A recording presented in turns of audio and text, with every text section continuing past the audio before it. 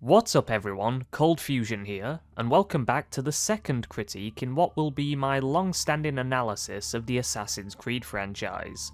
And this time we are tackling arguably the best game of the series, Assassin's Creed 2.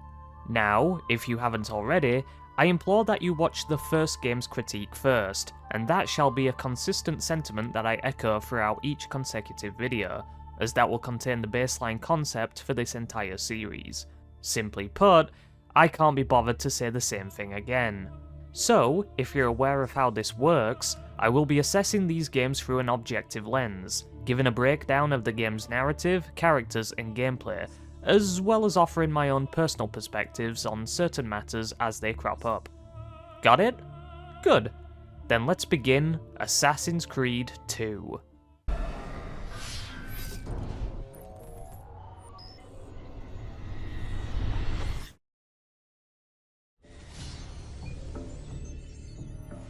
My name is Desmond Miles. I'm a prisoner of war. A war I never knew existed, waged by two groups I never thought were real. Templars and Assassins. The Animus showed me the truth. The things I've seen, the things I've been. 1,000 years of history flowing through my veins, brought to life by this machine. They're using it. Using me to search for something. Call it the Apple. It's an artifact, one of many so-called pieces of Eden. Templars collect them. It's how they stay in power. And if the Templars get their hands on another one, everything will change. They want to make us all their slaves. When they first brought me here, I was afraid of what would happen if I tried to fight back. Now? Now I'm afraid of what will happen if I don't. But I can't do it alone. And maybe I don't have to. I met someone. Her name is Lucy. I think she's on my side. She's gone now. She's taken away by that bastard Warren Vidic and his Templar masters. I don't know what will happen to her, or what'll happen to me. All I know is I need to get out of here. And I need to do it soon. My name is Desmond Miles. And this is my story.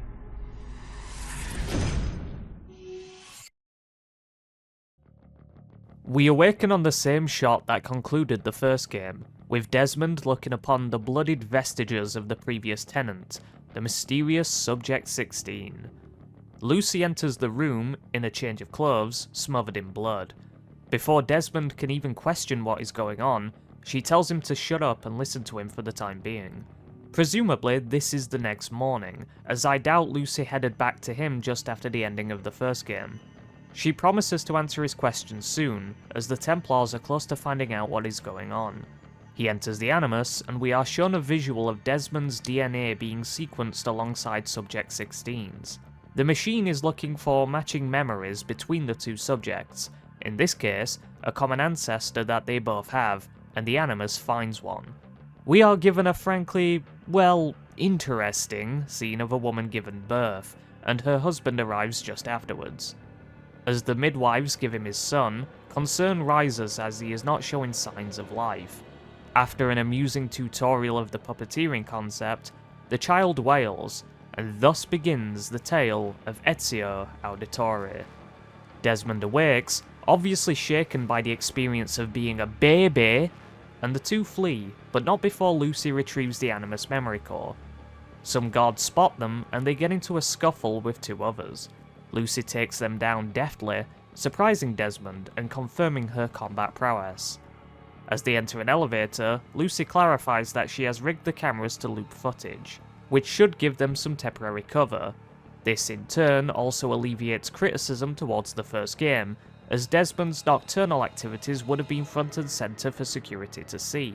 Then again, they should probably have alerts for the door activations, PC logins, and server activity, but we'll just gloss over that. In fact, you'll notice that security in general is rather thin, which is interesting. The two of them have to get across a large room filled with animuses? Is it animuses or animi? What do you think, Lucy? Lucy, what do they need with all of them? Desmond, shut the fuck up. please. I think Lucy is right to admonish him here. Bro needs to be quiet. They reach the elevator and Lucy's card is denied access. Desmond subconsciously taps into Eagle Vision again and sees some fingerprints over the buttons. This is funny because it implies that no one has ever accidentally forgotten the code or fat-fingered a random key, as all of the fingerprints are on the correct digits. I get that this is a pedantic criticism, but I'm pointing it out nonetheless. Lucy is baffled by Desmond's ability to figure this out, and they head down to the car park. As they get there, they are accosted by the security force, which prompts a pseudo-tutorial. There is no fail state here, but it is clear that Desmond isn't capable of fighting anyone that isn't a drunkard who refuses to be cut off for the night. The two successfully slog it out and head to Lucy's car. She tells him to get in the trunk, despite his protests, and they make their flight. They arrive at a warehouse, and Lucy finally tells Desmond what is really going on. She clarifies that they intend to train Desmond, in order to make up for their drastically dwindling numbers as of late. Lucy affirms that even one man is enough to make a difference, and Desmond agrees to help. Lucy shows her appreciation, and they meet up with the team. We are introduced to Rebecca Crane, a technician who has designed and operates a new animus that she affectionately calls Baby. She works alongside an assassin historian and scholar named Sean Hastings, who comes across as rather snobby and pretentious. Lucy hands Rebecca the memory core from Abstergo, and Rebecca goes ahead and sets it up. From here, the player can interact with the team members. We can see how these two interact with Desmond, with Rebecca being more friendly and open to discussing her role, whereas Sean is rather distrusting of Desmond. He sees him as being too casual and dumb, and isn't interested in discussion. Sean is certainly written to be grating, but his British charm and sarcastic wit are a joy to behold. Desmond apologizes to Lucy for the situation at Abstergo, and tells her about his visions regarding the symbols in his room. She states that this is due to the bleeding effect, which is caused from prolonged exposure to the animus. The bleeding effect is the reason why they brought Desmond along in the first place. They intend to have Desmond retrace the steps of another ancestor in order for him to pick up on the same training that they received years ago. If it was anyone else, they likely wouldn't have an ancestor that was extraordinarily talented in the assassin arts in order to draw from. Either way, once the player is ready, they can lie down on the Animus 2.0 and enter the life of Ezio.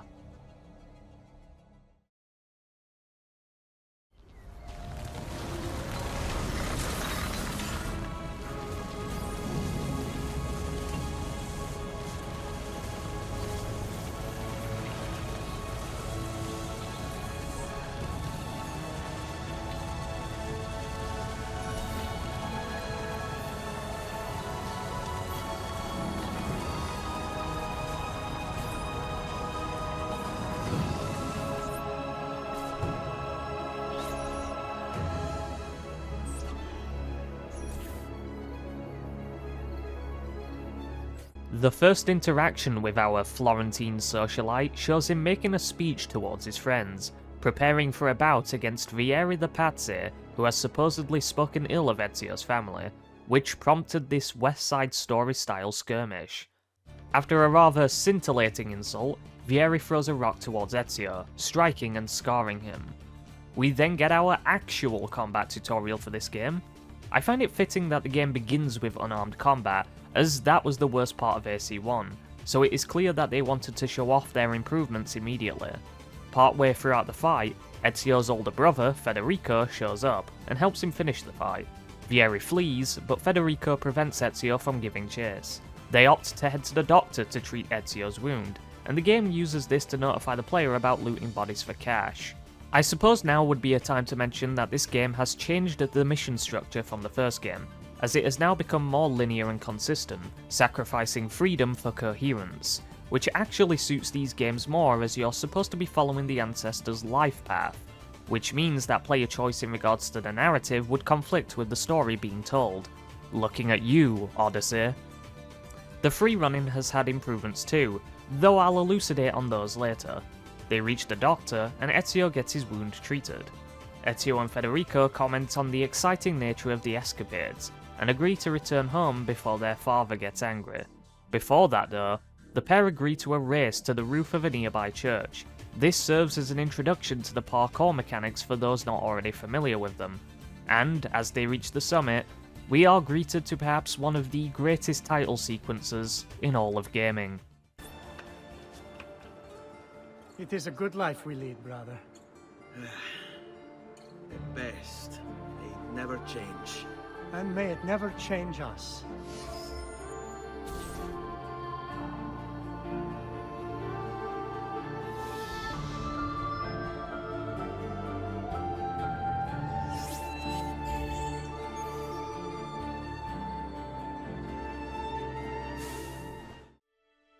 Federico suggests that they return home, but Ezio proposes that he visit his girlfriend Christina instead. Federico attests, but quickly relents. After a leap of faith, which is a little out of place for Ezio seeing as he is not an assassin, and therefore the whole shtick about not fearing death doesn't apply here. But, to be honest, there are far more egregious inclusions of the leap of faith within this franchise that actually is insulting. Looking at you again, Odyssey. The game teaches the player about the social status indicator here, or the SSI for short, with this amusing scene of Vieri getting shoved by one of his dudes. Like, seriously, this happens every time, it's quite funny. He calls for Christina and she invites him inside. The two engage in fondue together. The game includes QTEs here for some faux interactivity, but they don't really change much. Well, except for one of them. The next morning, Christina's father arrives and chases Ezio away, even calling the guards after him. Here we have our introduction to the many chases that will occur throughout the game, and after evading them, Ezio returns home. He is greeted by his father, who seems very disappointed in Ezio's behaviour. At least that is how it feels at first, but Giovanni is actually amused at the fact that he sees himself in his son, as he apparently got up to the same kind of mischief in his youth.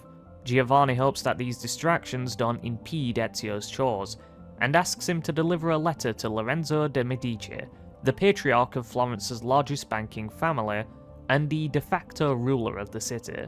As he arrives at the meeting point with the intermediary, he is informed that Lorenzo has gone to his family villa, thus preventing the successful delivery of the letter. Returning to his father, Ezio finds him speaking to another man by the name of Uberto Alberti, and he shows a sense of discontent due to Lorenzo's absence.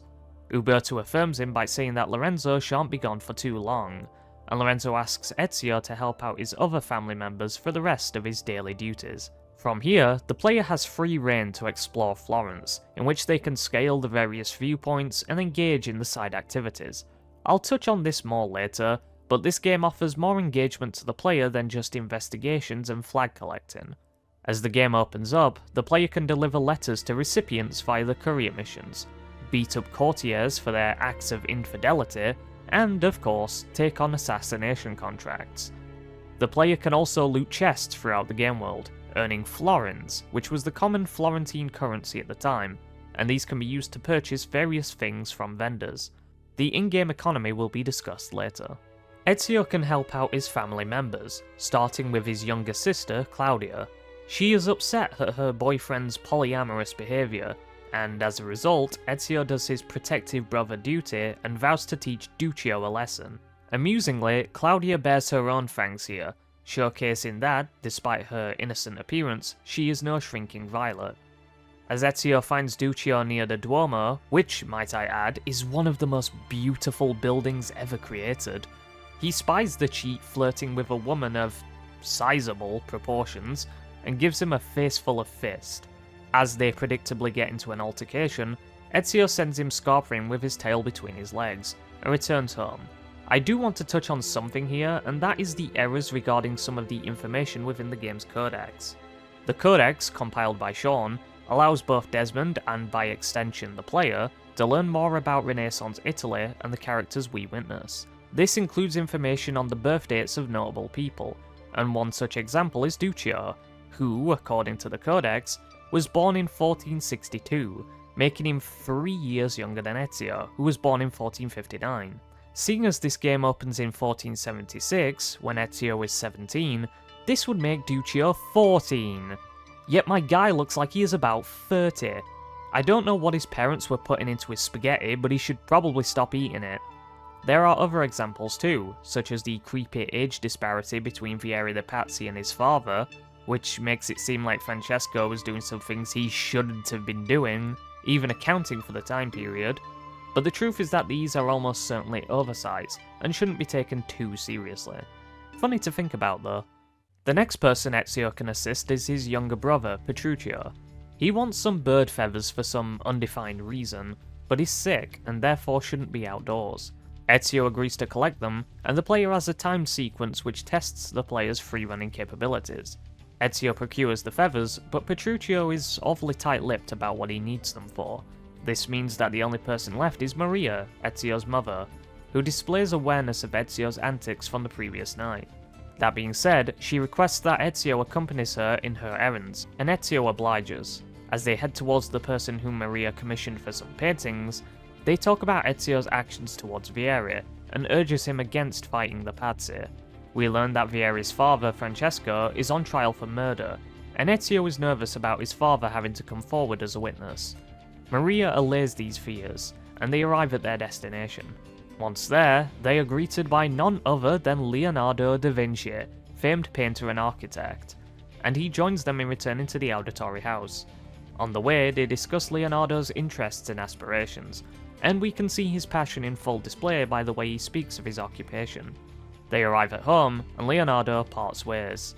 With the tasks complete, Ezio returns to his father, who asks him to deliver some letters to a few associates. He also alludes to a conversation that he wishes to have with Ezio upon his return, and with that, he heads off. He ends up meeting both a thief and a courtesan, both of which take the letter and leave. The next recipient, however, comes across as extremely paranoid, and asks Ezio to relay a vague message to his father, stating that they are moving tonight, and he should as well. Before Ezio can question the man, he disappears. The last destination is a pigeon coop, in which one of the birds holds a letter for Giovanni. As Ezio retrieves it, the player is offered a chance to use the game's contextual camera, which offers a camera perspective dependent on the situation. This one reveals an entourage of guards rushing onwards beyond the buildings, almost as if they are after someone. With the letters delivered, it is time that Ezio learns of this proposition that his father wished to bestow upon him. However, as he returns home, he is met with an open door and smashed furniture. He manages to react quickly enough to dodge the blow delivered by their family handmaiden, Annetta, and asks what is going on. She says that the guards came and took his father and brothers into custody, and Ezio quickly asks after his sister and mother. Thankfully, they are both safe. The reasons as to why they left Claudia is frankly unclear, but we see that Maria is in shock, and, inferred by Annetta's dialogue, was likely raped.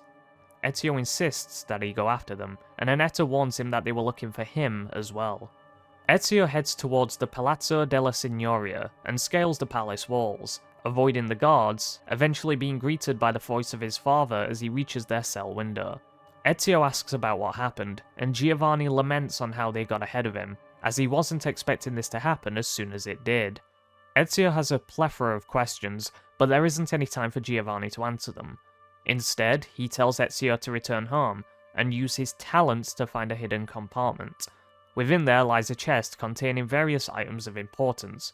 Among them is a letter that he needs to bring to Uberto, as this should be able to set them free. He also notes that many of the objects will seem strange, but all of them are important. Before Ezio can quiz him further, the guards approach the cell, and Giovanni orders his son to flee. Returning home, Ezio searches for the mysterious room and uses his talent. The talent in question is none other than Eagle Vision, which is a gift that is only possessed by a few, and shouldn't be confused as something that all assassins possess. This is likely one of the reasons why assassins like Altair and Ezio are so extraordinary in both ability and awareness. Ezio discovers the room and heads towards the chest.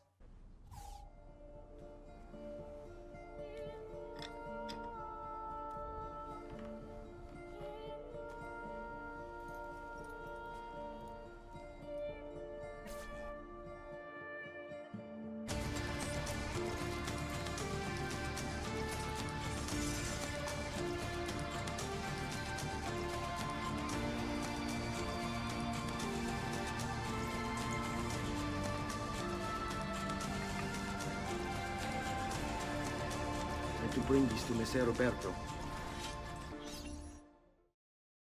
With the letter in hand and a new fit, Ezio leaves the house. He is then accosted by two guards that have come to arrest him. Well, that is what Ezio assumes at least. When asked, they respond with a terse no, and Ezio is forced to defend himself. I will criticise the game here for having Ezio dispatch of these two deftly, seeing as he has never held a sword before, as this veers away from the gritty and grounded approach that the first game undertook, in which even Master Assassin Altair was knocked around by basic grunts and soldiers. Not saying I have an issue with the combat or Ezio's skills, just that this is far too early to have him do this. Especially seeing as the game puts a particular emphasis on Ezio being a novice that requires training. But I digress. Either way, he heads off to visit the Gonfaloniere. He arrives, panting and terrified, and Uberto opens the door. He tells Ezio to collect both his breath and his thoughts, and Ezio divulges the information alongside the letter. Uberto reads it and clarifies that this is all simply a misunderstanding, one that is easily cleared. As he utters this, we spy a mysterious hooded figure in the background, and Uberto offers Ezio a place to stay. Ezio, quite intelligently, declines and agrees to meet him at the acquittal. Uberto finishes with an unnerving comment, and Ezio leaves. The next day, Ezio arrives outside of the Signoria and makes his way through the crowd. We see his family members ready to be hanged, and, shock horror, Uberto is a traitor and pleads ignorance regarding the documents Ezio brought to him. As Ezio pushes through the crowd, Uberto declares Giovanni and his sons guilty of treason and sentences them to death.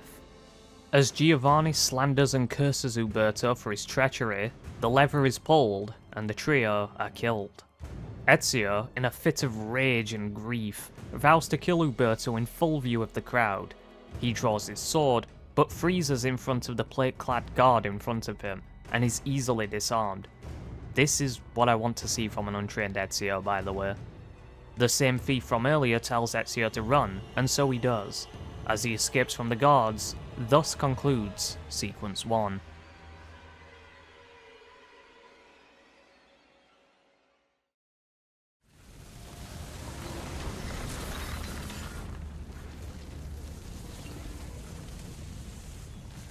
I've got a little request for you. I've identified several strange markings that I've discovered right across Renaissance Italy. Now, I don't know what they're doing there, but I want you to help me find out. Rebecca has marked their general location in the database with an eye icon, and she's made them glow as well. Keep an eye out. Later that evening, Ezio returns home, prepared to bring the news of his father and brother's demise. He is met by Annetta, who claims to have taken both Maria and Claudia to her sister's house, and beckons Ezio to come with her as well. He aptly points out that it is unwise for them to travel together, and heads there on his own. Following the deaths of his family members, Ezio is now a wanted man, and the game has a system in place to provide punitive measures to the player in the event that they cause too much chaos. This results in the guards being more aware of the player's actions, and makes basic traversal more perilous. The notoriety system will be touched on later in this very sequence. As well as this, you'll recall that Sean mentioned the sudden appearance of strange glyphs that have cropped up within the Animus Code, and has asked that Desmond, via Ezio, track down these mysterious marks. Once again, this'll get its own segment. Ezio reaches the building in question, and enters, only to find out that this is a boudoir. A woman greets him and introduces herself as Paola. She offers Ezio a place to stay alongside with his family, but Ezio insists on tracking down Uberto to get his vengeance. Paola stays his hand, but only to teach him survival skills that will aid him in his life. Ezio agrees, and they head out the back. Paola notes that discretion is paramount in the courtesan profession, as the girls must constantly avoid guards and men of the cloth in order to remain out of jail or a convent. One of the skills that make this possible is the ability to blend into crowds, and the player learns this ability forthwith. Unlike the first game, where Altair was limited in who he could conceal himself with, Ezio can blend with any group of people that contains sufficient members. This is indicated by the visual effect on the ground that also appears when sitting on a bench. It is a good way of making it immediately clear whether or not the player is hidden without having to draw the player's eye to the UI elements in the top corners of the screen, without being too obnoxious to the game's aesthetics. The tutorial for blending is actually really good, as it is simple enough to get through safely, but it isn't exactly free, as there are loads of guards that litter the streets, and it can be easy to get separated from Paula if you don't understand the boundaries and limitations of both the blending and SSI systems. The claustrophobic layout of the back alleys really assists the tension of being trapped by the law enforcement, and therefore reinforces the importance of hiding within plain sight. Upon completing this, Paula then teaches Ezio, and by extension the player, how to pickpocket. Whilst the blending mechanics in this game are a cut above that of the original, the pickpocketing is a step back. In the first game, pickpocketing was something that was simple, yet took patience and finesse to get done, which embodies the nature of being an actual pickpocket more accurately than what the sequel does, which allows the player to simply hold a singular button and merely bump into random people in the street. Now, to be fair, there wasn't anything else to steal in the first game aside from throwing knives, at least outside of investigation missions that is, but here you can get money from passers-by, which does make it a worthwhile venture. My issue is simply that the mechanic is too trivial, but considering that it is a minor aspect of the gameplay, I won't harp on about it too much. This is definitely not foreshadowing, by the way. After the training, Paola notes that Ezio will need a weapon to dispose of Uberto, and bestows him with his father's broken hidden blade, which she cheekily lifted from him at some random point, and advises that he take it to Leonardo da Vinci, on the belief that he should be able to repair it. As Ezio inquires about why Paola so readily helped him and his family, she shows off a burn mark on her wrist, and says that she too has been the victim of betrayal. I suppose now would be a good time to mention that this is never brought up again, or expanded upon in any way, so her betrayal is left in the air for the player to interpret.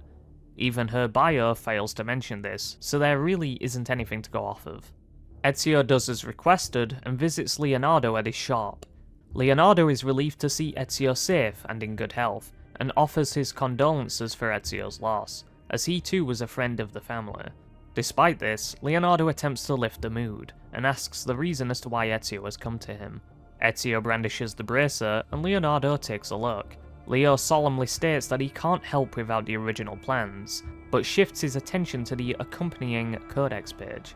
I won't lie, the fact that Leo already seems to know that the writing contains an encryption without even giving it a once-over is really silly. That being said, he gets straight to work. Sometime later, he wakes up Ezio and proudly states that he has finished it. But before Ezio can wield it, he has to sacrifice his ring finger, in order to represent his commitment to the Creed. This, of course, was referenced by the gesture that Lucy made in the first game, and is a rite of passage for assassins. Ezio, begrudging yet confident, presents his finger, and Leo swings downward, and catches the table instead.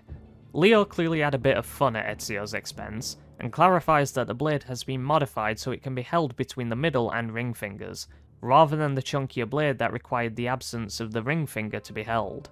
With the weapon in tow, Ezio is about to head back to Paola, but before he can, a guard knocks at the door, and Leo goes to speak with him. The guard questions Leo on his alleged ties to Ezio, and then begins to attack him. Ezio follows them, and finds a perfect first candidate to test the hidden blade. After disposing of him, Leo asks Ezio to bring the body inside, as he is given corpses by the city for research purposes, and he does just that. With both the skills and the weapon acquired, it is time for Ezio to find his quarry. Paola tells him that Uberto will be at the art exhibition in Santa Croce, and Ezio, after thanking Paola, heads out in pursuit of him. Uberto Alberti, trusted friend of the Auditore family. According to the history books, this guy was a saint. He prosecuted murderers, rapists, the worst criminals. One of the best lawyers in Italy, he won every case, in spite of the fact that he was self-taught. Now, I found a back door into the Templars' database server. I've been combing it for some kind of smoking gun. I found it. Apparently, Uberto's family was evicted by the Medici Bank. Uberto's been aching for revenge ever since. And the Templars promised him support. Ezio's father was standing in the way, and Uberto was jealous of his influence over the Florentine government. Two birds with one stone, isn't it? It looks like Uberto used his election to the Signoria as his opportunity to strike. As he reaches the cloister, we see Uberto conversing with Lorenzo de' Medici about matters regarding Lorenzo's influence and the ever-widening grasp of the Templar Order. Both exchange thinly veiled threats and enter the exhibition. This mission requires the player to reach the courtyard without being detected, which will be a common theme going forward. Unlike the first game, which allowed the player to engage in full-blown stealth or combat for some of the assassination missions, here most missions are a lot more restrictive, which has its pros and cons, I suppose. In this specific scenario, the player has to utilise the blending mechanic to get closer to the courtyard, and either hire some courtesans to distract the guards, or clamber up onto the rooftops to reach Uberto. As Ezio closes on his prey, he forgoes subtlety, and prison shanks him to death. Uberto! You!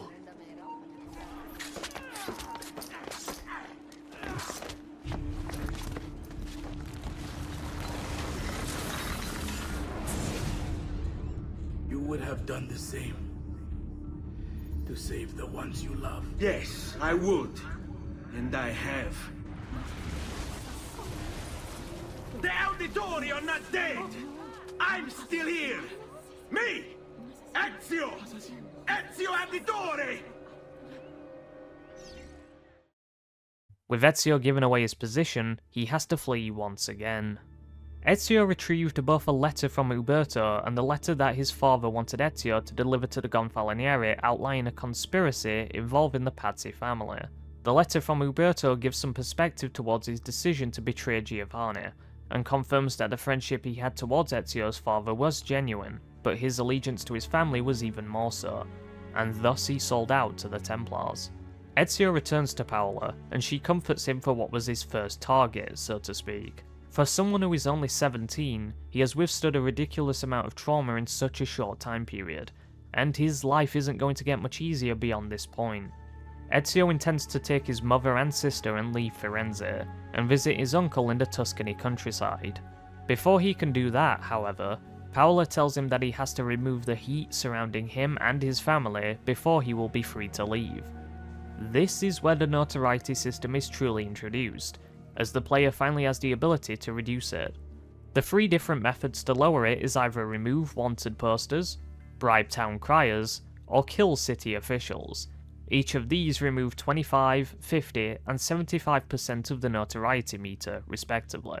Depending on how high the meter is, some of these options won't be present, such as the option to kill officials, which only present themselves to the player when the meter climbs very high. The posters are very easily accessible, very common, and don't attract much attention when removed. Bribing is also good, but not ideal in the early game due to the player's limited funds. The same can't be said when the player actually begins investing in the villa, but that is a discussion for another time. Lastly, the officials only appear rather sparingly, and will flee if they see Ezio, so remaining discreet is a priority when going after them.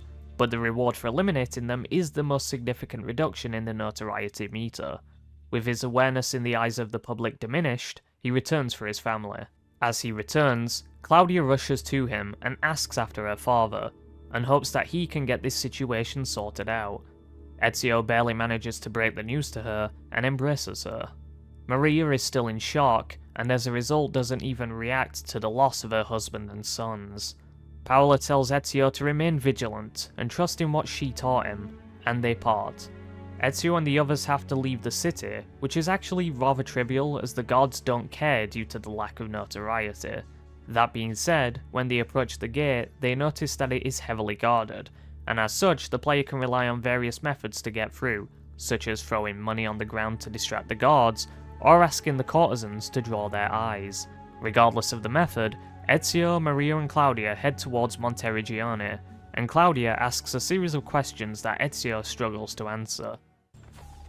How could this have happened to us? I don't know. Will we ever be back? I don't know. Qui, What will let's do happen it. to our house? I don't know. Were they Were they given a proper burial? Yes, they were.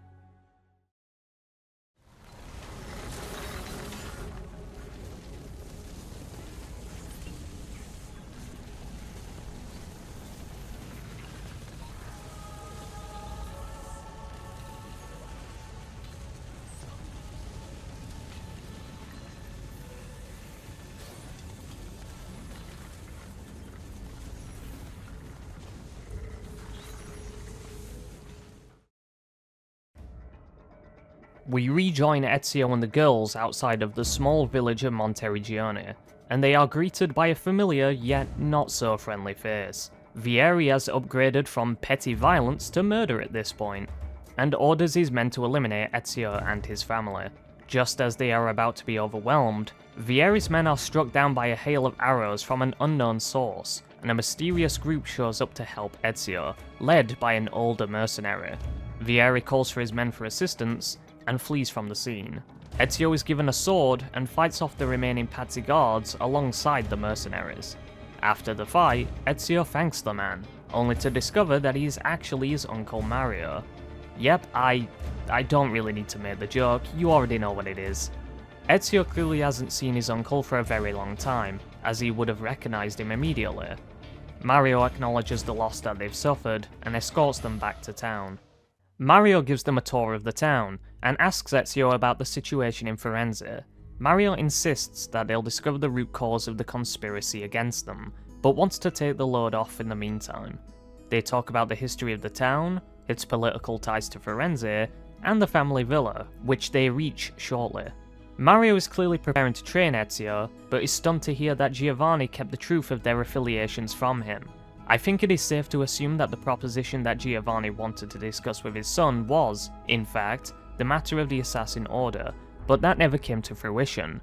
Mario asks Ezio to pick up some equipment from the local blacksmith, in order for Mario to have some time to think.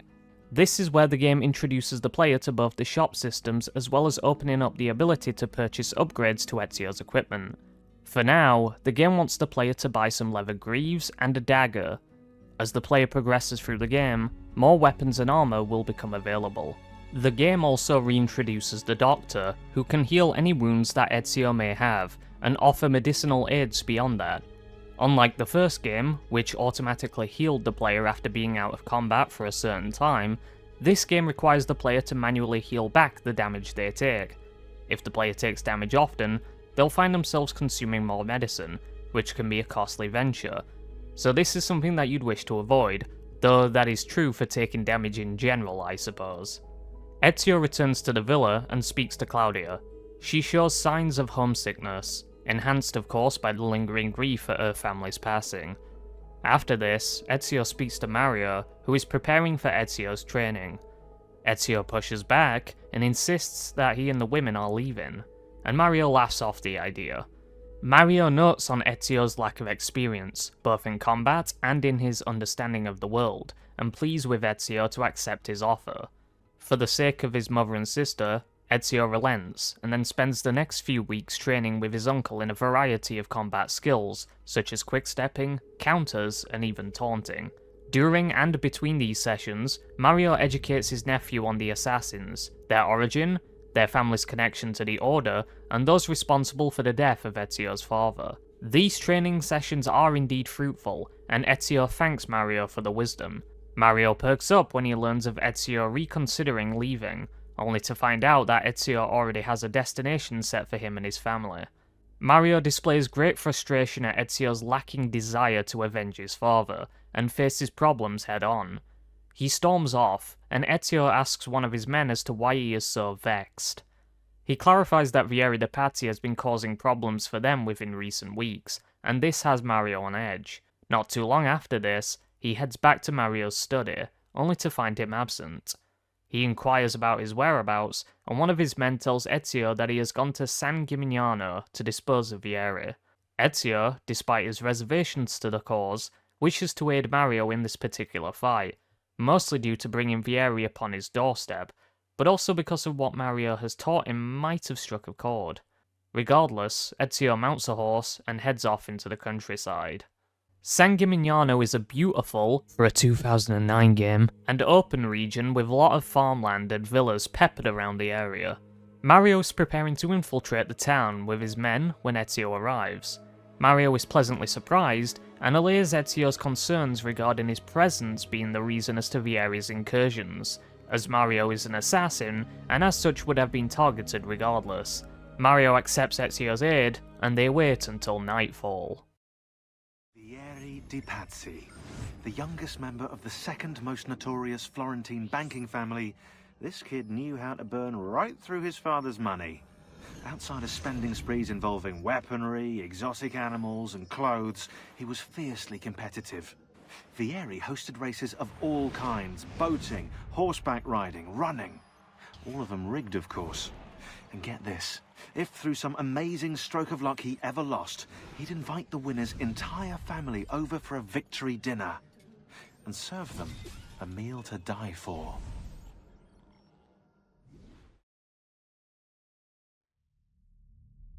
As the moon enriches the night sky, they proceed to the walls of the town, and Mario sends Ezio up and over to open the portcullis to allow his men inside. Before he does, however, he gives Ezio some throwing knives, and this essentially serves as the tutorial for them. If you watched my critique of AC1, which should be a given, otherwise, why are you here?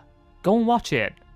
You should recall that I talked about the throwing knives in this game when I was detailing how useful they were in the first game, and the bottom line is that they are complete and utter arse here. This is due to a multitude of factors, but the main one should be pretty apparent from this clip here.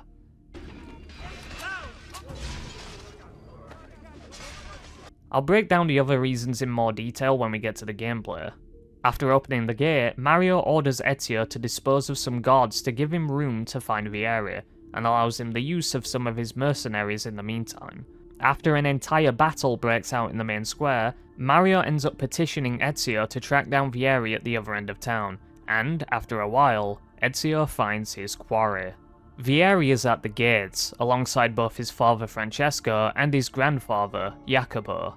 Seen alongside them is the exact same hooded man that bore witness to the death of Giovanni and Ezio's brothers, and it is beyond apparent that he is the one orchestrating events. His accent differs from the others, being more Spanish in nature, but other than that, nothing else to latch onto in order to deduce his identity.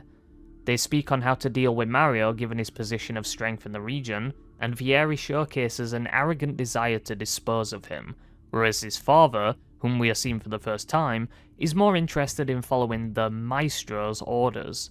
After their plans have been outlined, one of the guards informs Vieri that Mario is attacking the town. Vieri, hungry in both his desire to impress his father and their Maestro, stays behind to deal with this force. With this, Ezio spots his opportunity to strike.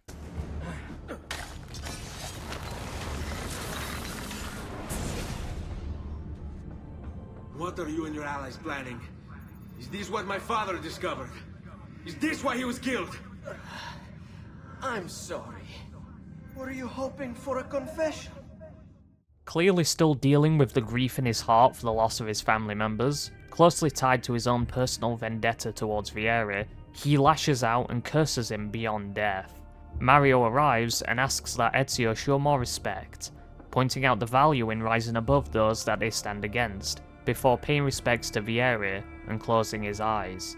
Mario withdraws an envelope from his coat and hands it to Ezio, encouraging him to read the letter contained within later. Before then, they egress. Returning to Monteriggioni some undisclosed amount of time later, Ezio arrives just as the men begin to celebrate this momentous victory. After some amusing banter between the group, Mario beckons Ezio to follow him, as they have some things to discuss. Ezio tells Mario of the Spanish leader that dwells amongst them, and Mario instantly identifies him as Rodrigo Borgia, the Grand Master of the Templar Order within Europe. Ezio acknowledges the importance of their struggle, and with newfound resolve, agrees to carry out his father's fight in his stead, and using the list of conspirators penned by his father, will track down every last one of them, no matter how long it takes. He states that he will first return to Firenze to dispose of Francesco de Pazzi. For now, he reads the letter that Mario bestowed upon him, and discovers that it is a letter from a Catholic priest to Francesco de Pazzi, discussing his son Vieri and the troubles that he had, specifically regarding his desire to be loved by his father. It is clear that Mario had managed to obtain this some time ago, and explains the reason as to why he treated Vieri with dignity. But more importantly, he wanted Ezio to understand, so as to emphasize that their fight is that of standing up against injustice, not for revenge, nor for petty rivalries of squabbles between families. We're all human, and have our own predilections. Not trying to say that Vieri was a misunderstood sweetheart here. No, he is clearly depicted as a prick, and the character video showcased that. But understanding your enemy, and recognizing that this struggle is an ideological one, is the first step towards Ezio becoming wiser. Soon after, Ezio visits Mario in his study.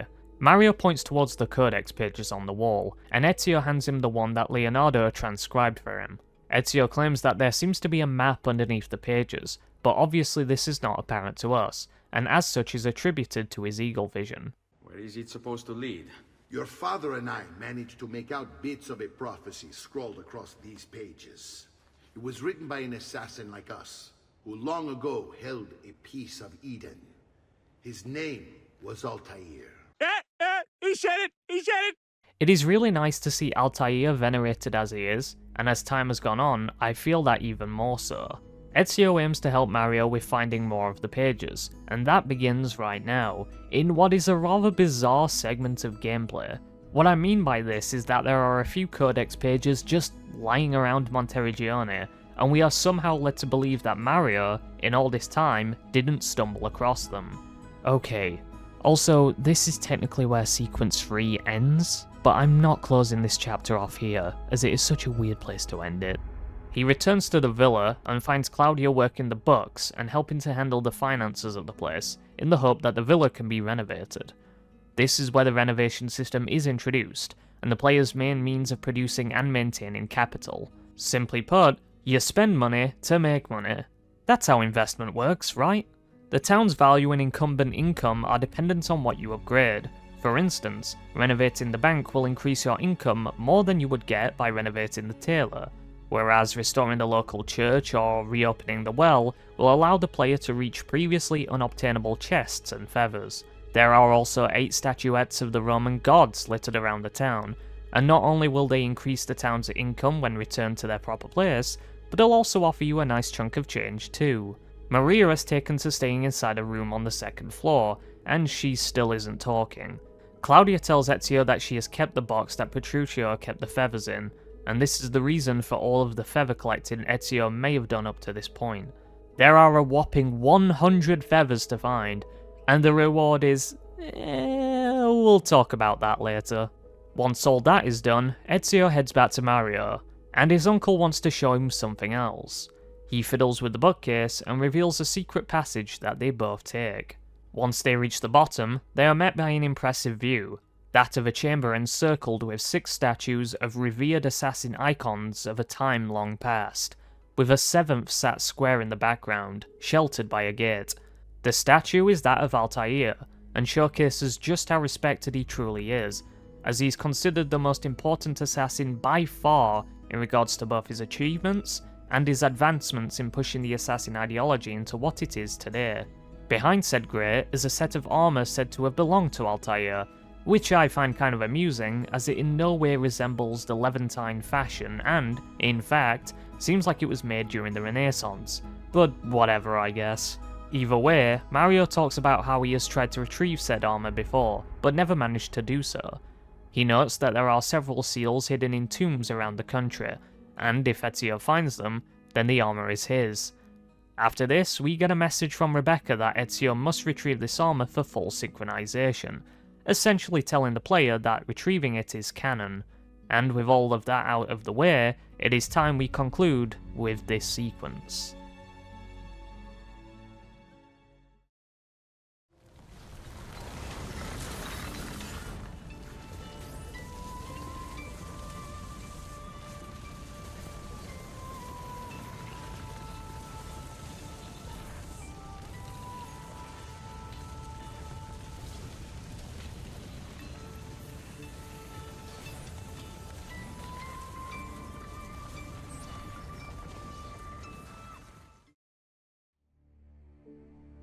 After 2 years of exile, Ezio returns to his hometown and makes the abode of Leonardo his first stop. Leonardo is happy to see him, of course, but Ezio draws his attention with the reveal of another codex page to transcribe. Leonardo states that included within is a manual referencing different assassination techniques, as well as another upgrade to Ezio's repertoire. He asks his assistant to set up some dummies for Ezio to test these methods on, and they appear to be corpses. I guess Leonardo had finished with his research samples.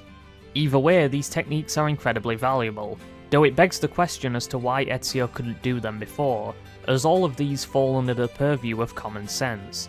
You don't need a guide to tell you that you can pull guys off of ledges. After practicing, Ezio returns to Leonardo and receives his upgrade. He also inquires after the whereabouts of a man who goes by the moniker La Volpe, the Fox. The hush-hush nature of this exchange clearly shows how infamous La Volpe is, but Ezio insists upon finding him.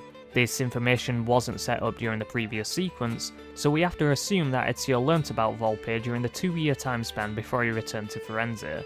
The important thing is that Ezio clearly needs Volpe's help regarding Francesco the Pazzi, and he sets off after him. The upgrade that Ezio received from Leonardo is, in fact, a second hidden blade. This massively alters stealth encounters, as the player can now dispose of 2 enemies within close proximity to one another, and the inclusion of a metal bracer for the new blade can help with utilising the hidden blades in combat, something the original game precluded. Of course, it has to be said that the concept of an assassin only being able to wield 2 hidden blades after Altair used his wisdom and knowledge to fabricate the idea is rather laughable. As you know, this is another thing that should fall under common sense. It works with things such as the firearm mechanism, as that is something that wouldn't be available for common use until 2 centuries after it was made, and thus makes Altair look like a genius for coming up with the idea, with the Apple's help of course, but the radical idea to simply strap another blade to the other wrist is not something Altair deserves praise for. Anyway, Ezio reaches the Mercato and is duped by a thief, forcing him to give chase. Eventually catching up to him, Ezio realizes that the thief was leading him directly to La Volpe, so it works out in the end. Volpe comes across as both charming and enigmatic, yet agrees to help Ezio with tracking down Francesco rather quickly, though it can be easily assumed that removing Francesco benefits Volpe considerably. He offers to take Ezio to the place where this meeting is said to be held, and returns his stolen coin pouch. Meeting up later, they head off to the meeting point, but not before engaging in a timed free-running sequence. I really like the detail of Ezio being out of breath when they reach their destination, whereas Volpe is fit as a fiddle, clearly outlining that, despite the age difference, Volpe is more physically adjusted to clambering around on the city rooftops than Ezio is. Volpe points out a strange symbol of the wall, and tells Ezio how to use it, claiming that the undercroft below the building will lead to a place where Ezio can eavesdrop on this meeting between Templars. Ezio thanks Volpe for the assistance, and they go their separate ways. Dropping down into the catacombs of Santa Maria Novella, we have what is essentially our first tomb segment of the game, and serves as a tutorial to the types of platforming puzzles and enemy encounters you're likely to come across during the others. Eventually, Ezio has to chase a guard, who is quite the slippery eel, and forces the player into taking excursions to keep up with him. Whilst this segment does have a bit of forced rubber banding, as the guard will catch his breath until Ezio reaches a certain point, this segment isn't at all free. The guard can reach the guard post before the player can kill them, and will then force the player to engage in a fight. But if the player navigates this set piece correctly, they can use their newly acquired air assassination skill to kill him before he reaches his allies. Doing this allows the player to slip through without trouble. You can still kill the other guards if you want though. After this, Ezio reaches the meeting point and listens in. The group are engaged in a conspiracy to kill both Lorenzo de' Medici and his brother Giuliano outside the Duomo during Sunday service. The Spaniard, Rodrigo Borgia, is also here to witness the preparations before returning to Rome. Considering that Lorenzo practically runs the city, disposing of him will leave the Templars properly suited to installing the next family to control the region. A family that, as luck happens, are in this very room. With this knowledge gained, Ezio looks to leave the tomb, but not before coming across a statue of one of the assassins seen in the sanctuary below the Auditory Villa. This tomb is that of Darius, the Persian assassin that killed King Xerxes with the first ever recorded use of the hidden blade. Ezio retrieves the seal from the sarcophagus and heads on out. He finds Volpe waiting for him nearby, and the two trade words. Volpe fears that they intend to slay Lorenzo in full view of the public, causing mass panic and disorder, giving the Templars even more legroom to properly see themselves. Ezio also rightly points out that it is a perfect opportunity for him to get close unseen, and stop it before it happens. With the plan in motion, he waits for tomorrow. Arriving at the Duomo, he spies Lorenzo and his brother, before noticing the conspirators rushing in to kill them. Time to strike. Crepa! Traditore!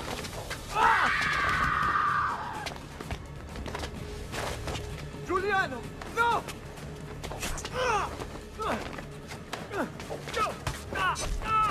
No! In nome di Dio! Vi scongiuro, pietà! Nessuno a pietà! Dai, maledetto! Muori! Muori! Muori!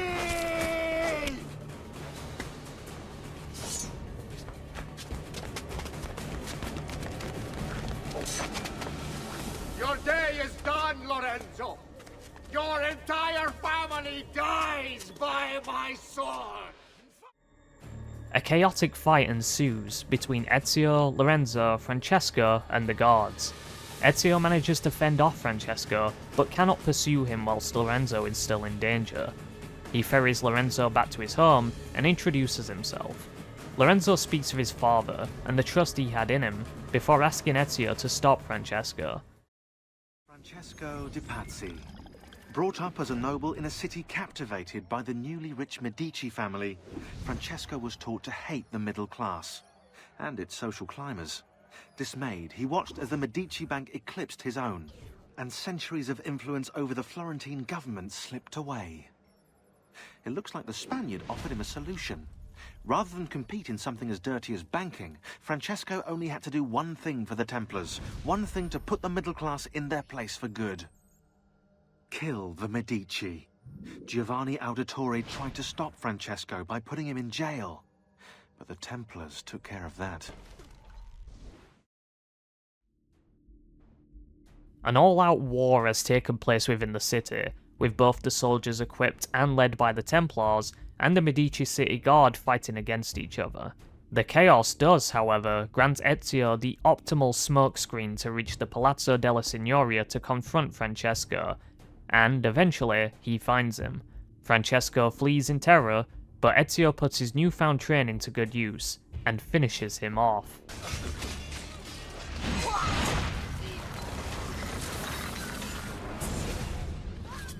Now Firenze will judge you for what you've done. It's over. It's all over.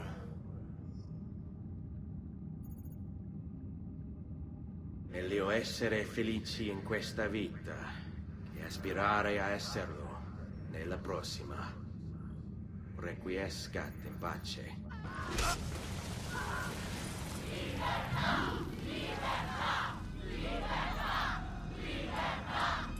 Libertà!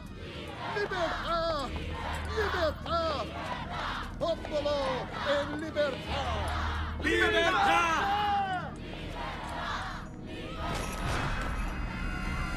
Francesco?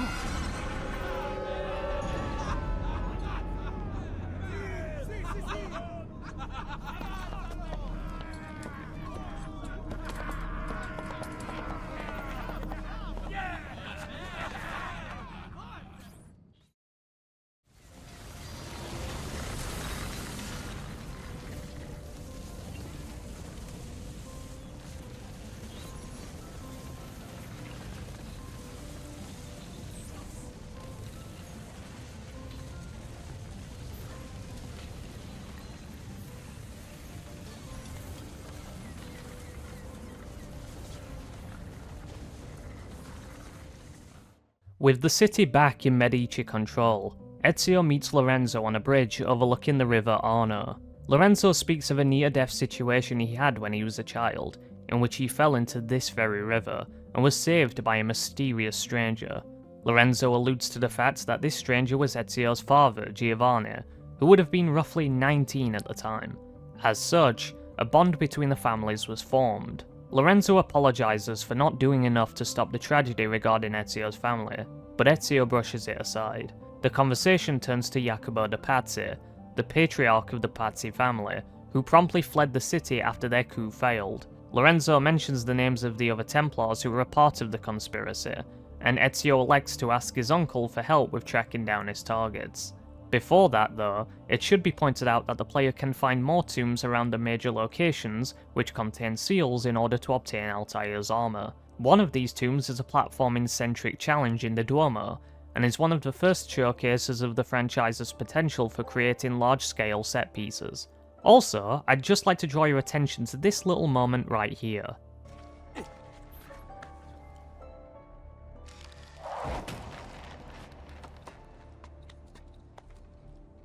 Bene. Now I have a way back up in case I fall. Did you notice that? What just happened right there is Ezio using his deeper voice, intended to be used as Ezio gets older, which is a point of praise to Ezio's voice actor Roger Craig Smith, by the way, but the game doesn't account for you doing this tomb at various points of the story, as right here this tomb was tackled during sequence 4, so it really doesn't fit. That being said, Roger Craig Smith actually does a great job at slightly altering the depth of his voice as the sequences pass by, rather than just shifting to a much deeper voice between timeskips.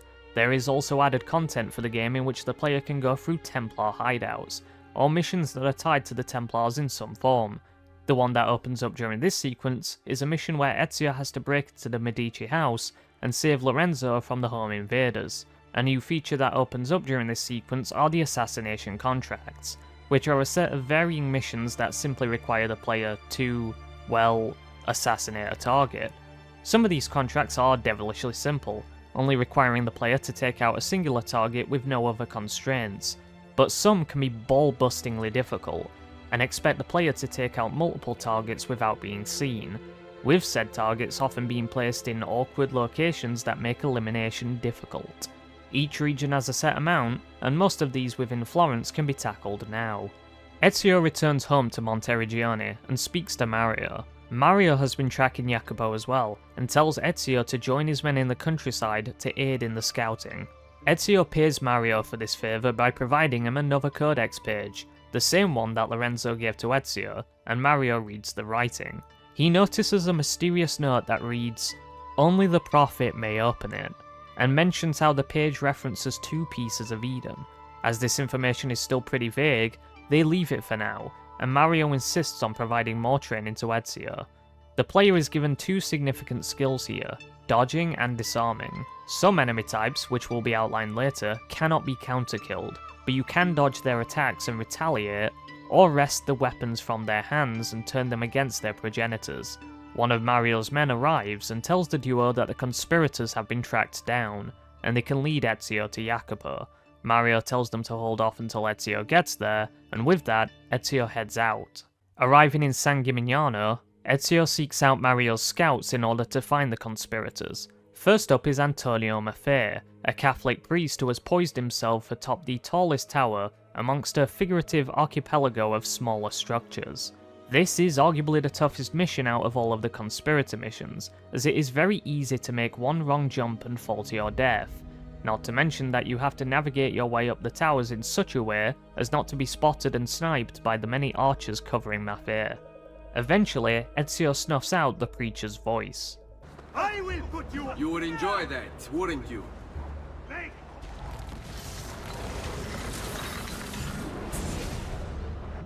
Away with you, demon. Have some respect for death, my friend. I'll show you respect. No, I will. Che tu possa al fine trovare riposo, nel corpo e nella mente. Requiescat in pace. Next up, Archbishop Francesco Salviati, who is holed up inside his villa, and Mario's men have been waiting to attack the building. As you might expect, he has a lot of men guarding the place, so utilizing the mercenaries in combat is advised. It turns out that the Archbishop is perfectly open to fighting alongside his men, despite being clothed in his nightwear, but his bravery in this instance shan't be rewarded.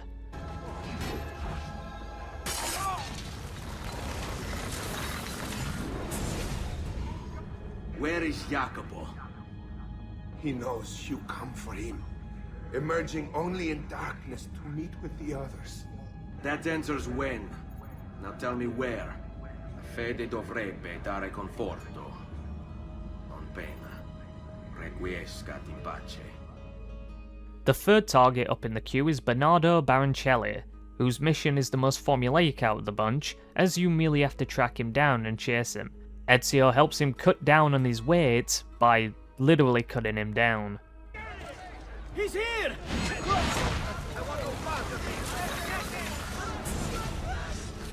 I knew you would come.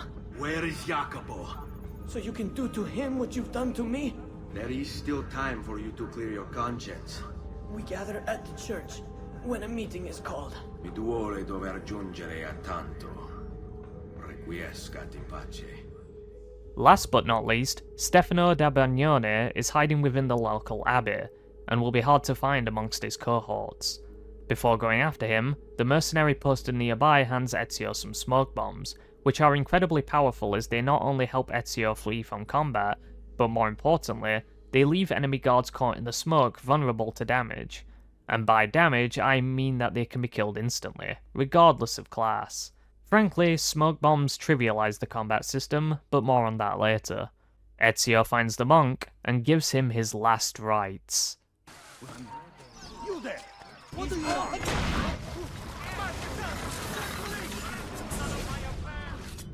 Now I will see who was right. Where is Jacopo? Nothing to fear, I suppose.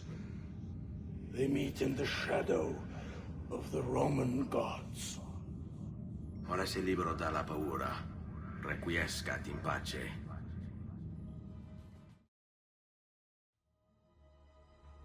With all of the conspirators routed, this leaves Jacopo as the sole target left standing. Ezio tracks him down to a church within the town, and we are given the very first tailing mission in the entire franchise. Get used to these fellas, they ain't going anywhere anytime soon. This one is fairly simple, though to be fair that is true of all of the tailing missions. Conceptually, you simply have to maintain a healthy distance from the target without letting them out of your sight, which is enhanced when the target turns around to check for people following them. They have guards supporting them, or they walk through restricted areas, forcing the player to navigate around instead. The tailing missions have a reputation for being rather dull, and I can't really disagree with that, but for a franchise that is built on the idea of playing an assassin, they should be a part of it. It is just on the devs to make these missions more engaging. Ezio follows Jacopo to the ruins of an old Roman amphitheatre, and eavesdrops on the following conversation. I'm sorry, Maestro. I did all I could, but the assassin proved too strong. Clearly. Else the others would be here with you. To say nothing of the fact that Firenze remains in Medici hands. It's Francesco's fault. His impatience made him reckless. I tried to be the voice of reason. More like the voice of cowardice. You're one to talk, Signor Barbarigo. Had you sent us quality weapons instead of this garbage you Venetians call armament... Enough! We put our faith in your family, and you repay us with inaction and incompetence? Then when asked to account for your failures, you make excuses and insult us? How do you expect me to respond? I don't know. It's all right. I do.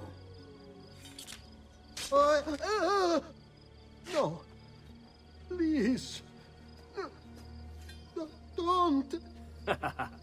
Please don't what?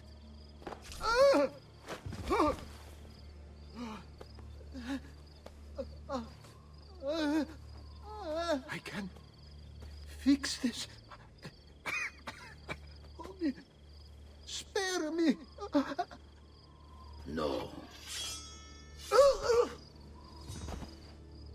What a mess. So sorry to have claimed your prize, assassin. Did you honestly think I wouldn't expect you to follow? That I didn't plan for it? We've been at this a lot longer than you. Kill him. I know you're only doing as you're told. So if you After disposing of Rodrigo's men, Ezio decides to end Jacobo's suffering.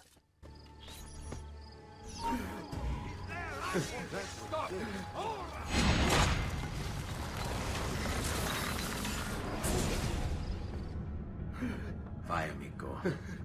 Libero da fardelli e paure. Requiescat in pace.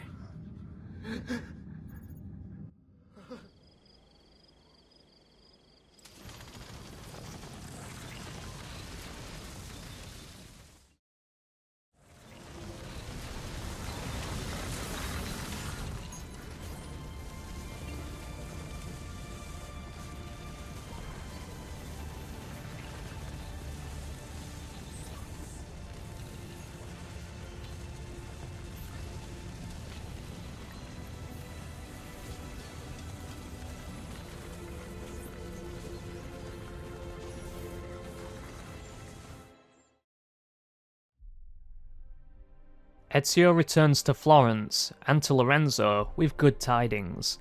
With the Pazzi family gone, both Ezio and Lorenzo share a moment of lamentation regarding their desire for death, as it is something neither of them wished that they were capable of.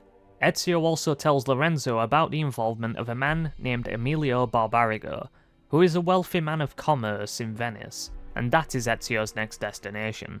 Before he leaves, Lorenzo bestows a new cape to Ezio bearing the Medici crest. This cape not only exists for aesthetics, but it provides gameplay benefits as well. So long as the player is within the Florence or Tuscany regions, their notoriety will not increase when performing criminal acts, though it doesn't mean that the guards will ignore the player's foul actions. Seeing as Venice is the next destination, this cape won't serve much of a benefit, but it does look pretty nice. Ezio visits Leonardo's place, as he intends to tell his friend that he likely won't be back for quite a while. As he reaches Leo's workshop, however, he finds the door locked, and asks one of Leo's assistants as to where he is. Conveniently enough, it turns out that a Venetian has commissioned Leonardo to paint for him, and paid for Leo to move his workshop to Venice. Seriously though, how convenient. Ezio mounts a horse and sets off towards the mountains. Ezio finds Leonardo trying to repair his wagon along the way, and offers to help. Leo, surprised by Ezio's presence, accepts the help, and asks Ezio to lift the wagon as he refits the wheel.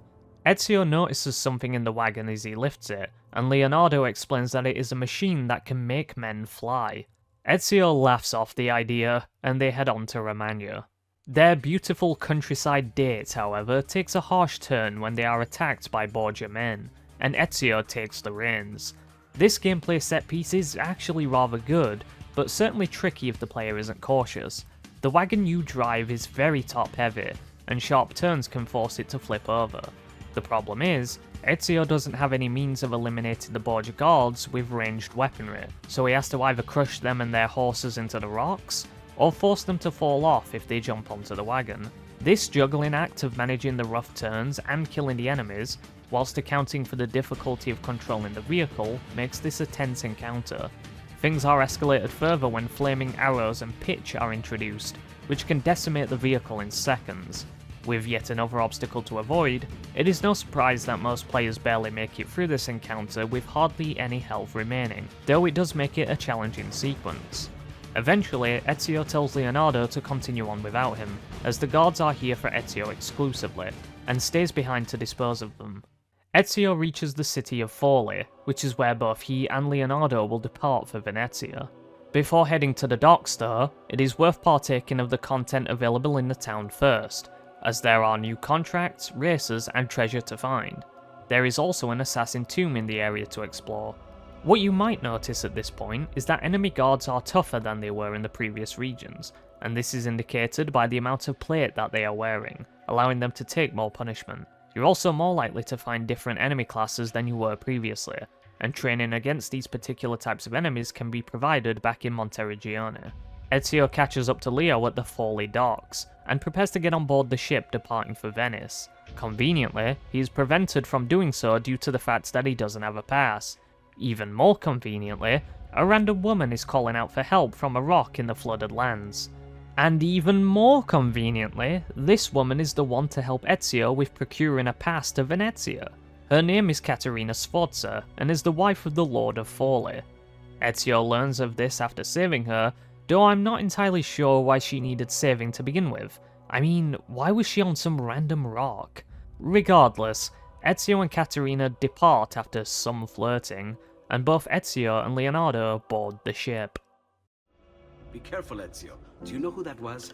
My next conquest. I don't think so, Ezio. That's Caterina Sforza, daughter of the Duca di Milano. Her husband is... Husband? Si, her husband is the Lord of Forlì. That woman is as powerful and dangerous as she is young and beautiful. Sempre come una donna per me.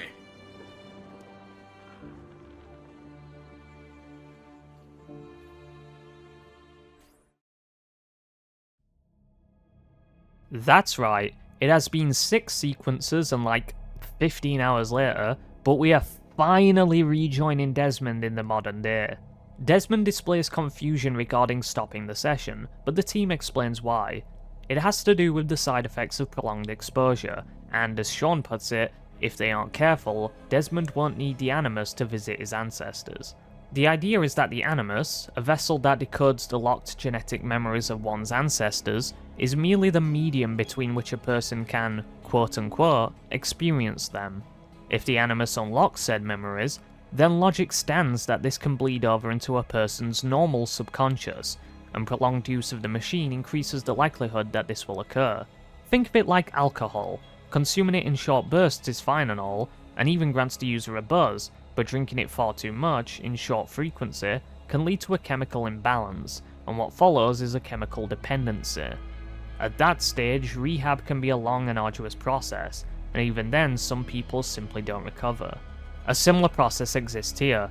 Prolonged use of the Animus can turn the user into a vegetable if not properly managed, and Desmond accurately guesses that Subject 16 suffered from this.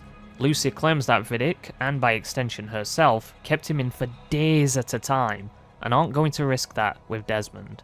Lucy wants to use some of this free time by testing Desmond's skill retention to see what he has picked up from Ezio so far. Heading down to the warehouse, Lucy tasks Desmond with reactivating the security system to alert them for any potential intruders. In order to do so, he'll have to utilise the talents that he learned from Ezio. During this process, the two discuss matters regarding Desmond's stay at Abstergo, Subject 16, and other potential candidates for Desmond's jaunt into the past. As he activates the sensors, he begins to see brief visions, and alerts Lucy. She calms him down by telling him they'll subside as long as they don't last longer than 30 seconds. Returning to her after this task is done, Desmond comforts her regarding 16, and she shows her appreciation for him being there. Desmond heads back up to call it a day, and is greeted by another vision, but this one lasts longer than before. What Sean said before was certainly true. Ezio is now reliving a specific memory of Altair as he pursues a target in Acre. First off, it is really cool to actually have a set piece in this game that includes Altair, and Acre is exactly as we left it. Not that you can explore the entire city, but still. As Altair chases the target, you might remember taking certain routes in the first game, and eventually, the target manages to flee inside a tower, leaving Altair to scale it the old-fashioned way. Oh, and before you ask, yes, I will mention it, the infamous jump to the wooden beam. Many people, including me on my very first playthrough of the game many years ago, struggle like hell to figure this out. This is because neither of the games have explicitly told the player how to navigate certain niche jumps. Here, if you simply try jump into it, you'll bump into the beam, so you either have to do a side eject, where you run up a wall and then jump to the side, or stand underneath it and perform a neutral jump, where you simply hold high profile plus jump at the same time without moving, and then release to leap directly upwards. I suppose this is a great tutorial for teaching the player advanced movement mechanics without being incredibly handholdy, but it is no wonder why so many people find this part janky. Altair reaches the top, and we discover that the target is Maria, and that the two of them are romantically involved. Quite the development. After a bit of implied lovemaking, Altair leaves and performs a leap of faith from the tower. However, instead of following Altair, the camera pans to Maria's belly, indicating the conception of a child. Quite the bizarre experience to Desmond, but it does somewhat explain how the genetic memories are passed on. Simply put, when someone's ancestor has a child, the genetic path that the predecessor is following transfers to the child, and thus we would presumably follow that person's life from then on. The franchise doesn't exactly commit to this concept going forward, either due to forgetting it exists, which is most likely the case, or because they didn't grasp the idea properly, but we really shouldn't be able to follow Altair's life from now on, as the genetic memories we are following were passed on to his firstborn, Darim, and presumably his second son, Seth, would have the genetic memories of Altair up until his conception, and whoever is Seth's ancestors, if any, would only be able to witness Altair's life up until Seth was conceived. Does that make sense? Well, that is what this little segment was attempted to convey, but as I said, it isn't like the franchise remembers rules like this, and they get more convoluted as the series goes on. Desmond awakes the next day, and the others ask about his well-being. Sean mocks him for being late to work, and the girls defend him. I get that Sean being grating is his character, but he must be aware that they had to carry Desmond to bed because he collapsed, right? And that he is the one undergoing the mental stress of the Animus? It is just weird that he equates Desmond's long rest with him being lazy, that's all. Desmond talks to Lucy, and she mentions that they lost 2 more teams. Day by day, the Templars are picking them off like flies, and she's starting to despair. Desmond perks her up by acting protective, and then he gets back into the Animus, ready to delve back into Ezio's life.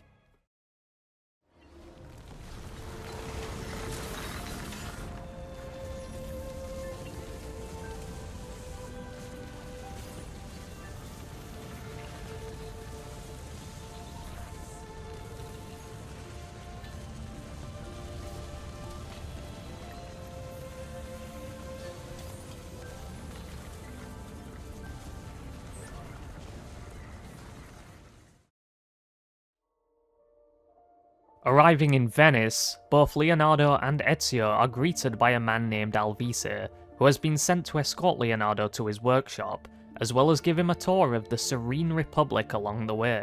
This tour is actually rather fitting, as we are going to be spending this next significant stretch of the game in Venice, and for Ezio, he will spend the next 7 years adjusting to this city. Such landmarks witnessed are the famed Rialto Bridge, San Giacomo, and the Palazzo della Seta, where Emilio lives. Before that, however, they witness a fishmonger being punished by the guards for not paying his rent by having his stall ransacked, which gives us a hint as to how Emilio's rule of this district is going. The trio pass by a shop along the way, and Leo asks Ezio if he can buy the figure from him, but before he can, some thieves steal Ezio's coin pouch, and one of them, a woman, looks back at him with an approving look before moving on. With this distraction out of the way, they stand outside of the Seta, and Ezio asks Alvise about Emilio. It seems that Emilio aims to monopolize the markets, which makes sense with Templar aims centering around absolute control, and we bear witness to the same fishmonger from before seeking compensation for his damaged stall and destroyed goods. The guards, as expected, belittle this notion and place him under arrest the moment he blabs about reporting this behaviour to the local council. Also, on another note, take note of this quote here. They say they're fighting for the people, for freedom or some such nonsense. Baggianate, if you ask me. Sorry, it's just an amusing writing error as he says nonsense back to back. The language doesn't alter that, as that is for us, the player, as he would be speaking Italian here normally. As the tour reaches its conclusion, Leo invites Ezio inside his workshop, but Ezio wants to get straight to work and deal with Emilio. Leonardo then offers Ezio a hug, and any player that refuses this has to restart the entire game as a punishment. Sorry, I don't make the rules. Ezio heads to the Palazzo della Seta and theorizes on how to get inside the building. He quickly realizes that he cannot scale the walls, and then, out of nowhere, a group of thieves distract the guards, and the same woman Ezio saw before rushes towards the same wall, and, to Ezio's surprise, scales it with ease.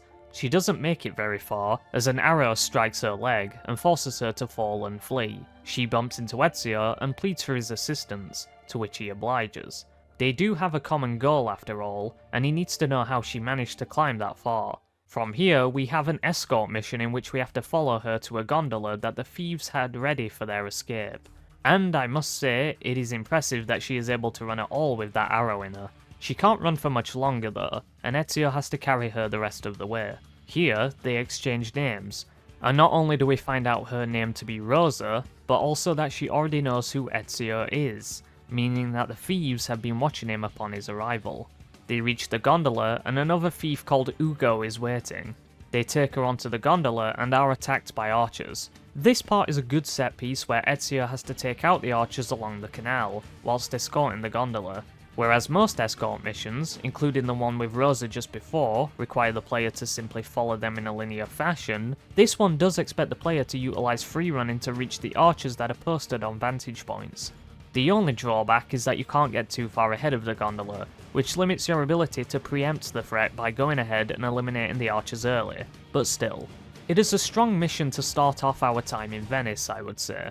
As they reach the hideout, one of the thieves on the gondola was struck by an arrow and killed, and we see that Rosa has a fiery temperament, as she doesn't have much time for sympathies, though that is mostly due to her having an arrow sticking through her leg, I guess. Ezio carries her to a place where she can be treated, and a man named Antonio arrives to see her.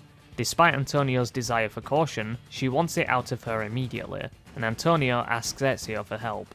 They remove the arrow successfully, and Rosa shows her gratitude by cursing him and calling his mother a whore. Ah, what a lady.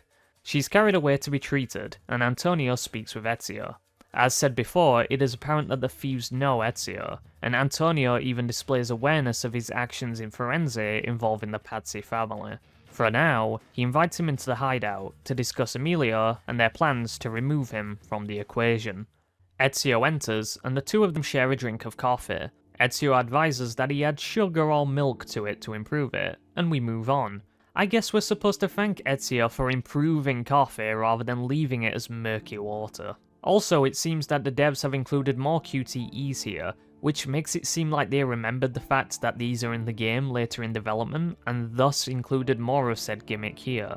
Just something pointing out, as they really aren't necessary at all.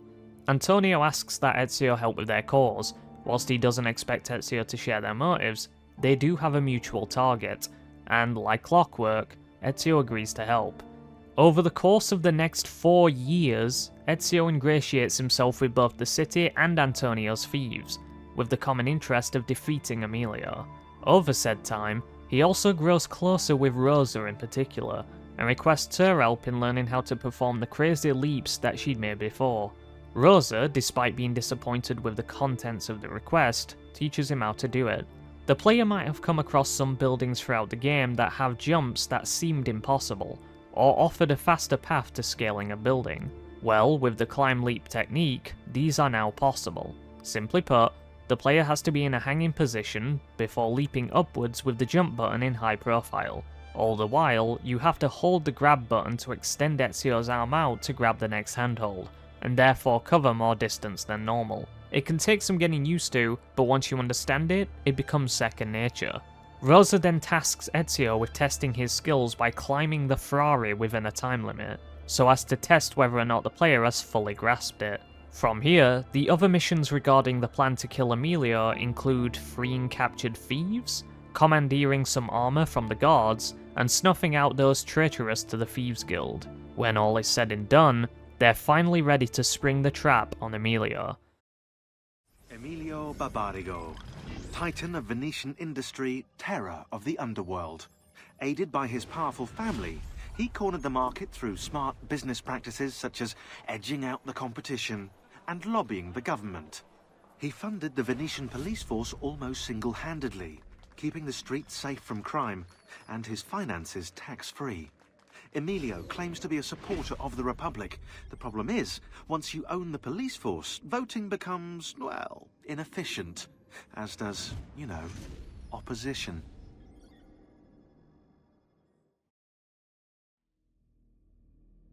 The plan is simple.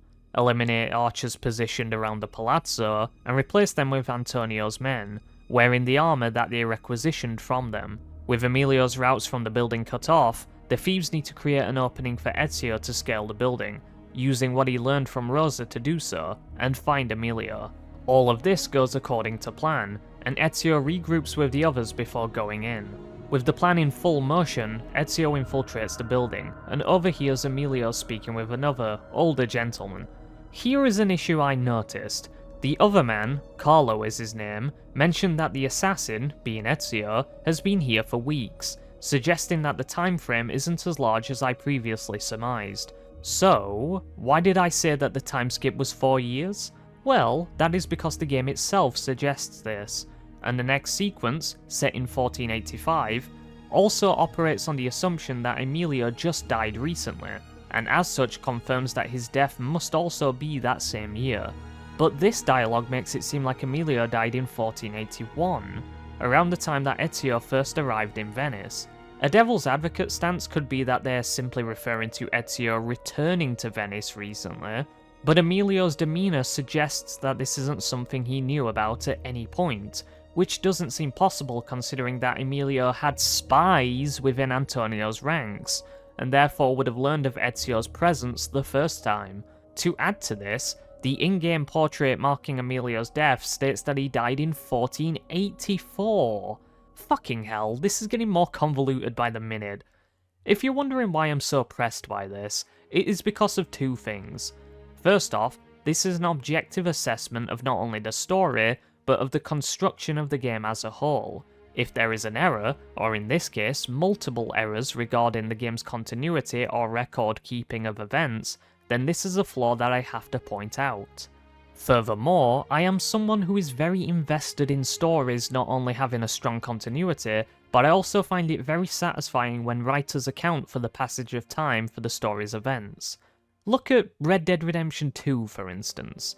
Those who have played that game would know that the game starts sometime in May 1899, because we get direct confirmation of that. We don't know the specific date, or even more specifically, the day it takes place, but we have enough. From here, aside from the game indicating the passage of a few days to several weeks here and there, we don't get a clear timeline of how long the gang has been moving across the country.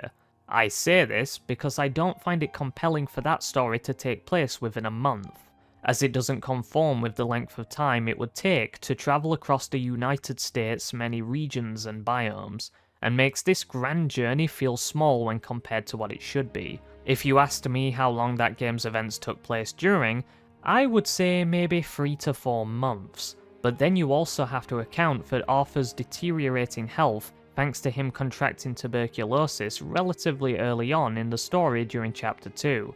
I couldn't find a concrete prognosis for TB in the late 1800s, as evidence is sparse and unreliable, so I can't really use that as a point to orient the game's timeline around. Not to mention that Arthur probably deteriorated more quickly than average considering the shit he goes through during that game, and might have died from it more quickly than on average. My point being is that I appreciate it when writers account for all of this, because it shows an eye for detail and an intense dedication towards the craft. Even RDR2, as great as that game is, glosses over this, and here in Assassin's Creed 2, the same problem exists. Look, for as long as I have ranted about this, it isn't a huge deal. At worst it is a problem with the devs who organised the dates for the game's timeline, but let it be known that this is something that I, and I'm sure many other people, look out for when analysing stories, and I appreciate it when they do the extra legwork to make that continuity that much tighter. Well, fuck me, that was an essay within an essay. Anyway, back to the game. Carlo tells Emilio of their next meeting with Rodrigo, and warns Emilio to find another safe house to hide from the assassin. Emilio remains steadfast in his belief that Seta will hold out against any invasive threats, and Carlo leaves via gondola. Ezio punishes Emilio for his arrogance.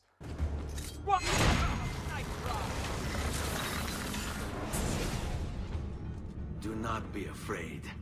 I feel no fear, assassin. Only regret.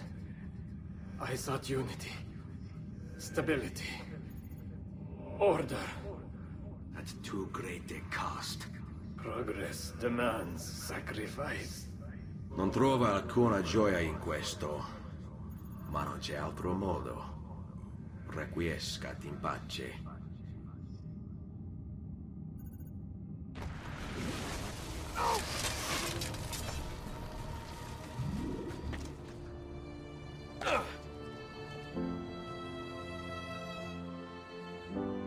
Sorry, I couldn't resist.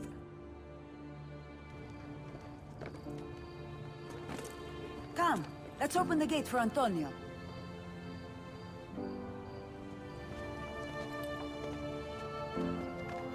Set has fallen and Emilio is no more. All thanks to you, Ezio. Go! Tear down Emilio's banners. Return what he has stolen from the people. Tell me, Ezio. How can I repay you for your service? Money's always nice. Easy enough. What else? Emilio is meeting with a man named Carlo. He looked to be a government official. Do you know him? Carlo Grimaldi. He sits on the Council of Ten. Why do you ask? What are you up to? I have a meeting to attend.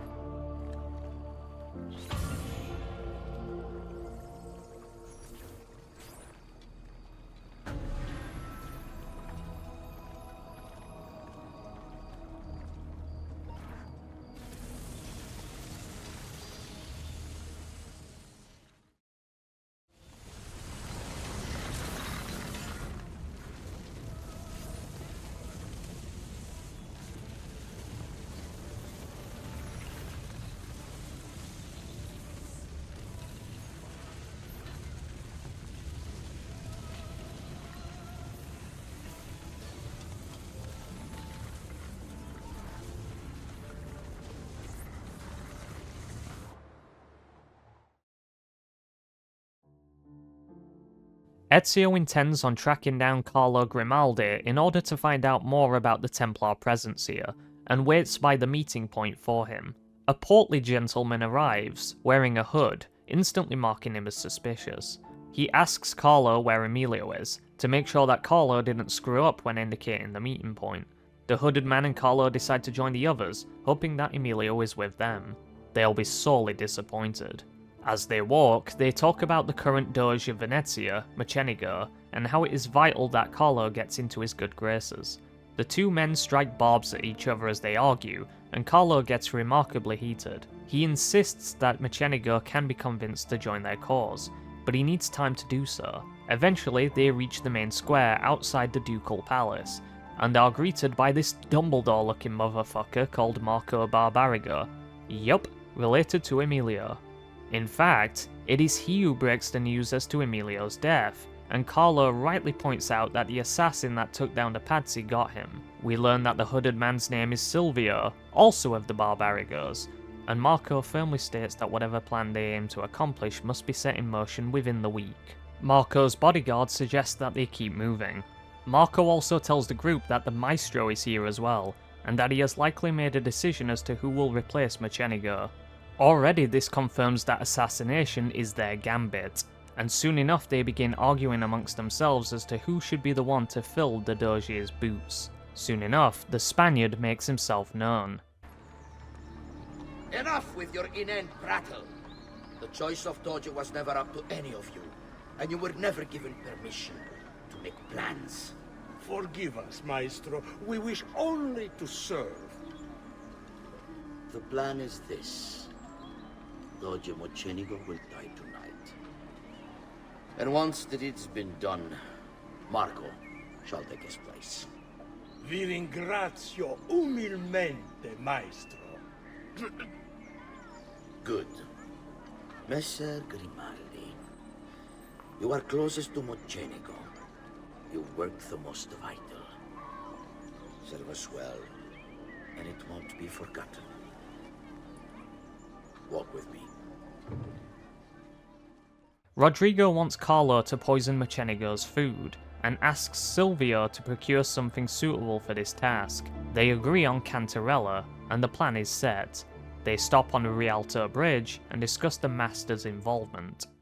Forgive me, Maestro, but is this not perhaps a tad dangerous for you? Involving yourself so intimately with the minutiae of our plans. I feel the need to involve myself more directly. The Patsy disappointed us in Firenze. I pray you will not do the same. Do not worry this time. The Patsy were a bunch of foolish... The Patsis were a potent and venerable family, reduced to rubble by one young assassin. Do not underestimate this troublesome foe, who now haunts your city. Or the same fate will befall the Barbarico. I want this done promptly. Bene, I must return to Roma. Time is of the essence. Do not fail us.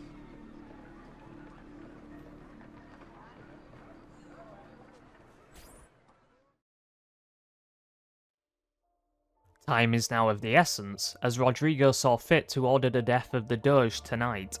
Ezio has to correspond with Antonio to figure out a way to stop this before it even happens. A minor point I wish to note here is that the map for Venice is structured in such a way that a new segment of the area is opened up per sequence, so you can't get everything in the city until around sequence 11. For now, Ezio returns to the Palazzo della Seta, whom the thieves have claimed for their own, and meets with Rosa. She calls Antonio, and Ezio speaks on what he knows. They agree to scout out the Palazzo Ducale, though Antonio claims that the building is nigh impenetrable. Along the way, Antonio talks about his history dealing with nobility, and his desire to become one once upon a time. But, almost like the conflicts between new money and old money, such allegiances are untenable. He eventually found solace alongside the downtrodden, and believes that the paupers of civilization are far more noble than those for which the term is coined. They reach the palazzo, and hypothesize their method of entry. Ezio jokingly suggests that they check the front door, and they take a gander for the sake of it. As expected, it's a no-go. They check the back from the tower, and also rule out that method of entry, due to the large presence of archers and non-scalable walls. Lastly, they check out the roof of the adjacent basilica, only to come across a large fence. Antonio vents as if there is no way inside for the likes of men, only birds. And then, almost as if a giant light bulb popped up over Ezio's head, he comes up with an idea, and says that Leonardo might have the solution. Ezio recalls Leonardo's invention that he claimed could make men fly, and asks if it is functional. Unfortunately, this is but a prototype and not fit for use. When asked if it has been tested, Leonardo scoffs at the idea, as no one would be insane enough to do it, but as we all know, someone in this scene certainly is. They then begin the test, and Leonardo instructs Ezio on the physics of flight, hoping that will aid Ezio in understanding how to pilot it. As ready as he'll ever be, Ezio sets off. Here is a pseudo-tutorial for how the flying machine handles, and boy is it heavy. But it becomes immediately apparent that this simply cannot remain airborne for long enough to reach the palazzo, and Ezio manages to safely crash the machine. I can't believe it! It worked! It really worked! You flew, Ezio! You flew! See, but not very far. Well, what were you expecting? The machine wasn't designed for distance. Alright, look, let me go over my plans here. Maybe I can find some way to extend the duration of the flight. Ezio, my men tell me Carlo has the poison. We must hurry. Antonio, this is Leonardo, the master inventor who built these pezzo di merda. Hey, it's not the machine's fault. It's mine. I've checked and rechecked my blueprints. It's just impossible. I don't know how to extend the flight. Ah, che idea del cazzo!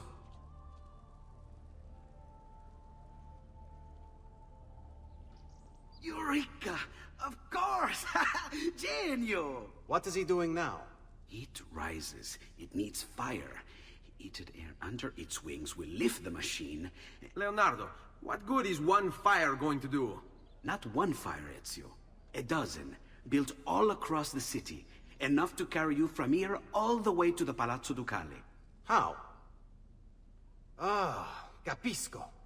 My men could do that, but you are forgetting about the guards. Don't worry, I will take care of them. I'll give the order to have my men move in behind you, and hold the locations. They'll light them all up the second the sun goes down over San Marco. Leo's idea is a good one, though I question its feasibility. Remember my dissertation on continuity and suspension of disbelief regarding said continuity? Well, even assuming that the tailing mission begins really early in the morning, and Ezio rushes around to complete every other task in the build-up to the attempted assassination, I still don't see how they'll get it done in time. I mean, how do they lug up the flying machine to the top of that tower twice in one day without any equipment or extra manpower? Not to mention disposing of the guard posts and setting up all of those fires without anyone noticing them within the span of a few hours? Yeah, this is a bit too much for me. I think it would have been better if the ticking clock for Mechanigo's fate was a week rather than exactly that day, as it would have been more than enough time to prepare. But alas. Now we have to eliminate a set of guards and get to do so in the rare time zone of dusk, and it makes for quite a striking aesthetic. Carlo Grimaldi. Emerging from his palace in Monaco with a craving for political power, Carlo quickly became a key guest at the tables of Venetian nobility, while his reputation for discretion earned him entrance into the back rooms. Here's how the old bastard ended up in the Council of Ten. While visiting the head of the council, Ignazio Contarini, Carlo ran into Ignazio's daughter. Desperate for help and aware of Carlo's trustworthy reputation, she confided in him. Her father had arranged her marriage, but she wanted to run away with the son of one of the servants. They'd been in love since they were children, and they planned to start a new life in Milan, where they could be free of her father. Carlo suggested immediate action, an escape by ship that night. The two lovers followed his instructions, and as they climbed the gangplank, they were free. That is, until Ignazio appeared on deck. Carlo was rewarded for his loyalty to the Contarini family, while true love, well, see for yourself.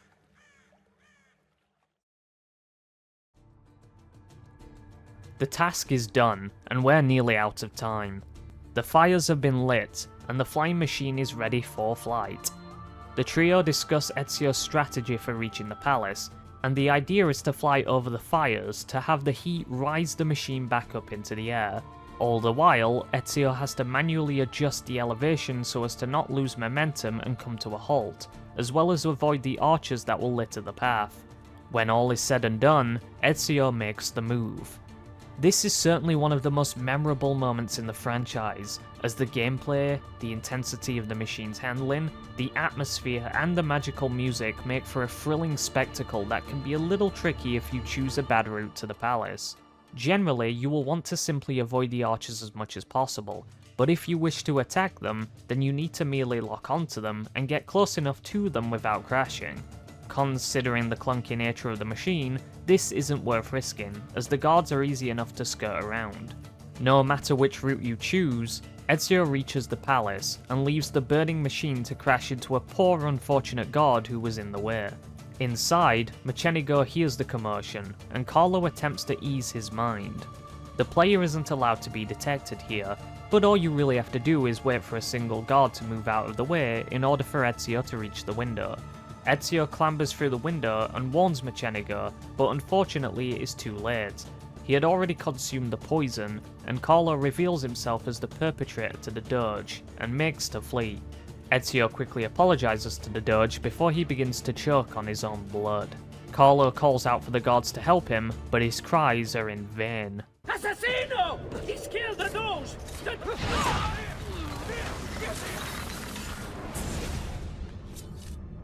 It takes one assassin to kill another, it seems. We kill thinking it's best for us. Do we not, Messer Ezio? I do this not for myself. Compio questo sacrificio per il bene superiore. Requiescat in pace. In a moment of what I can only call poison-addled delusion, Mechanigo places the blame for his murder on Ezio, and the guards go after him. As Ezio makes his third flight tonight, see what I did there? But because he literally flew, get it? It's a pun. He escapes the guards and thus concludes Sequence 8.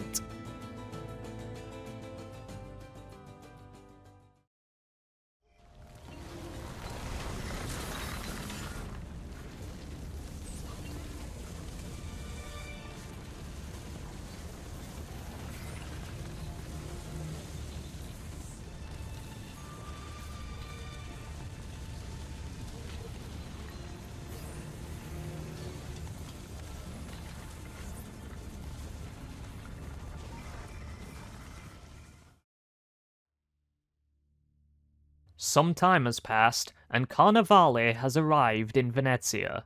As such, the aesthetics around the new quarter that has opened in the city are set to match the event, and in order to fit in with the festivities, Ezio heads to Leonardo to procure a mask.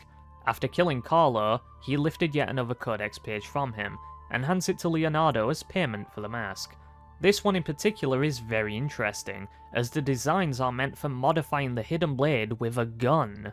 As I mentioned earlier, this is one of the inventions that Altair made with wisdom obtained via the apple, and is far ahead of the technology that was available at this time. Leonardo fashions one, and Ezio gets to take it for a test drive. The gun is awkward to get used to, as you cannot freely aim it, and have to be directly locked onto a target to use it. Furthermore, Ezio cannot move whilst aiming, and you have to keep the button held for it to achieve maximum accuracy. You can fire it before fully charging, but that significantly decreases the likelihood of hitting the target. At first, I was under the impression that AC2's iteration of the hidden gun would be nigh on useless, and that the sequels, Brotherhood and Revelations, would make it far more viable. Whilst that is still mostly true, this version is still rather slept on, and that is mainly due to how hard the throwing knives fall off from Sequence 6 onwards. In the Romagna-Venice regions, it takes multiple knives to take down a singular target, which makes stealth completely non-viable, whereas the hidden gun, fully charged, will one-shot any guard. You have to know when best to use it, but the hidden gun is not worthless, and will see its usefulness during this very sequence. Ezio thanks Leo for the upgrade, and Leo rightfully assumes that Ezio intends on dealing with Marco, who has now become Doge just as the Templars intended. He recommends that Ezio seek out Antonio once again, who should be at a local brothel that Leonardo also clearly frequents, owned by someone named Sister Theodora. Ezio is taken aback at the prospect of a Catholic nun running a brothel, but heads off there all the same. Ezio reaches the brothel and meets Antonio. Antonio, we need to talk. Ezio! Ezio Auditore! I'm sorry, but am I to believe that Antonio is that shit-faced that the mask fooled him into ignoring the rest of Ezio's attire?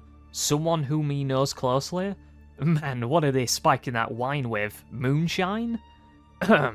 Anyway, Ezio introduces himself to Theodora, and, before they can become properly acquainted, one of the courtesans screams out.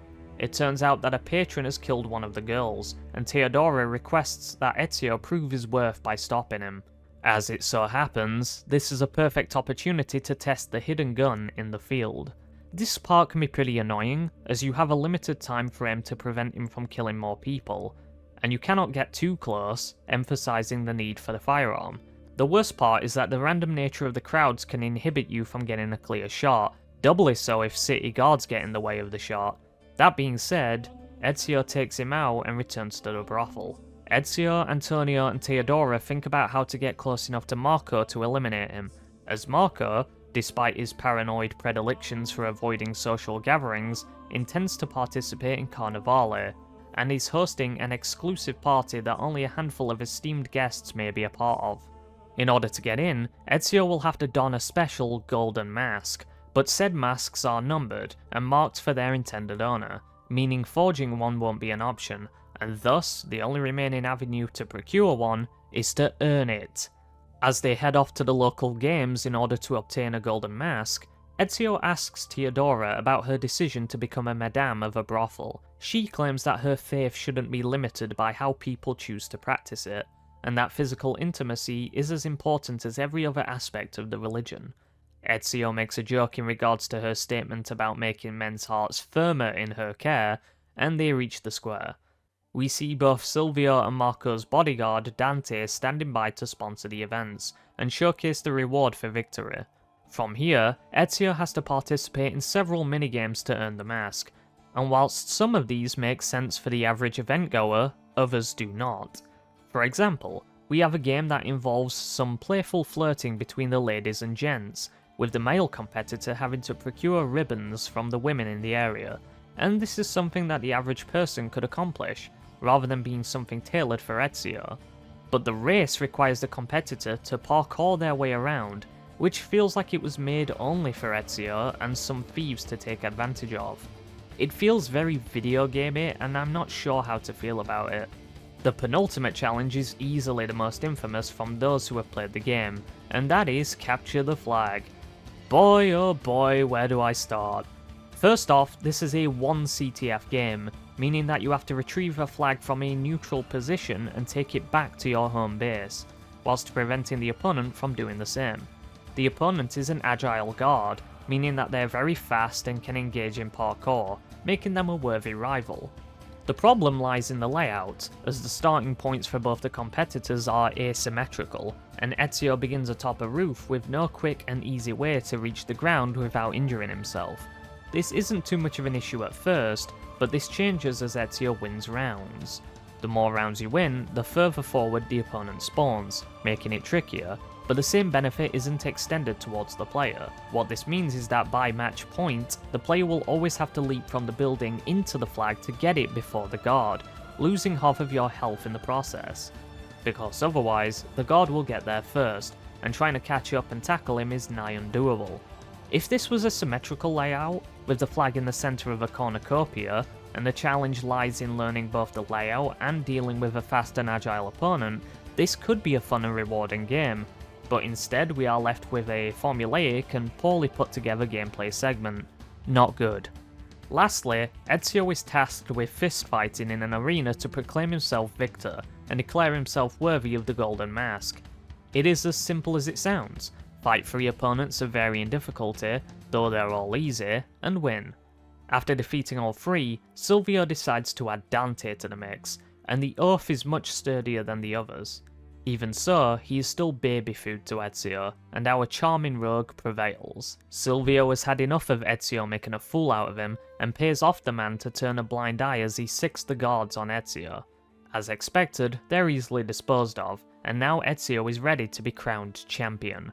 As he is ready to receive his prize, Silvio indicates to the coordinator, and he names Dante as the winner, and Silvio bestows the Golden Mask to him. After this bitter disappointment, and faced with the harsh reality that we endured the fucking CTF game for nothing, Ezio returns to Theodora's. They really shouldn't have been so naive as to not expect foul play, but they have to deal with the cards they've been dealt. One of the courtesans informs them that Dante has been found. Ezio wishes to get the mask back, and is even willing to kill Dante to do so, but Antonio advises that he do so without bloodshed, as the party will be called off if a corpse of one of the guests is found. Instead, he is assisted by the courtesans by lifting the mask from him, and Ezio then prepares to enter the party. Marco Barbarigo. Although his brother Agostino was destined for greatness, Marco left his mark on Venetian history as well. A tyrant since he was barely old enough to walk, whatever Marco wanted, he got.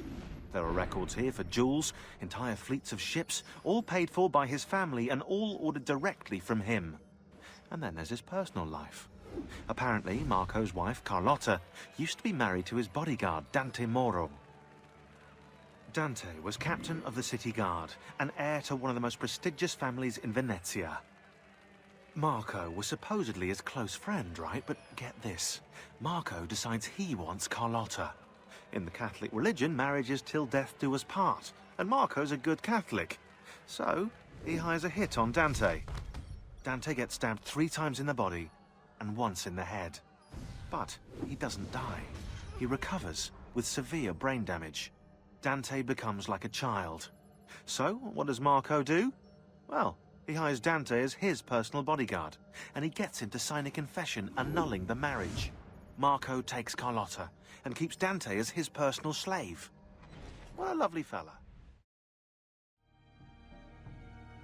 As he enters, he finds Theodora waiting for him. Was she invited? It seems a bit random otherwise. She tells him that Marco intends to make a speech on the ship that is moored nearby in a few minutes, and that Ezio merely has to linger before he arrives. At least, that is what should happen were it not for Dante arriving shortly after, notifying the guards of the theft, and they then begin to seek out Ezio. It is here that you have to navigate around the guards for a minute, and you can't be caught.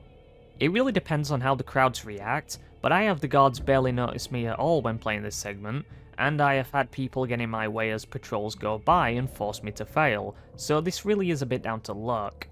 The best strategy I would recommend is to simply seek out a courtesan group and stick to the flanks, circling around with the guards rather than getting caught in a crowd that is dispersed. After the wait, Marco appears on deck, and Ezio realises that he cannot get close enough to take him out. Theodora reminds him of his firearm, and we are supposed to mask the gunshot with the explosions of the fireworks. You don't have to, by the way. I think this is solely how he's supposed to do it canonically. Speaking of canon, how does he have a confession scene with Marco if he shot him from a distance, entirely predicated on the notion that he can't get close enough to him? It is certainly messy from a story standpoint, but regardless, Ezio forces Marco to end his reign early.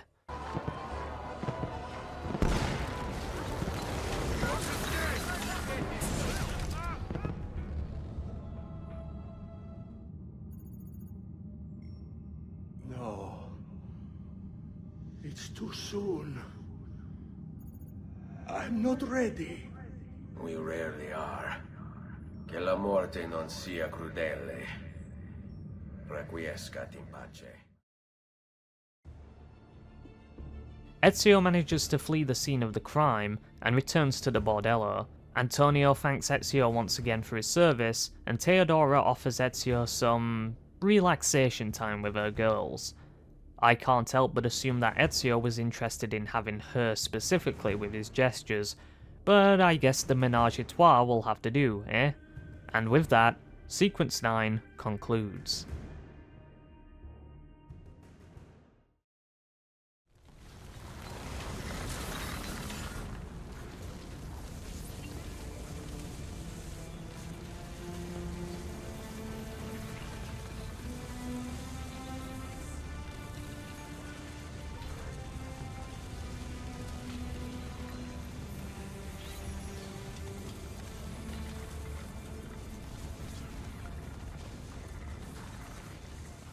One of Antonio's thieves tells Ezio that he wants to speak with him, and Ezio obliges.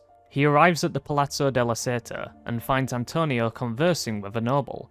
Antonio introduces him as Agostino Barbarigo, the next doge in waiting, and Ezio offers his sympathies for his brother's death. You know, despite being the one to end him.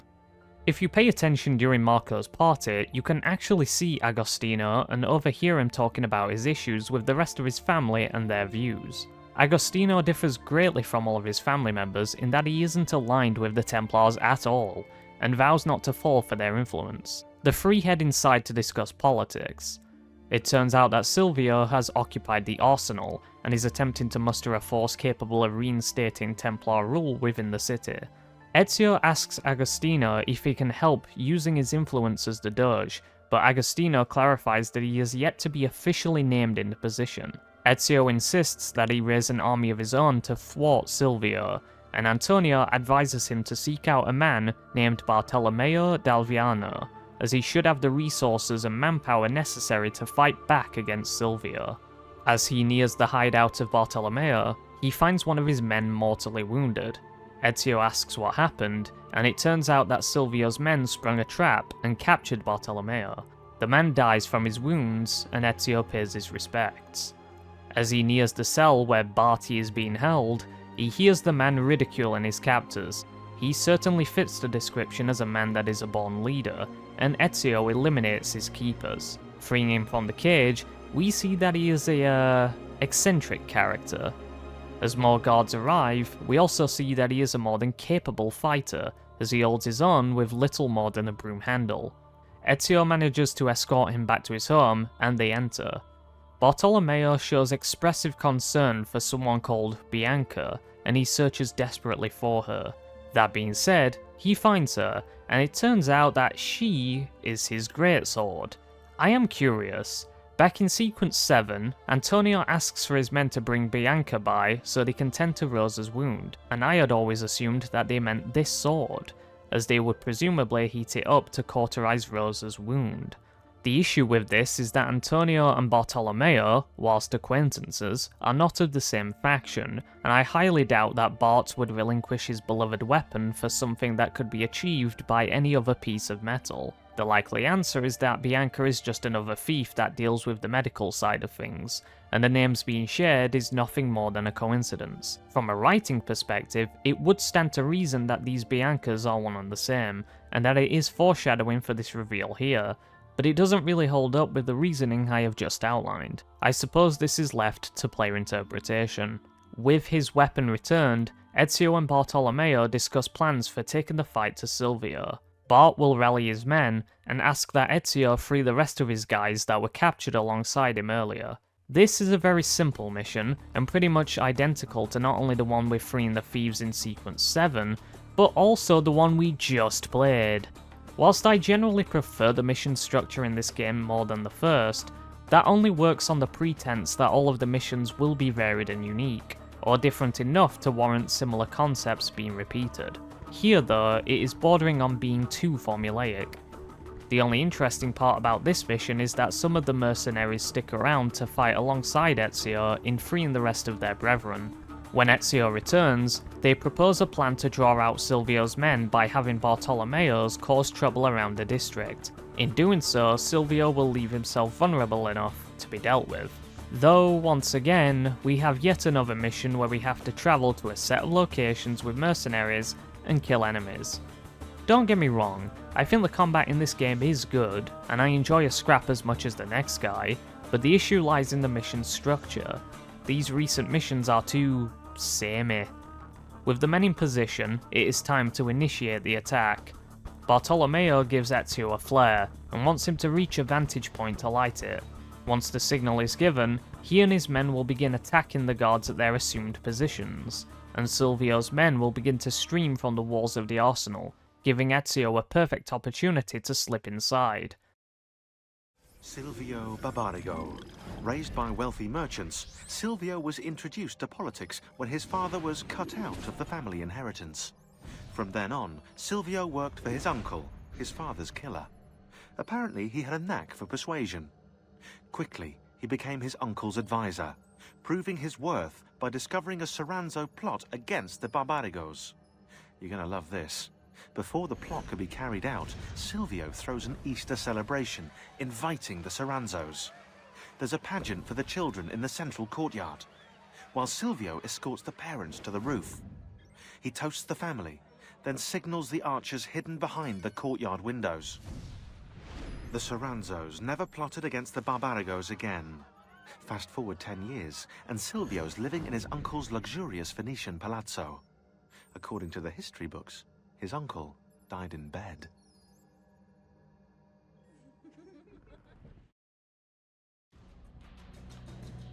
Ezio lights the flare, and the attack begins as planned. However, he spies Bartolomeo being pressured by Dante, and has to intervene. Doing so causes the big man to retreat back inside as Silvio calls for him. Silvio and Dante intend to board a ship that is leaving Venice, causing Ezio to give chase. This part can be handled in many different ways. For starters, there is a timer that forces the player to take them out during, so the player can take out all of the guards on the way and fight them man to man, or they can take several different routes to either cut them off or take them down from above. Whichever way you choose, Ezio swiftly curbs this uprising. What's happened here? Why the boats? I thought you sought the Doge's seat. Just a distraction. We were meant to sail. Sail where? I'll never tell. Cyprus is their destination. They want... Non temete l'oscurità. Accettate il suo abbraccio. Requiescant in pace.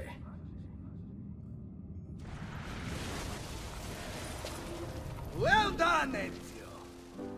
Silvio is defeated, and the military district is returned to us.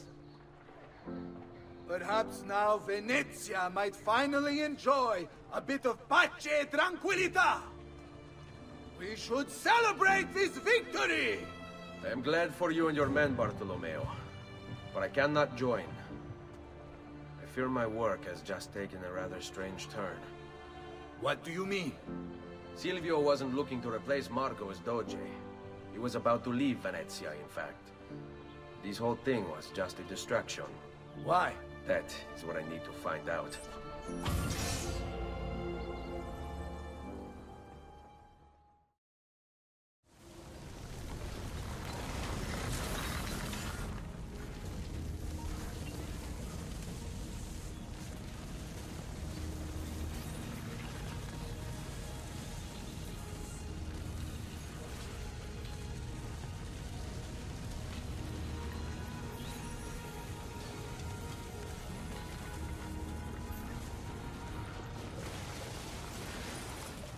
There you are, Ezio. Why so serious? It's my birthday. Davvero? 100 di questi giorni. That's wonderful. Is it? It's been over 10 years since I watched my father and brothers die. 10 years hunting the men responsible. So close to the end now, but no closer to understanding what any of it was for. You may not see it, Ezio, but it's better here now because of the things you've done. Basta. Look here. I have a birthday present for you. It's l'Arsenale's shipping manifest. From the day the boat left. The boat to Cyprus? You're serious? And guess when it's scheduled to return? Tomorrow. Ezio. Leonardo! When did you get back? Just now. I need to talk to you. Right away. Go on. Have fun, boys. It's better be good. Oh, it is. It is. Walk with me. Stay close.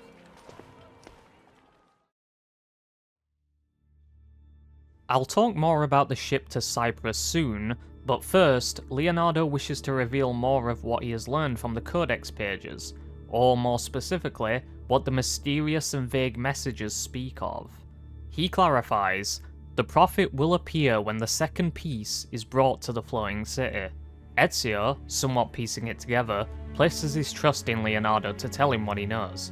As well he should, as they have known each other for 12 years, and Leo has helped in countless plans. He mentions a prophecy, and a vault that contains something of tremendous power. This is what the Templars seek to gain, and the pieces of Eden are key to unlocking it. The phrase from the Codex says as much, and the Templars are venturing to Cyprus to bring back what they found, another piece of Eden, and it shall return to the floating city. Ezio is frustrated at himself for disregarding the serious nature of the prophecy over the years, and aims to be at the docks to intercept this most vital package. Ezio and Leonardo then part ways. As I said at the start, the timeline is once again pretty scuffed, as it has been 2 whole years since the ship left, so am I to believe that the expedition for the other piece of Eden began right then and there, or was it already going? Either way, 2 years seems too long of a time for this trip, and it is incredibly convenient that Rosa managed to procure the manifest just before it arrives. And even more convenient that this delivery happens to be returning on the exact same ship that left. You'd think that the Templars would understand the value of swapping ships with something like this, in order to cover their tracks? Ah well. Anyway, before we wait for the ship, Ezio has something else he needs to do first.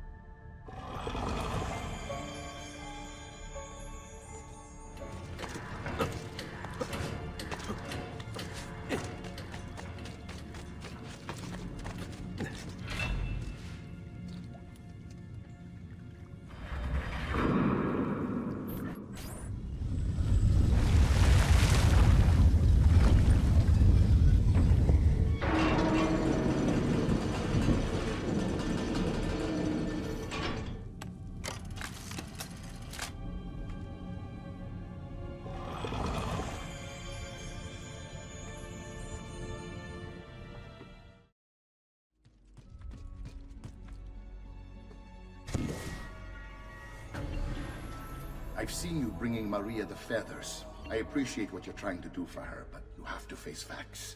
It's not working. Maybe you should focus on more important things. I've had a new weapon made for you at the blacksmith's. You can go pick it up whenever you want. I'm sorry, Ezio.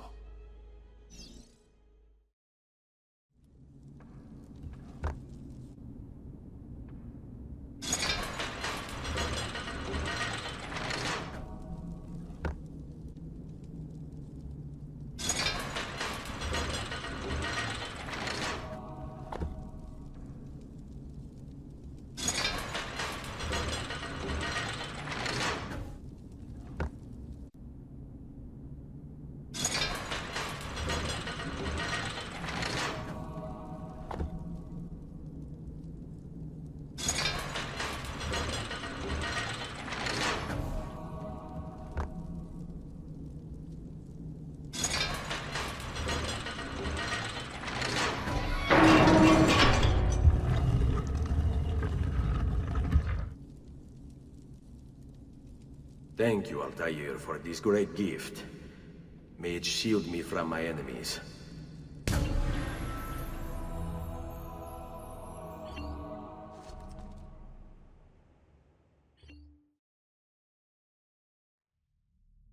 The next day at the docks, Ezio waits for the cargo to arrive. As he sees the Borgia men leave with what looks an awful lot like the same container from the Ark of the Covenant in the first game, he also spots his uncle snooping as well. It is clear that he also intends to tail them. Speaking of which, a guard takes the container and rushes off in a hurry. We have another tailing mission, and it can be quite easy to lose track of this guy as he switches between walking and running often, and has a tendency to go through guard checkpoints, forcing a direct follow to be impossible. After a lengthy tail, he arrives at his destination, and is told to check package for delivery to the Spaniard. Ezio has a perfect opportunity to get close to Rodrigo here, but he doesn't have much time to execute it. He sneaks into the yard and takes down the guard, before changing into his attire. I guess we're not going to ask where Ezio puts his own outfit, or how this guard has a very different look to the previous one, but it somehow fools this guy, so what the hell. They're heading off to deliver this prize to the Maestro personally, and Ezio is tasked with carrying the chest to him. You have to do so without raising suspicions, which is why it is really funny that the game decides to send every fucking box carrier in the city to your exact coordinates, just to mess with you. They reach Borgia and report. Ezio decides to strike and lets himself known to Rodrigo with this sick double kill. Ezio interrogates Rodrigo regarding the Prophet, and Rodrigo smugly proclaims himself to be the Prophet, before drawing his sword. Rodrigo is certainly a much better fighter than his men, and holds his own against Ezio long enough for reinforcements to arrive. He asks Ezio where his allies are, and Ezio insists that he's the only one who came. Rodrigo laughs at his ignorance and calls for aid. Ezio keeps fighting, but is starting to get outnumbered. But then Mario joins the fray, and lets Ezio know that he is not alone. We see Volpe, then both Antonio and Bartolomeo also arrive. The tides start to turn. The party manages to overwhelm Rodrigo and his men, but before Ezio can land a killing blow on the mastermind, he kicks Ezio and gets away. Despite his insistence on going after him, Paolo shows up and lets him know that there is no need, as he lacks the apple. Ezio wonders why all of his mentors have arrived in this specific place at this specific time, and another man steps forward. He identifies himself as Niccolo Machiavelli. Yes, that Machiavelli, and he is the current leader of this sect of assassins. As it turns out, all of his allies were assassins all along, and were the specific ones to help Ezio, as they were always intended to guide him, and prepare him for his own ascension. Mario believes it is finally time to induct Ezio into the Assassin's Fold, formally, and Antonio lets him know where they're to meet. Lashea waka umutlak bel kulun munkin. These are the words spoken by our ancestors that lay at the heart of our creed. Where other men blindly follow the truth, remember, Nothing is true. where other men are limited by morality or law, remember, Everything is permitted. we work in the dark to serve the light. We are assassins. Nothing is true. Everything is permitted. It is time, Ezio. In this modern age, we are not so literal as our ancestors, but our seal is no less permanent. Are you ready to join us? I am. This only hurts for a while, brother. Like so many things. Benvenuto, Ezio. You are one of us now. Come, we have much to do.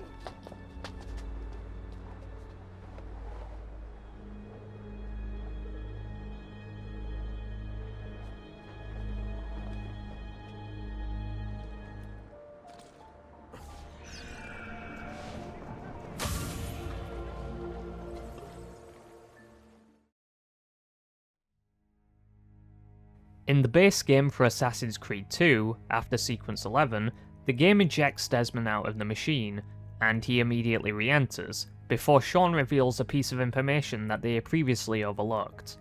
From here, the game jumps us all the way ahead to Sequence 14. This was always referred to as Sequence 14, so it is clear that both Sequences 12 and 13 were cut content that the devs didn't have time to flesh out for the full release. They did eventually release both those sequences as DLC after the initial release, which is pretty damn shameful. The PC version and the Ezio collection have them included, which is obviously how it should be.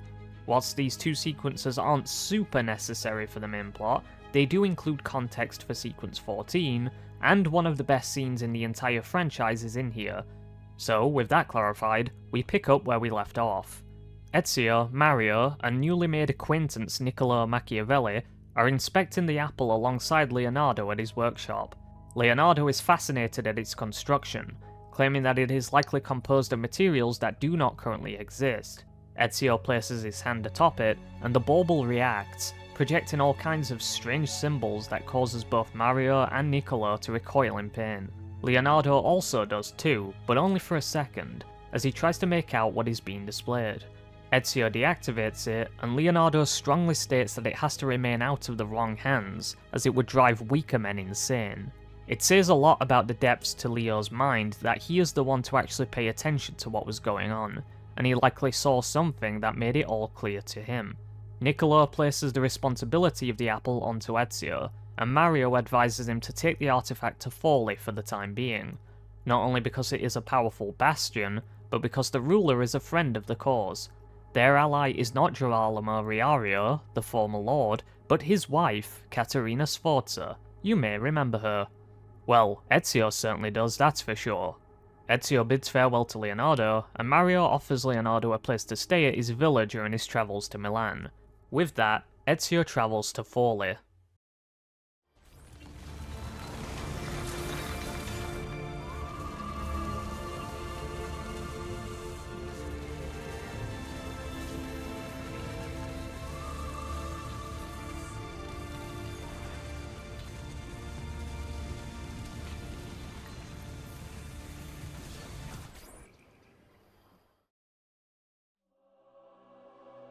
He finds both Niccolo and Caterina waiting for him outside the city walls, and, after a bit of flirting, they head back towards Forli.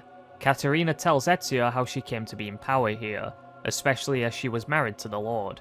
I say was, of course, because he died, and it turns out that Caterina was the one who had him killed. It was clear she never liked him, but it was also because he conspired with the Templars, so removing him benefits all of their causes. As they get closer, they notice mass panic amongst the people, and one of Caterina's handmaidens rushes to them to tell them of the perpetrators of this attack. The Orsi brothers, the same men that Caterina paid to kill her husband, have turned on her. Machiavelli concludes that Rodrigo must have paid them, and Ezio shows concern for the Templars' potential for spycraft, as they couldn't possibly have known that they intended to take the apple to Forli before they themselves did. Machiavelli actually clarifies that they aren't here for the apple, but a map belonging to Riario. Regardless, they hurry back to the city. As they reach the city, they find the gates closed. Ezio asks about another entrance, and Caterina speaks about one near the waterways. Ezio takes this entrance and opens the gates from inside. An all-out war has sprung out in the city between the city guard and the Borgia, and Ezio escorts both Caterina and Machiavelli to the Rocca di Ravaldino, the main keep. They manage to get inside, but the battle is far from over. The Borgia forces are starting to swarm into the city, and many troops even get into the keep itself. Ezio joins both Caterina and Machiavelli in quelling this sudden threat, and then the Orsi brothers make themselves known. Caterina! Caterina Sforza! I know you're in there! I have something you may want back! Are you missing any children? And Ezio Auditore! What a pleasant surprise! I take it you would be the Orsi brothers. Ludovico and Gecko, at your service. Basta! Where are my children? Let them go! Of course, Signora. We'll happily give them back for something of yours. A certain map. And a certain apple, brother. See, a certain apple indeed. Or shall I slice your baby's necks ear to ear? Bastardi! You think you can threaten me? I'll give you nothing! You want my children? Take them! I have the instrument to make more! When you change your mind, they'll be in the village outside the city. You have 1 hour.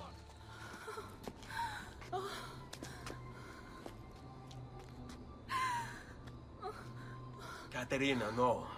I can't ask you to sacrifice your children. Nobody's sacrificing anything. Go get them back for me, Ezio. See, you have my word. The apple needs to remain in the citadel. Keep this safe.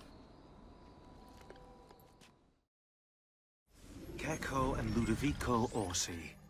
Bored with their leisurely life in the countryside, the Orsi brothers decided to spice things up a little. They started a money-lending business that was extremely successful, mostly because they killed anyone who didn't pay them back. Then, Caterina Sforza hired them to murder her Templar husband, Girolamo Riario, which they did in true cavalier fashion. They rode up to his palace, waltzed into the dining room, stabbed him in the chest, ransacked the estate, and left his naked body in the center of town. According to Abstergo's files, Rodrigo Borgia, after escaping from Venice, offered to pay them for the recapture of the Peace of Eden. And, of course, Caterina's head. It was the Orsi brothers' idea to kidnap her children. I ask you, what has this world come to when the rich go so bad?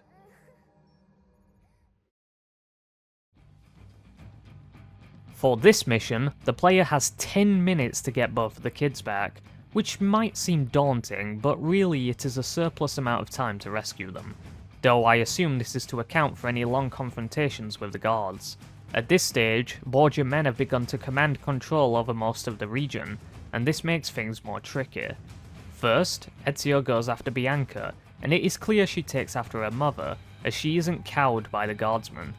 An interesting tidbit here is that she encourages the guards to ask her father about the Sforza women being very strong, so I can only assume that she still isn't aware that he is dead, or she is a bastard child from some other man. Like I said, an interesting tidbit. Not that we'll ever know, as this won't be brought up again.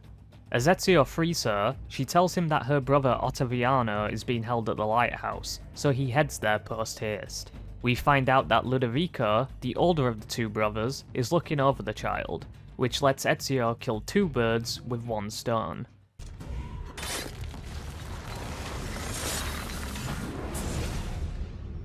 Caterina was a fool to send you. Or are you the fool, dying for a handful of change? Was it worth it? More than you know. The maestro gains his prize because of me. Muori col tuo orgoglio, per quanto vale. Requiescat in pace. All that remains now is for Ezio to return to the city, only to find Caterina apologizing to him profusely.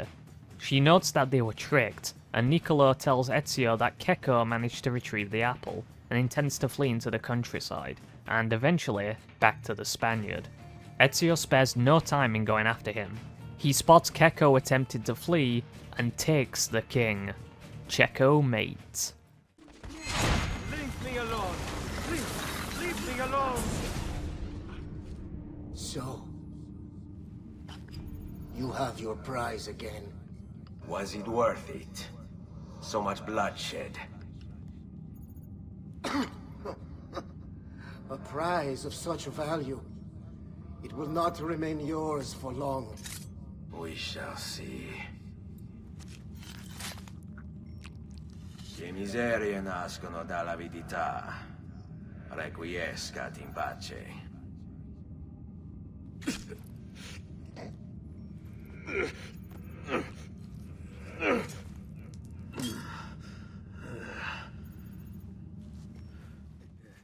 Ezio collapses to the ground, and despite retrieving the apple, watches helplessly as it is picked up by another man, wearing black robes and missing his little finger. His protest lands on deaf ears as the man looks upon the apple, and Ezio passes out. After some time, Ezio awakes, and whoa, what the hell? How long has this guy been unconscious that he grew a beard? 2 weeks? Okay, well, he comes to and recalls what he remembers before he passed out. He intends to immediately track down this interloper, but before he departs, Caterina gives him a map. The map that the Orsi brothers were meant to retrieve, and it actually reveals the location of the remaining codex pages in Italy. Remember this for later.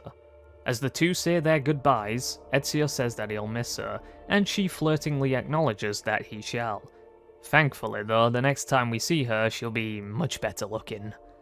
Ezio begins his investigation into the robed man, and now will be a good time to mention that this man can actually be seen during some of the earlier scenes, specifically when the apple is mentioned, thus explaining why he even knew to track Ezio and Keko down to begin with.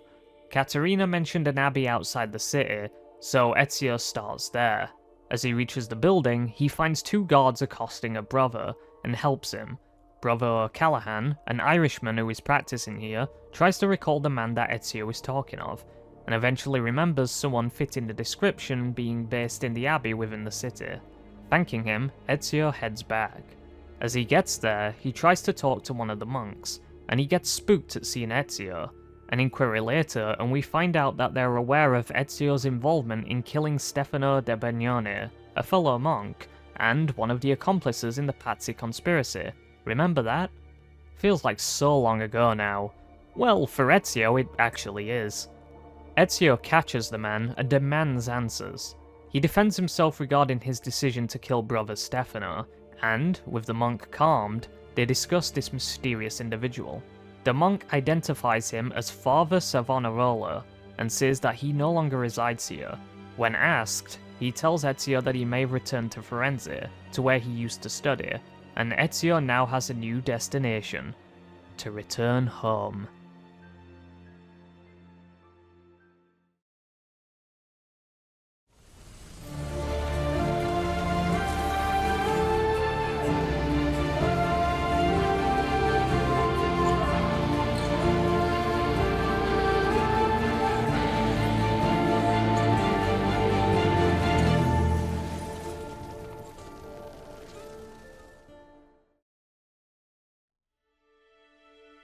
Yes, you read that correctly. It has been 9 years since Ezio concluded his work in Forli.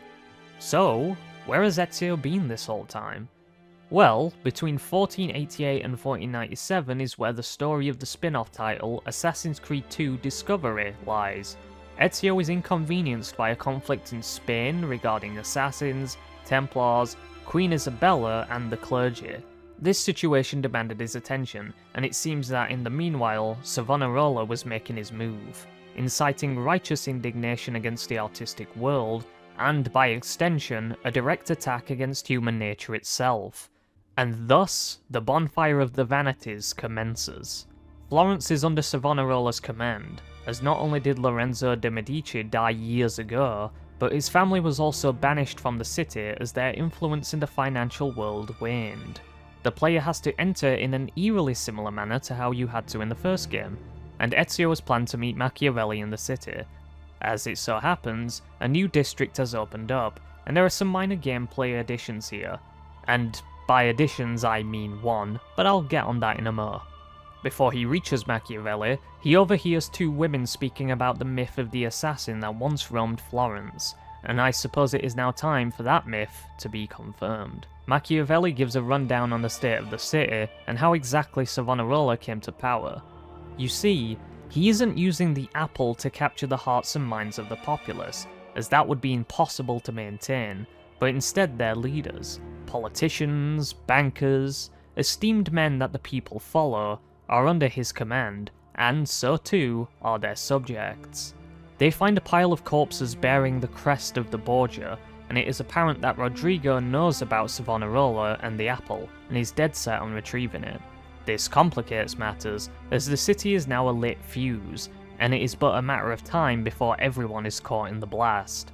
They reach the Palazzo Pitti, and propose a plan to depose their new despot. The idea is simple: eliminate the lieutenants of Savonarola, and the people will begin to see the truth and turn on the monk.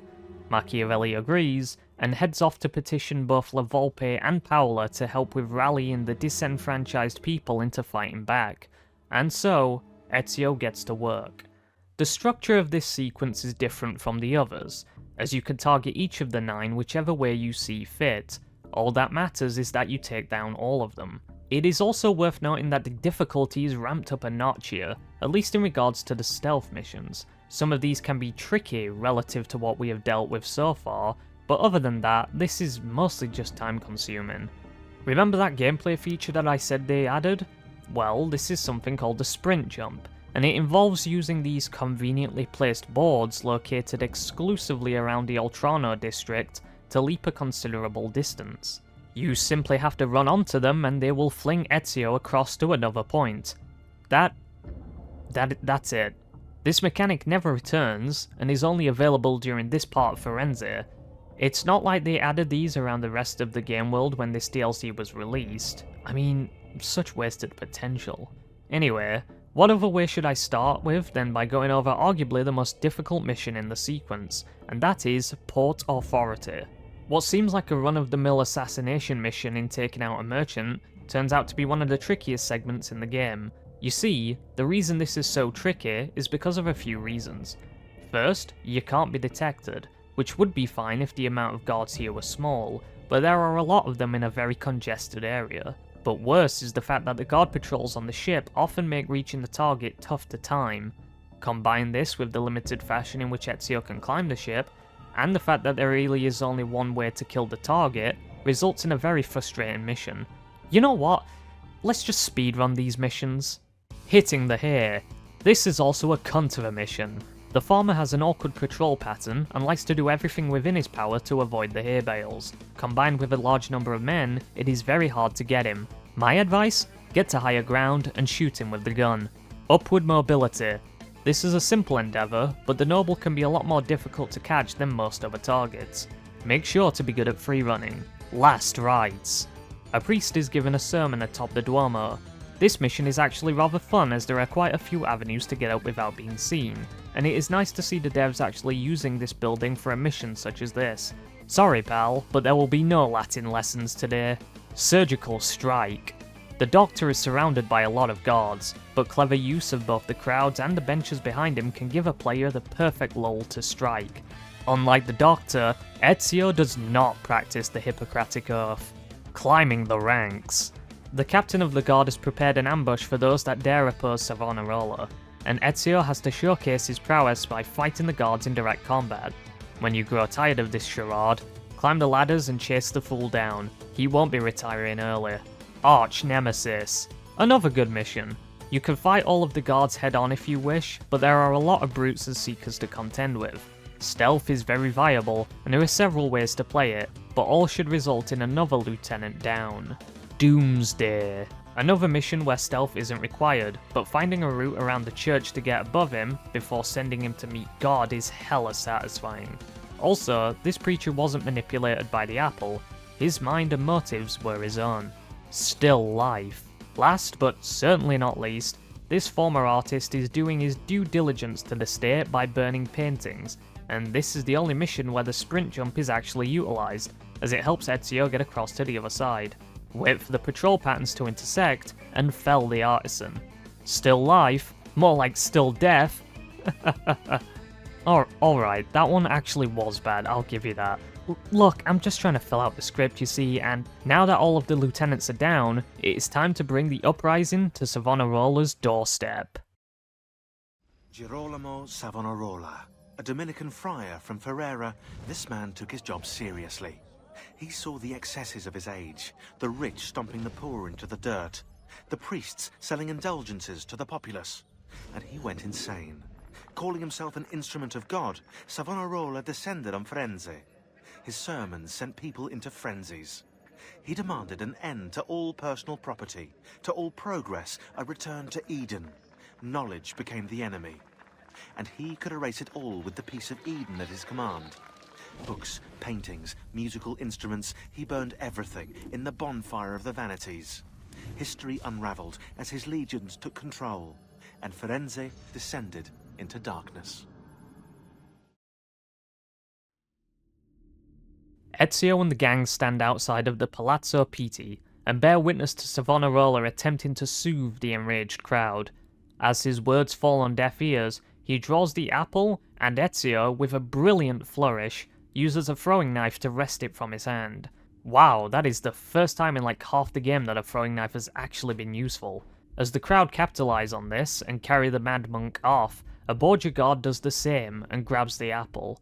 All Ezio has to do is catch up to him and get it back, and this buys enough time for the populace to build a pyre outside of the Palazzo della Signoria, the very same place that Ezio watched his father and brothers die, and now has to bear witness to an actual madman facing justice.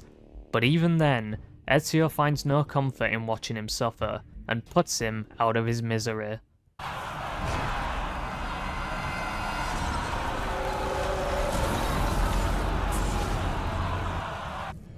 It's you. I knew this day would come. Please, show mercy. I have. Ma ora, che sia il tuo Dio a giudicarti. Requiescat in pace.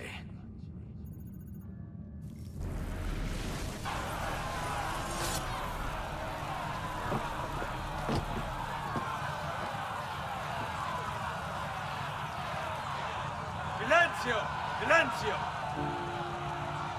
22 years ago, I stood where I stand now, and watched my loved ones die, betrayed by those I had called friends. Vengeance clouded my mind. It would have consumed me, were it not for the wisdom of a few strangers, who taught me to look past my instincts. They never preached answers, but guided me to learn from myself. We don't need anyone to tell us what to do. Not Savonarola, not the Medici. We are free to follow our own path. There are those who will take that freedom from us. Too many of you gladly give it. But it is our ability to choose whatever you think is true that makes us human. There is no book or teacher to give you the answers, show you the path. Choose your own way. Do not follow me or anyone else.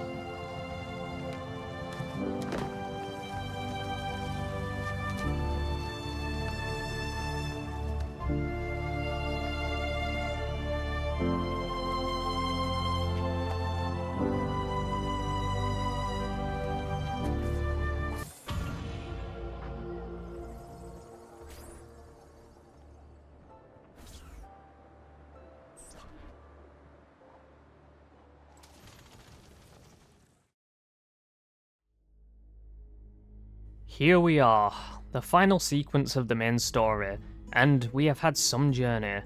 It is worth noting that sequence 14 takes place in the year 1499, a staggering 23 years after we first met our intrepid hero. Ezio was 17 then, and now he is 40. We have been with Ezio long enough to see him enter his midlife crisis phase. Before we can actually engage in the final mission, we have got some house cleaning to do. For starters, we have to use the map that we got from Katerina to track down any outstanding codex pages, as you have to find them all for the last mission to be unlocked. I should have mentioned this earlier, but you receive some extra health squares as you bring the codex pages to Leonardo for him to transcribe. Speaking of which, Leonardo can be found at the Auditory Villa if you haven't collected all of the pages yet. Other than that, the player also receives the Venetian Cape after completing Sequence 11, which, as you might expect, offers the same benefits as the Medici Cape, but for both the Venice and Romagna regions. If you wanted to engage in any unfinished tasks, such as the courier, beat-up and race events, assassination contracts, looting chests, or collecting feathers, then now would be a good time to knock them out. You can keep playing after the credits roll, so it doesn't really matter. Speaking of feathers, the last thing we have to do before the finale is tie up one more loose end.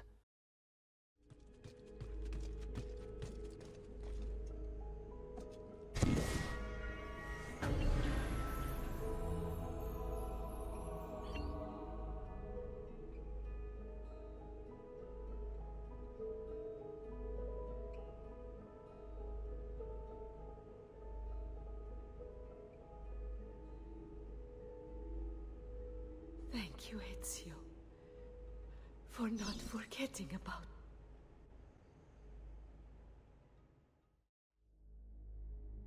The Auditory Cape is an interesting reward, to say the least. It is a bit strange that our reward for such a grueling and arduous collection venture, for which the game doesn't provide purchasable maps for, by the way, happens to be something that is a net negative to the player. Sure, it is pretty cool looking, I guess, and it gives the player an excuse to go gung-ho on the enemy guards within cities, but as a reward for the Feather Quest? I don't know. Ezio, with all of the codex pages present and accounted for, joins both his uncle and his assassin brethren within Mario's study, ready to reveal the secrets that lie within them. Ezio places the apple on the stand and uses eagle vision to look underneath the pages, just as referenced earlier in the game. We have a puzzle which involves aligning the pages in such a way that reveals a map of the whole world.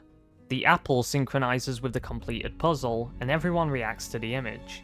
The map of the world indicates the location of certain temples, and Ezio remarks that some of them are in places that do not exist. Ah, Ezio, the original flat earther. Ezio's attention is drawn to the perceived location of the vault, which is apparently in Rome. Both Ezio and Mario put the pieces together, and realize why Rodrigo became Pope. He must have ascertained the vault's location, and used his power and influence to attain that position. Alongside the vault, he also obtains the Papal Staff, which is another piece of Eden mentioned within the Codex. When Ezio mentioned the second piece years ago during his conversation with Leonardo, it was because the Papal Staff is the first, and the apple the second. Or at the very least, this apple, as it isn't the only one. Ezio's destination is clear, and the others will do what they can to draw eyes away from the Sistine Chapel, whilst Ezio goes after Rodrigo. When Ezio is ready, he speaks to Mario. Roma awaits.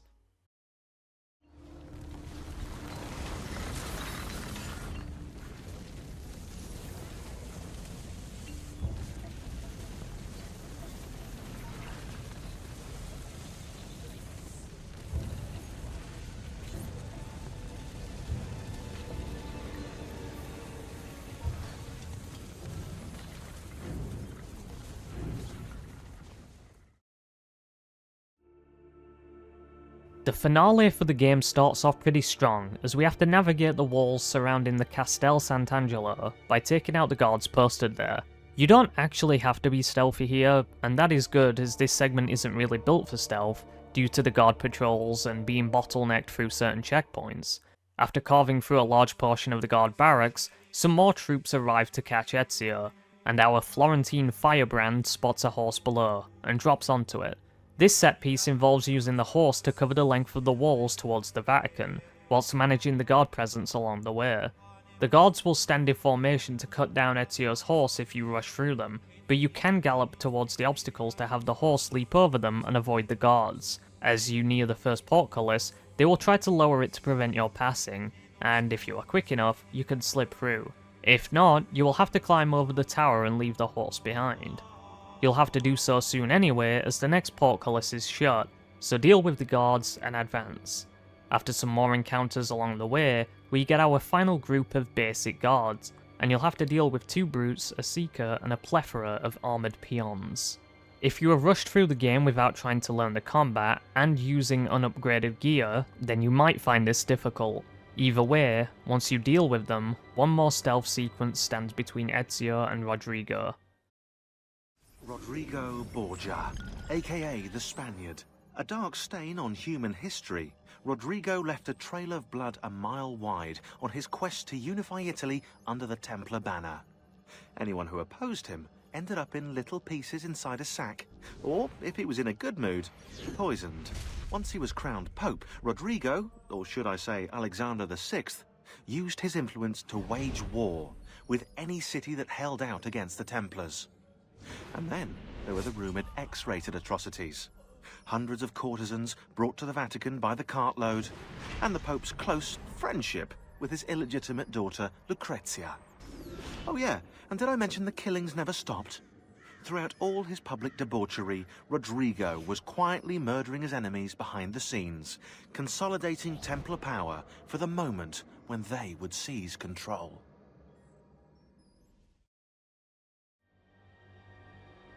In order to get through here, all you have to do is get to the end of the hallways and pull the lever to open the door, though you'll have to blend with the monks that are loitering here and slip past the patrols. Eventually, Ezio enters the Sistine Chapel and finally strikes down his mortal enemy. Et mortuos, cuius regni non...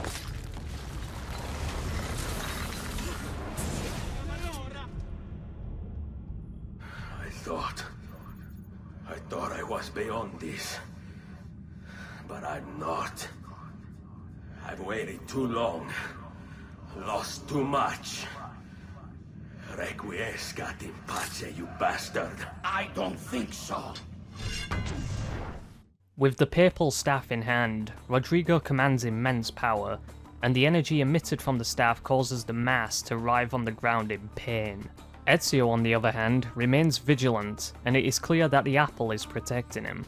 Rodrigo demands that Ezio relinquish it, and Ezio tells him to go fuck himself.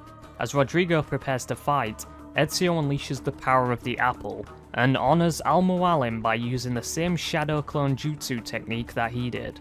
As for the fight itself, Rodrigo is considered a spear user, which essentially means he has the toughest moveset to contend with, and is immune to both disarming and countering with the hidden blades. As useful as the clones might seem, they don't really do anything aside from draw his attention, which is unfortunate. After overcoming him, Ezio just stands there and lets Rodrigo use the staff to knock him down, before turning invisible. As for him bringing out the apple, I can only assume that he intended to use it to reveal Rodrigo's location through the invisibility, but he doesn't get to do so quick enough, as Rodrigo takes it from him. With both the apple and staff in hand, and combined together, Rodrigo has what he needs to access the vault, but there is still the trifling matter of dealing with a pest. He raises Ezio up and stabs him with a dagger, before leaving him to bleed out and die, whilst he fulfills his destiny. Sometime later, Ezio stirs and gets up.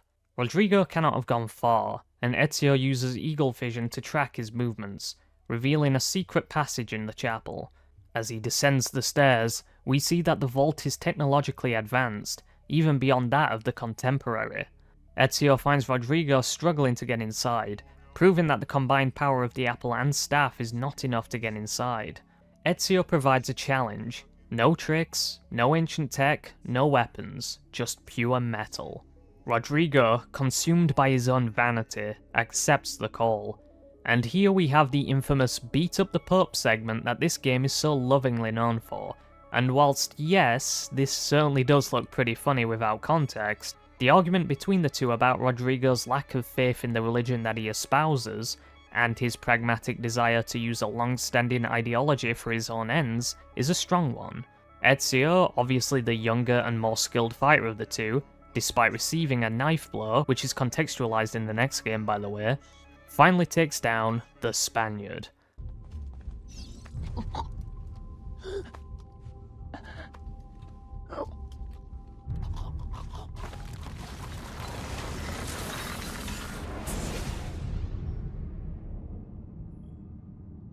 You can't! You can't! It's my destiny! Mine! I am the prophet! You never were. Get it over with, then. No. Killing you won't bring my family back. I'm done. Nulla è reale. Tutto è lecito. Requiescat in pace. Ezio heads towards the staff and grips it firmly. As the vault door opens, it confirms his suspicions about him being the prophet all along, as it wasn't just the artifacts that were needed, but the DNA of someone special, someone who has a strong concentration of First Civilization DNA, that is. He then enters the vault. At first, there isn't much to see. No gold, no weapons of mass destruction, but then, a phantom appears before him. She reveals herself to be Minerva, and her hologram has been waiting for Ezio for a very long time. She tells of other beings like her, by the names of Juno and Jupiter, and Ezio recognizes that they are gods. However, she dismisses this, and claims to simply be someone who came before. It is clear that humans likely saw them as gods, and that is where the religious myths stemmed from. She keeps on looking away from Ezio and towards the camera, and says that she wishes to speak through Ezio, not with him. As the prophet, he has played his part. Now it is time that she plays hers, and begins a speech. She talks of the relationship between her own kind and that of humanity, how they created us, and how we betrayed our creators, due to us possessing the same naturalistic desires that they did, a desire for both power and war. She tells of the conflicts that arose between them, and as they were distracted by the war, they failed to notice something else, something worse. The Earth ended up being devastated by the power of our sun, and almost every one of both the humans and First Civilization perished. The few that endured rebuilt, and on the shoulders of giants that once stood, the world becomes what we see today.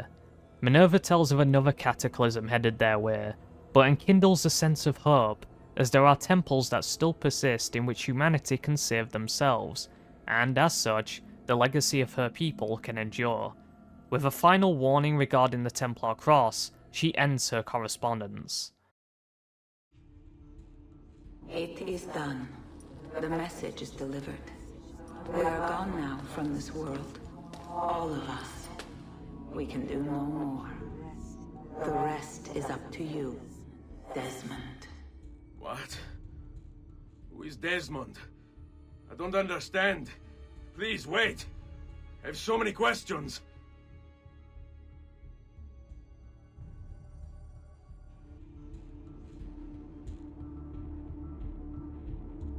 What the fuck? Yeah, seriously. What the fuck? Desmond is forcefully jettisoned out of the Animus, as it turns out that the Templars have found their hideout and are beginning the attack. The crew are gathering what equipment they can and are ready to leave. Before they discuss the things that they have just learned, it is time for Desmond to put what he has learned to the test. As they reach the warehouse, it is not only the Abstergo guards that greet them, but Warren Vidic as well. He asks that Desmond come back with them willingly, but Lucy interjects and begins arguing with her former employer.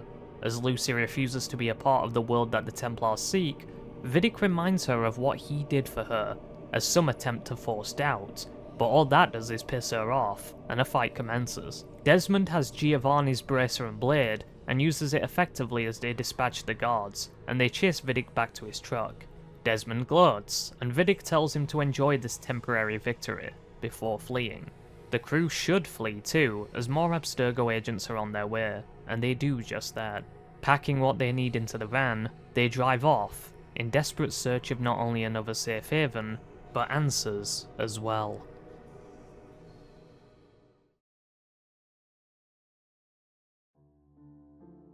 Compared to the first game, it is clear that the developers wanted to take a different direction in regards to not only gameplay choices, but especially the structure of the narrative.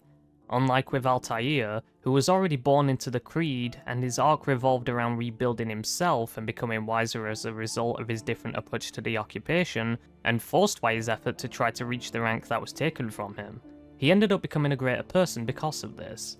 Whereas the story with Ezio is that of a teenager who suffers from an immense tragedy, and is thrust into the life of an assassin rather than being raised into the Creed, or choosing it willingly. This is more along the lines of the hero's journey, where the protagonist accepts the call to adventure, as opposed to the first game where the structure was more oriented around conveying the moral and ethical questions that we should consider when making impacts in the world. Simply put, this game's story is more standard and formulaic, but that is not a bad thing, as there is a reason why that sort of structure is so ubiquitous to begin with. It works, and is extremely effective at maintaining audience interest, one of the things that players had a tough time with in the first game. One of the most apparent shifts in this structural change is the decision to frame scenes in a more cinematic fashion, rather than relying on a fixed camera for certain scenes, with the player being able to alter the camera at will. Gone are the animus glitches that offered cinematic visuals from the first game, and even the modern day abides by this rule. This is the standard going forward, and I am pretty indifferent towards this change either way.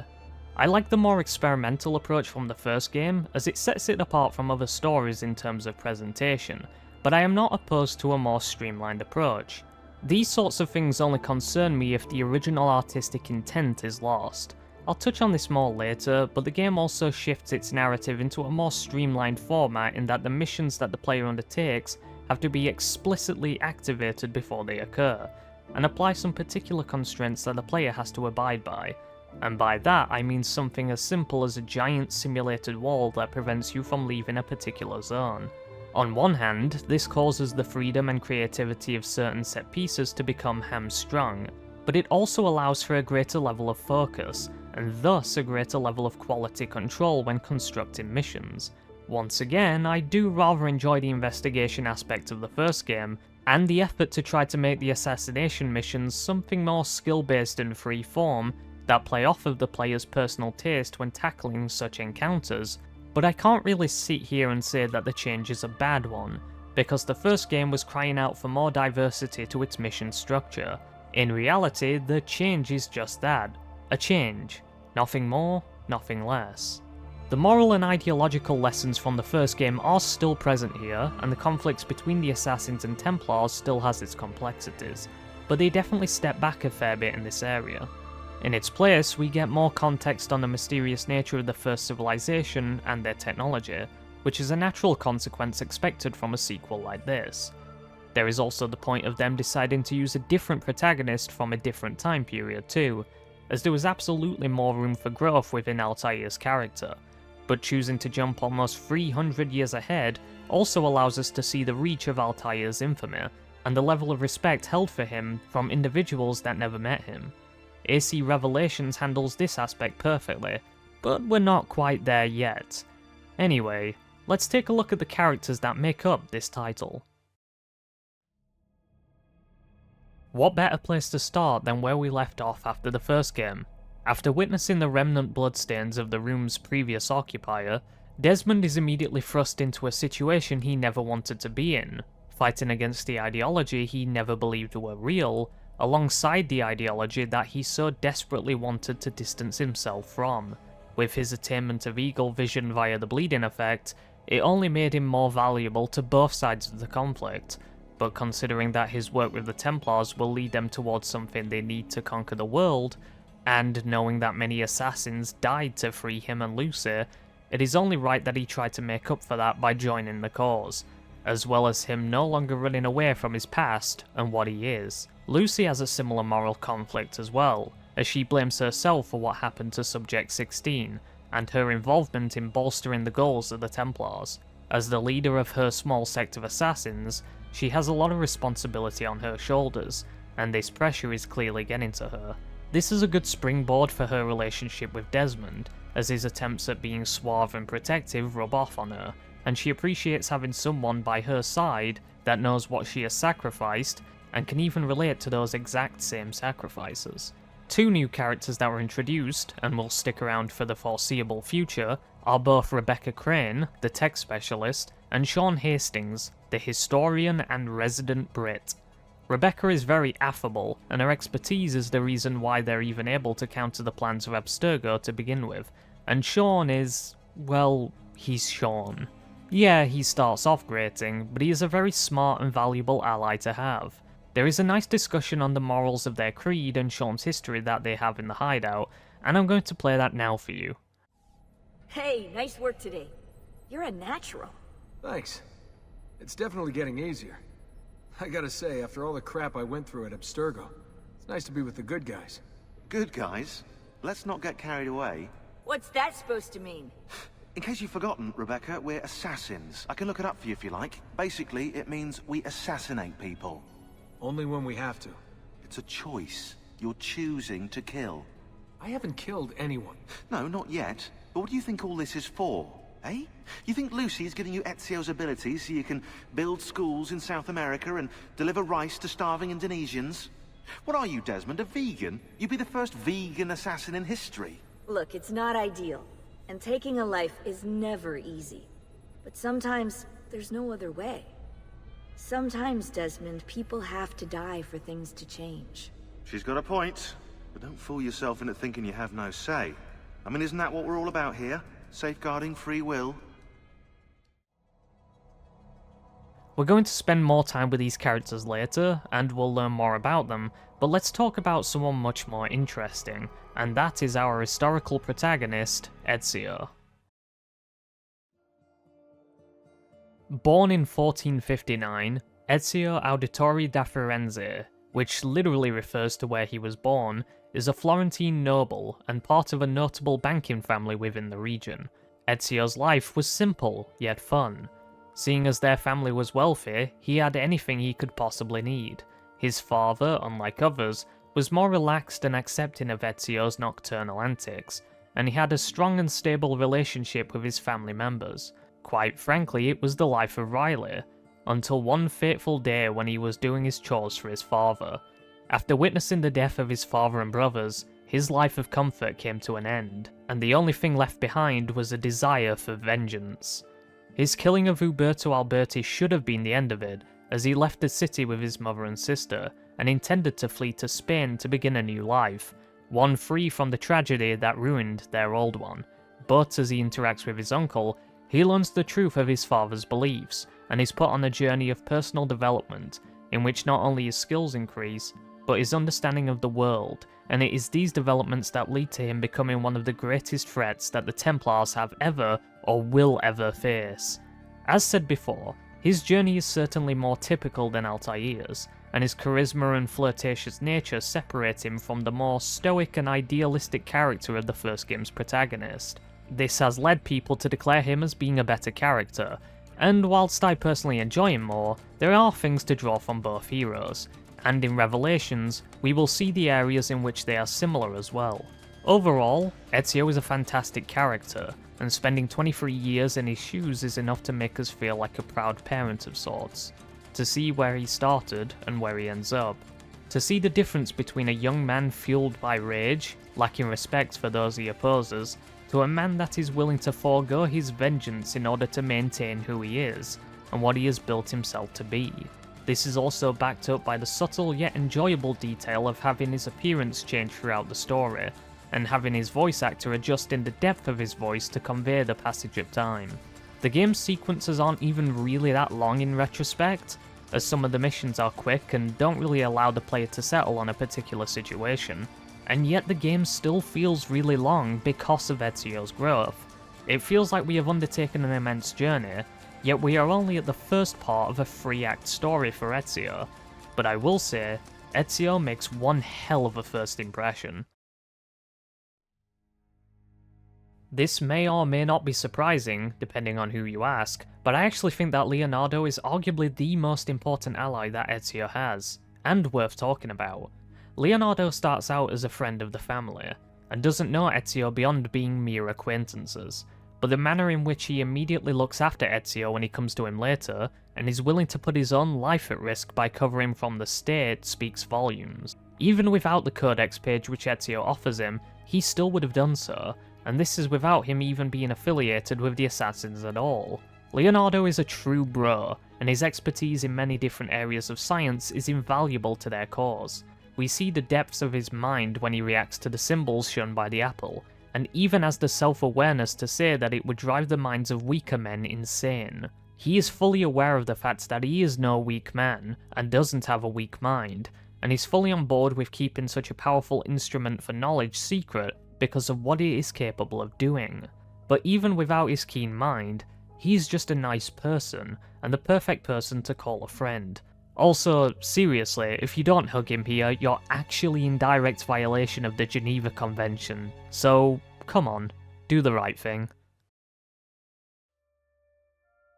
What is perhaps Ezio's greatest motivation for fighting against injustice is not only because of what happened to his deceased family members, but also to prevent it from happening to those that remain. The most prominent member is Mario, who is a significant part of the Italian Order of Assassins, and the one who mentors Ezio throughout his formative years. Before he died, it is clear that Giovanni intended to do this, but Mario had to take over with that in his stead. In Sequence 3, Mario slights Giovanni for not telling Ezio sooner, but it says a lot about Giovanni that he waited until Ezio, and Federico by extension, had reached a certain age before telling them the truth, not only so that they could understand the gravity of the choice to join their cause, but also to allow them the freedom to refuse it. Mario seems more set in his ways, and solely dedicated to the ancient war against the Templars, but Giovanni rather ironically seems to embody the actual spirit of the assassins more, due to this choice. It is a shame that we don't get to see the brothers reconcile their personal differences, but at least Ezio does get to make that choice, even if he says otherwise during Revelations. We will learn more about Claudia in Brotherhood, but we do know that she spends most of the time after leaving Firenze in Monteriggione, dealing with the villa's finances, something that obviously bored her considerably, but depressed her considering how she would have much rather been helping Ezio out during his adventures. The truth of the matter, of course, is that foiling countrywide conspiracies by killing nobles and political figures isn't some kind of fun-loving adventure, but really, she just wanted to make more of a difference. When she reached adulthood, I'm sure she could have left at any time and fashioned a new life for herself, but it is admirable that she sacrificed that for the sake of bettering the town and helping the rest of her family. Maria doesn't really get to do anything in this game, sadly, due to her trauma, but thanks to Ezio's care, she recovers enough to be more notable in the sequel, so I guess I'll have to wait until then to discuss her more. Over Ezio's tenure across the course of the story, he befriends a lot of people that help him in his endeavours, and the most notable of those are his mentors within the Assassin Brotherhood. His first guiding figure is Paola, who teaches him about the talents required to live life as a courtesan, and whilst Ezio doesn't intend to start stripping anytime soon, at least I hope not, these talents benefit him too. But aside from these things, she is the first person to comfort him and look after his family members after the tragedy, so her influence on him extends beyond anything she could teach him. The only downside to Paola's inclusion is that we never get any elaboration on her past and the betrayal that she faced, as this is something that could have fleshed her out further. La Volpe hardly has any role in this game, aside from pointing Ezio to the Templar meeting in Sequence 4, but this is made up for by his role in Brotherhood. But then again, his role in that game is tied to what is arguably the worst writing in the Ezio trilogy, and honestly might be some of the worst writing until the later games. Yes, you heard that right. I have some beef with how Brotherhood handles specific things, and Volpe is involved in that, so his increased involvement in the sequel isn't strictly for the best in this instance. His first ally in Venice is Antonio, leader of the Thieves Guild, who sadly does not feature beyond this point, unless we are counting Discovery, which we aren't.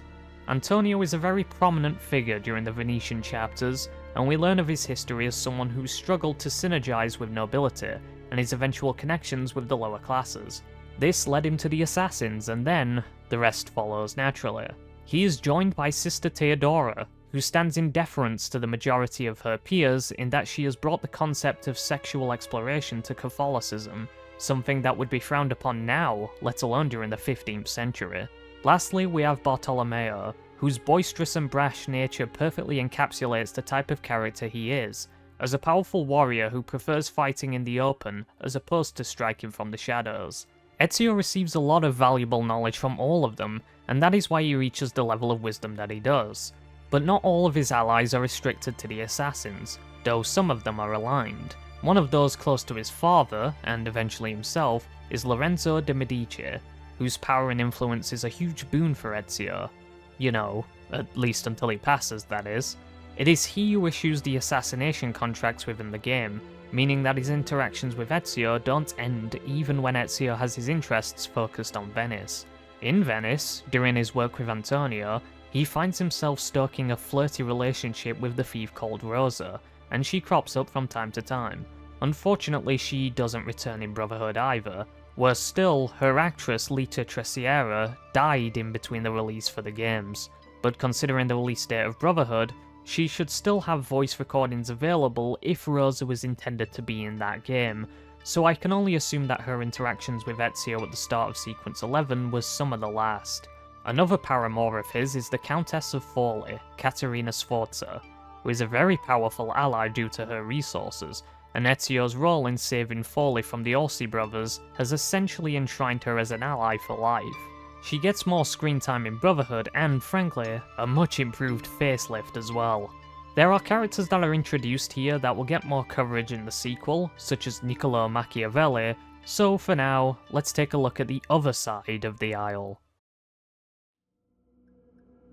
To start with the coverage of the Templars, I find it fitting to cover the head honcho first. Rodrigo Borgia is a compelling villain for this game, as his direct involvement with the death of Ezio's family, and his intimidating presence whenever he's on screen, fits the bill as an enemy that we would want to dispose of. Rodrigo's motives, at least in this game, revolve a lot more around consolidating power than offering solutions to complex societal issues. For clarity, I don't have an issue with a simplistic villain. Hell, I have an entire segment in my Final Fantasy VII Remake critique that deals with the whole one-dimensional versus sympathetic villain debate, and I'm rather proud of it, so I would recommend checking that out. But I suppose Rodrigo being more simplistic actually fits this game's interpretation on the Templars, at least thematically, and we'll get to that. But he does have a slightly more complex inclusion in Brotherhood, and that is likely to both counterbalance his son, Cesare, but also because of his defeat at the end of this game, which might have brought him down a peg. But like I just said, his character feels like a representation of his followers in macrocosm, so let's go over them. To be blunt, this game pales in comparison to its predecessor in the Templar roster department. Not because they're boring, lame, or poorly realised, but because this game lacks the ideological debates between the protagonist and the antagonists. Altair spoke to his targets in their last moments, and not only offered comforts, but wanted to know why they followed the Templar ideology, their motives, and what they strived to achieve.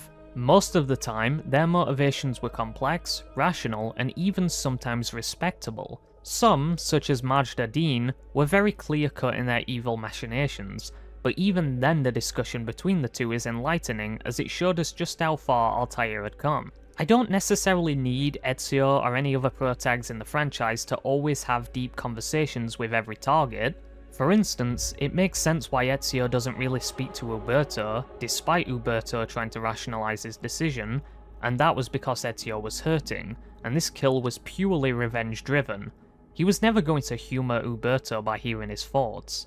It is all contextual, but I can't help but feel disappointed with this decision, as it does harm to the Templars as well.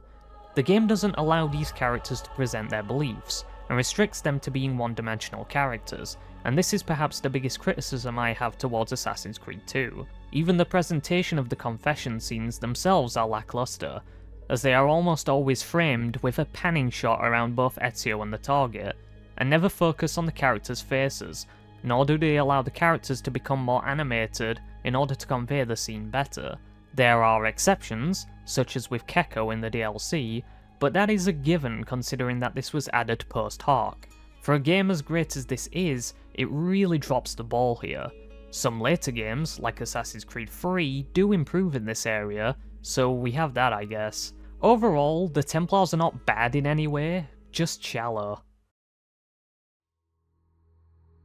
At the start of Sequence 2, Sean notifies Desmond about a bunch of strange symbols found lingering within the Animus code, and asks that Desmond keep an eye out for them. Throughout the game, you'll likely come across them whilst in Eagle Vision, plastered to the sides of buildings and glowing to boot. If you get close to them, Desmond can access the coded message attached to them directly. As it turns out, Subject 16 has left these messages, and it contains something of the utmost importance. So important, in fact, that it had to be hidden within the memory core that they pulled from the Abstergo Animus. He has left 20 codes throughout the world, and Desmond has to decode them from the Animus directly. Once all 20 have been decoded, they'll reveal what Subject 16 calls the truth. The first puzzle involves a set of images of famous paintings, and the clue to solve it indicates apples, so the 5 images have to correspond with scenes that include apples. Simple enough, right?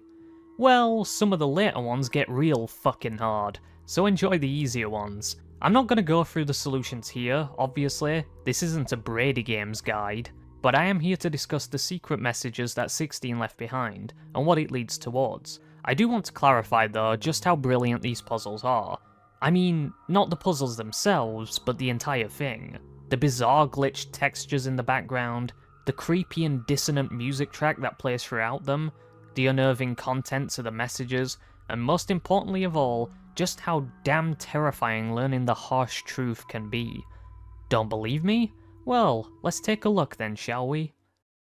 The past, a vast web of connections and interconnections, all ruled by chance. Or is it?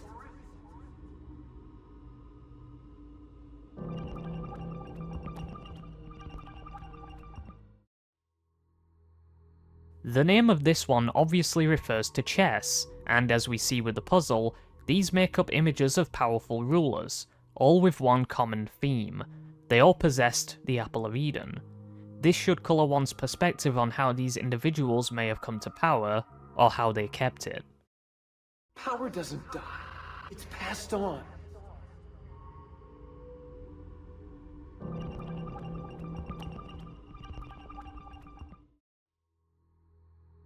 This one revolves around finding the apples in the images using infrared scanning, and how all of these people either passed on their apples to their children, or had it handed down to them. Either way, it is clear that the pieces of Eden have had a larger influence on world events than expected. It's getting easier and easier to hack into Abstergo's mainframe. It's like I know what data I'm looking for. I've already lived it.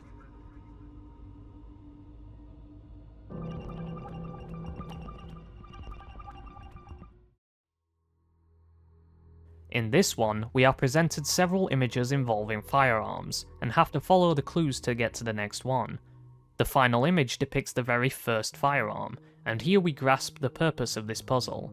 We are going back in time, following the history of firearms and their progenitor.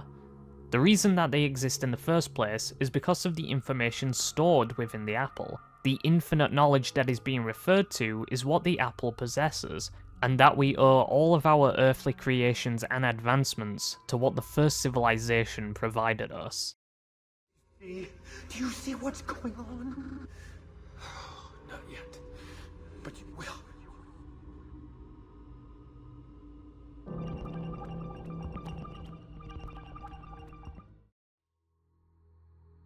It is now time to learn about what weapons were provided by the first Civ, and who wielded them in our tenure.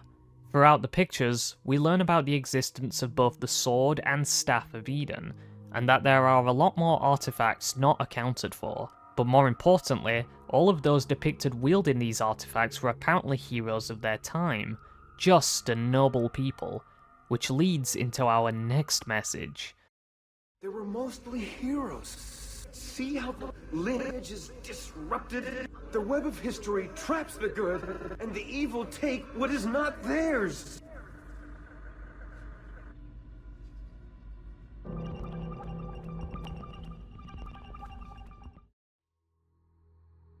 Familiar with the tale of Cain and Abel?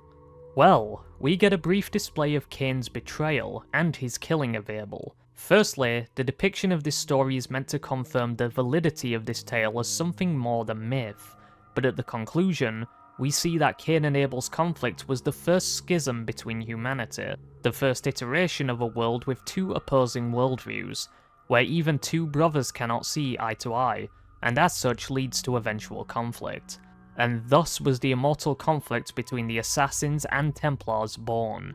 The Bible quotes are also interesting, as it is left up to interpretation as to whether or not Satan was the name of someone from the first civilization, and these quotes and actions are accurate to reality, or if these are the flawed misinterpretations of a species that were too young to fathom what was happening.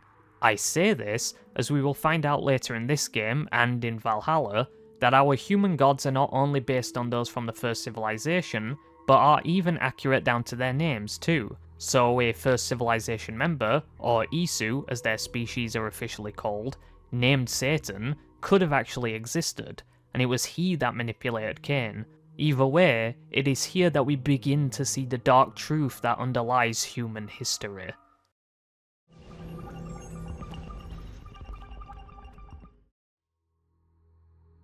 We are given a puzzle that expects the player to reconstruct a timeline that follows the theme of the colour red, and talks about something that was held by many people that had the power to perform miracles, made most notable by Jesus Christ himself.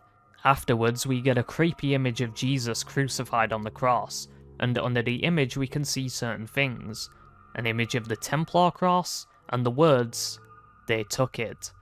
The artifact we seek is referred to as the Shroud of Eden, and this is something we will also come across eventually.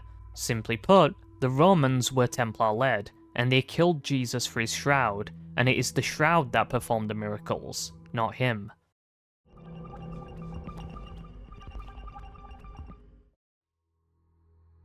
From here on out, we'll get a lot of ID-based puzzles, and most of them contain hidden messages that require decoding with real ciphers. So if you're interested in finding those out, there are places to find them, but I'll focus on the actual storyline of events here. We learn, through a frankly creepy presentation of Joan of Arc being burned alive, that her sword, a piece of Eden, was also requisitioned by the Templars, and eventually claimed by Rasputin over the years. He would eventually take it to Tunguska, implying its use in the mysterious Tunguska event, where a sizable span of forest was felled due to a massive influx of power in 1908. It is seen as a mystery in real life, but here it is clear that the pieces of Eden had a part to play. Rasputin, a friend of Tsar Nicholas II's family, actually stole their staff, presumably under the order of the Templars, and it was destroyed along with Joan's sword. With his staff lost, Nicholas was powerless in its absence, and the rise of the Bolsheviks in Russia led to the reign of the final Tsar. 3 thefts, hidden by the murders. People only see what they're trained to see, what the organization wants them to see.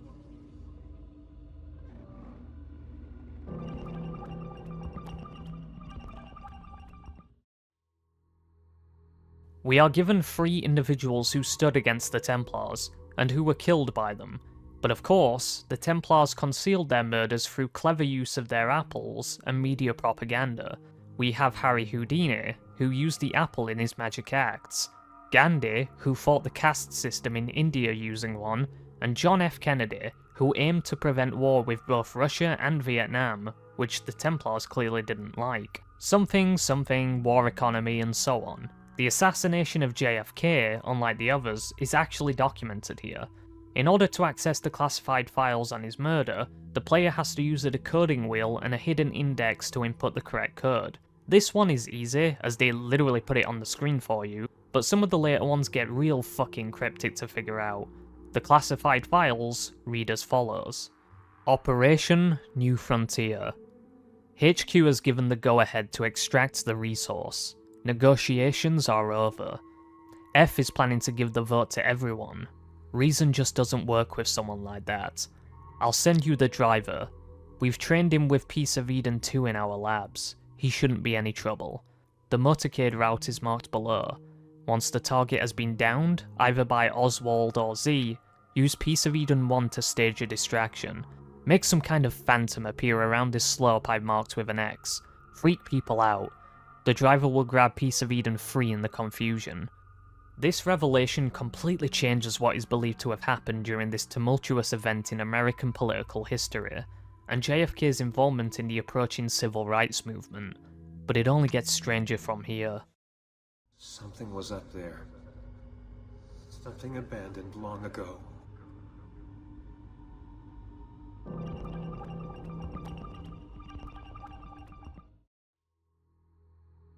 Y'all got any of those moon landing conspiracies? Well, here is another to add to the pile. After finding the Eagle lander, we get a puzzle with a quote from JFK, surrounding the notion that the powers that be aim to destroy freedom with their many weapons of war, of course being the Pieces of Eden, one of which was brought to the moon. The Templars clearly aren't set on merely conquering the world, but the universe as well. The lander secretly bears the Abstergo logo, the flag hides the Templar cross. There isn't a world event that doesn't carry their stain in some capacity. He wanted to stop the cycle, to tell the secret. Ugh, shit! I've gotta keep thinking through the headaches.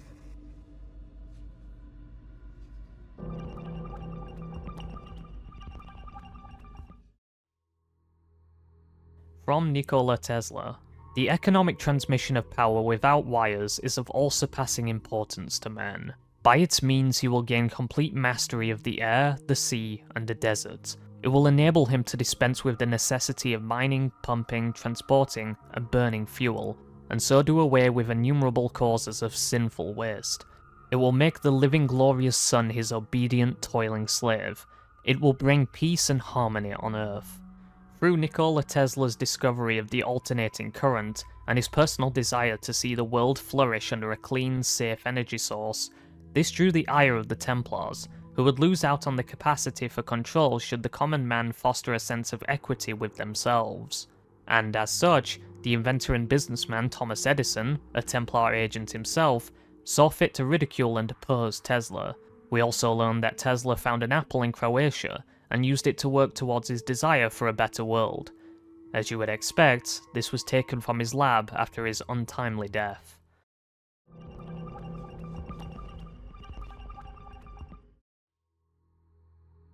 Another file uncovered reads, "Dear Mr. Morgan, a serious matter has come to my attention. Nikola Tesla plans to use Piece of Eden 4 to create an information network across the entire world, and if that weren't bad enough, he intends to allow access to it for free. Imagine the masses spreading knowledge amongst themselves instantaneously. That would make everything we intend to do much more difficult. You must cut all funds for his experiments at once. In case you get cold feet, I'll have you know he wants to make electricity free as well, thereby putting us out of business. I've already begun slandering Tesla in the press.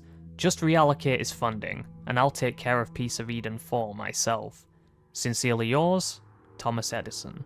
With the smear campaign successful, and Edison's direct current solution taking the world by storm, Tesla's dream crumbled, and the Templars regained control. Another significant player in the industrial world involved in the scheming of the Templar cause was Henry Ford, car manufacturer, and he also has a correspondence with Edison.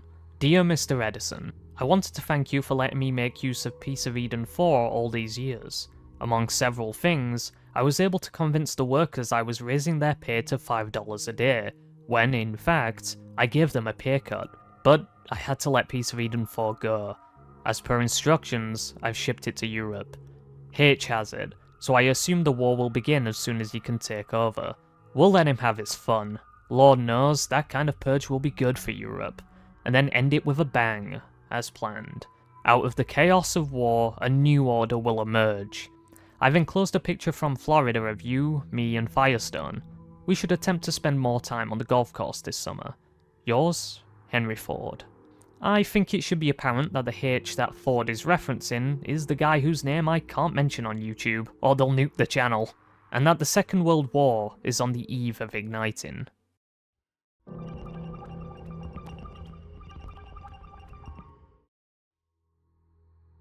Towards the end of the war, a deadly new weapon was constructed, one that would change the fabric of conflict forever. A secret letter reads, "Subject, test authorization. There comes a time in the life of every experiment where we must test our results outside, in the world. I do not relish a successful outcome, but one is essential if we are to begin the foundations of a new world order. Global security and prosperity depend on a steady hand guiding the populace, a hand that will not falter under the weight of conscience. Give O the authorization. I believe that history will vindicate us in the end.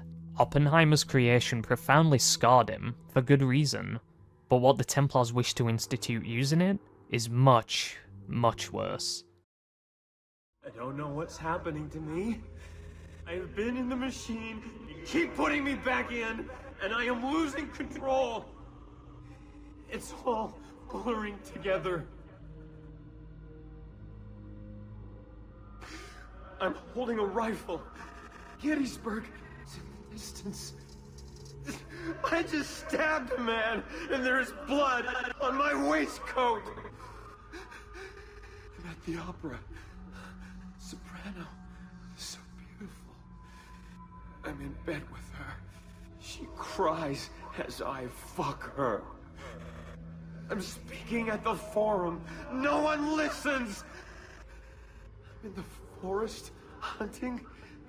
Oh, the moon. I can see the moon. I'm here. I have to stay here until you understand.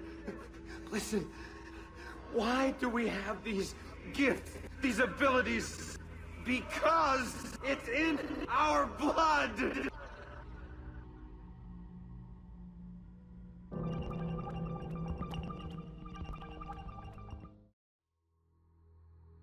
Subject 16 is beginning to lose his mind as the lines between his reality and those of his ancestors are starting to close together.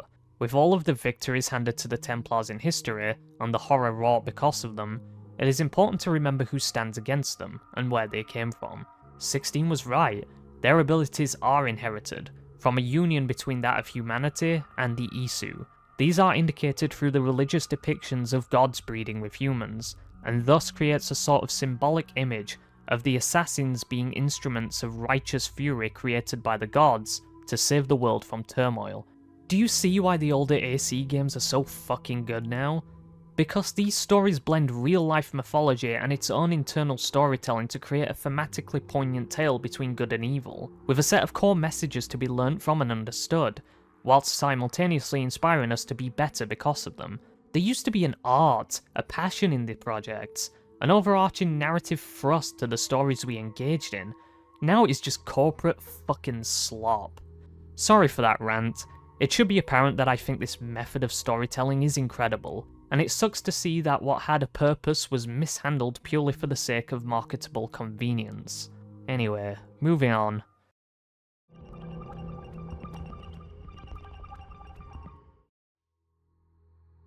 Over the many centuries that the Templars reigned, no matter how hopeless it seemed, the assassins were there to stop them, and this has been the greatest thorn in the sides of the Templars, as they don't know how to deal with them. It happened in 1908. Or was it 2008? 1708? I can't remember!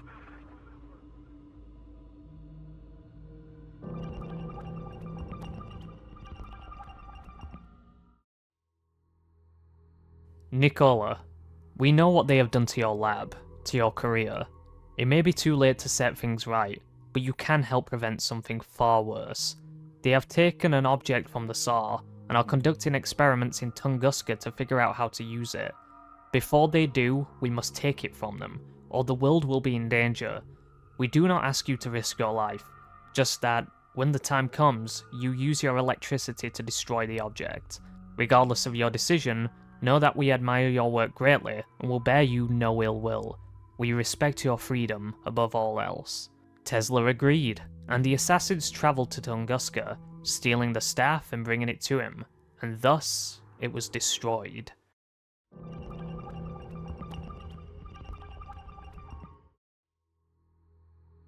As I said before, I won't touch on most of these puzzles or their solutions, but this one pissed me off. We can see a symbol that is intended for the cipher in here, but the number does not sit within the images. Instead, it fades in and out alongside all of the other random letters in the background. I managed to solve all of these myself, but this one took forever to grasp. Such a bizarre choice. Anyway, the unlocked letter reads, May 2nd, 1945. The war is over, and we are in control, as planned. But a slight concern has arisen. I received words from our agents in Berlin. H was supposed to execute his double inside the bunker and meet C at the rendezvous point with the Piece of Eden. It's been 3 days, and he still hasn't appeared. Something must have gone awry. Please send instructions. The assassins got to him first, and obtained his Piece of Eden before leaving their calling card on his bunker. This war may be lost, but the assassins are still around, and continuing to fight. It's getting harder. All the pain across time. It hurts too much. She sees me raise the knife. Only a little bit longer now.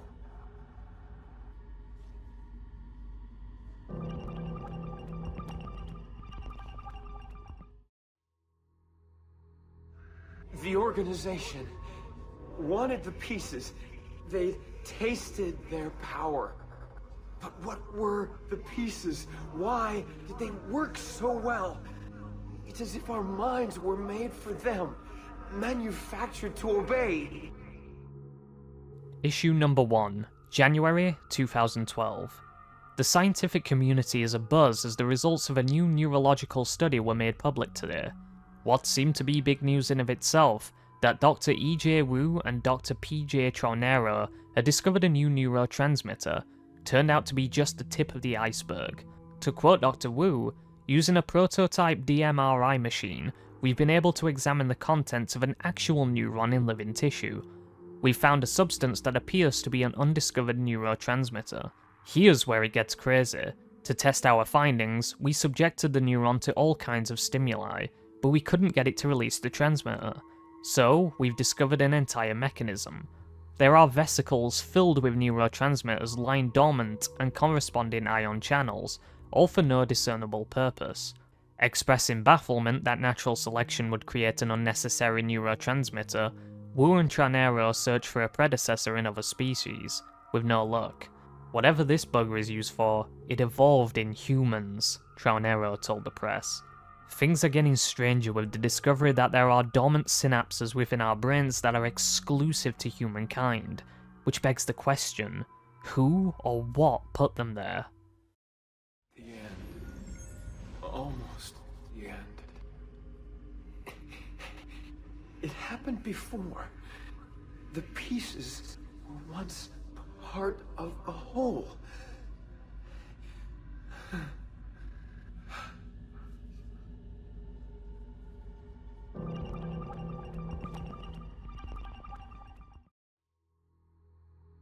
If you're familiar with the tale of Genesis, then you'll know that the 4th day is when God created the sun and the moon. For this segment, only the sun will suffice. After the initial puzzle, we get a shot of the sun, and disturbing messages referring to the end of days, and how the Toba incident was not caused by a volcanic eruption. Worse still, the thing we are meant to find inside our celestial father is, well, us. The Earth, which is a portent for something real unfortunate.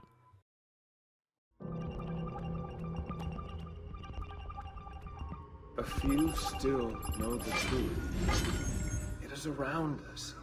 Signs and paintings, faces, documents.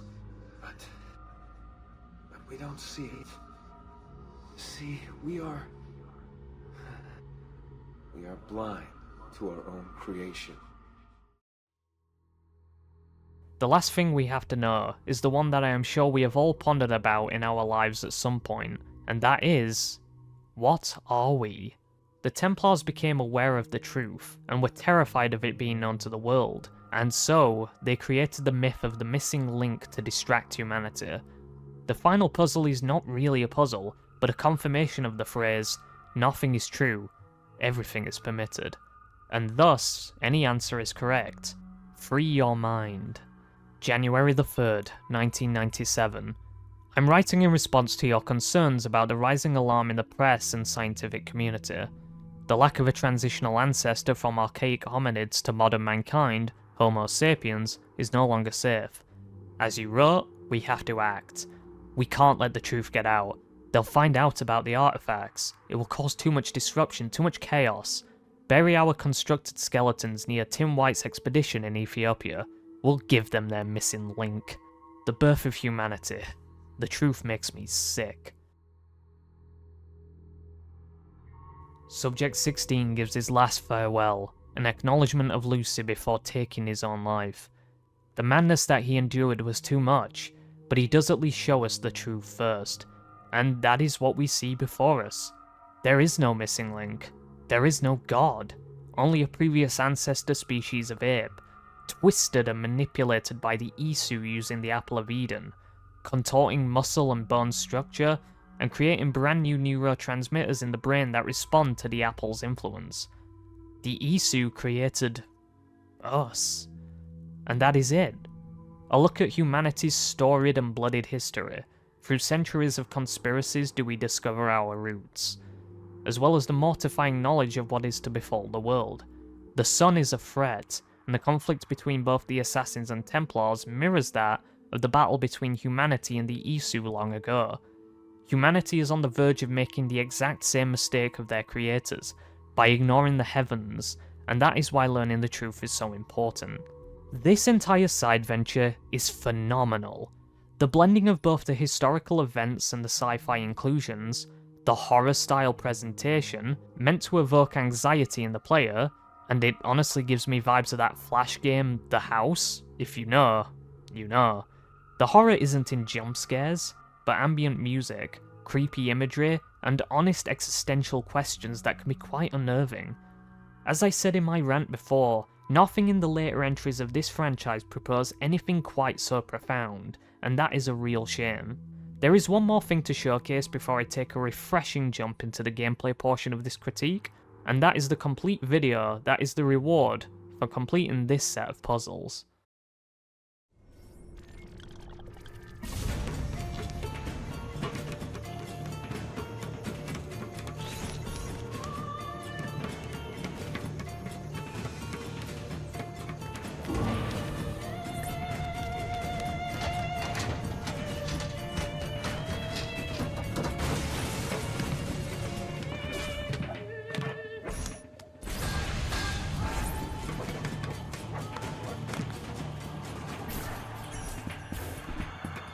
Adam, I have it. Eve! Look out! Wow. Was that what I think it was?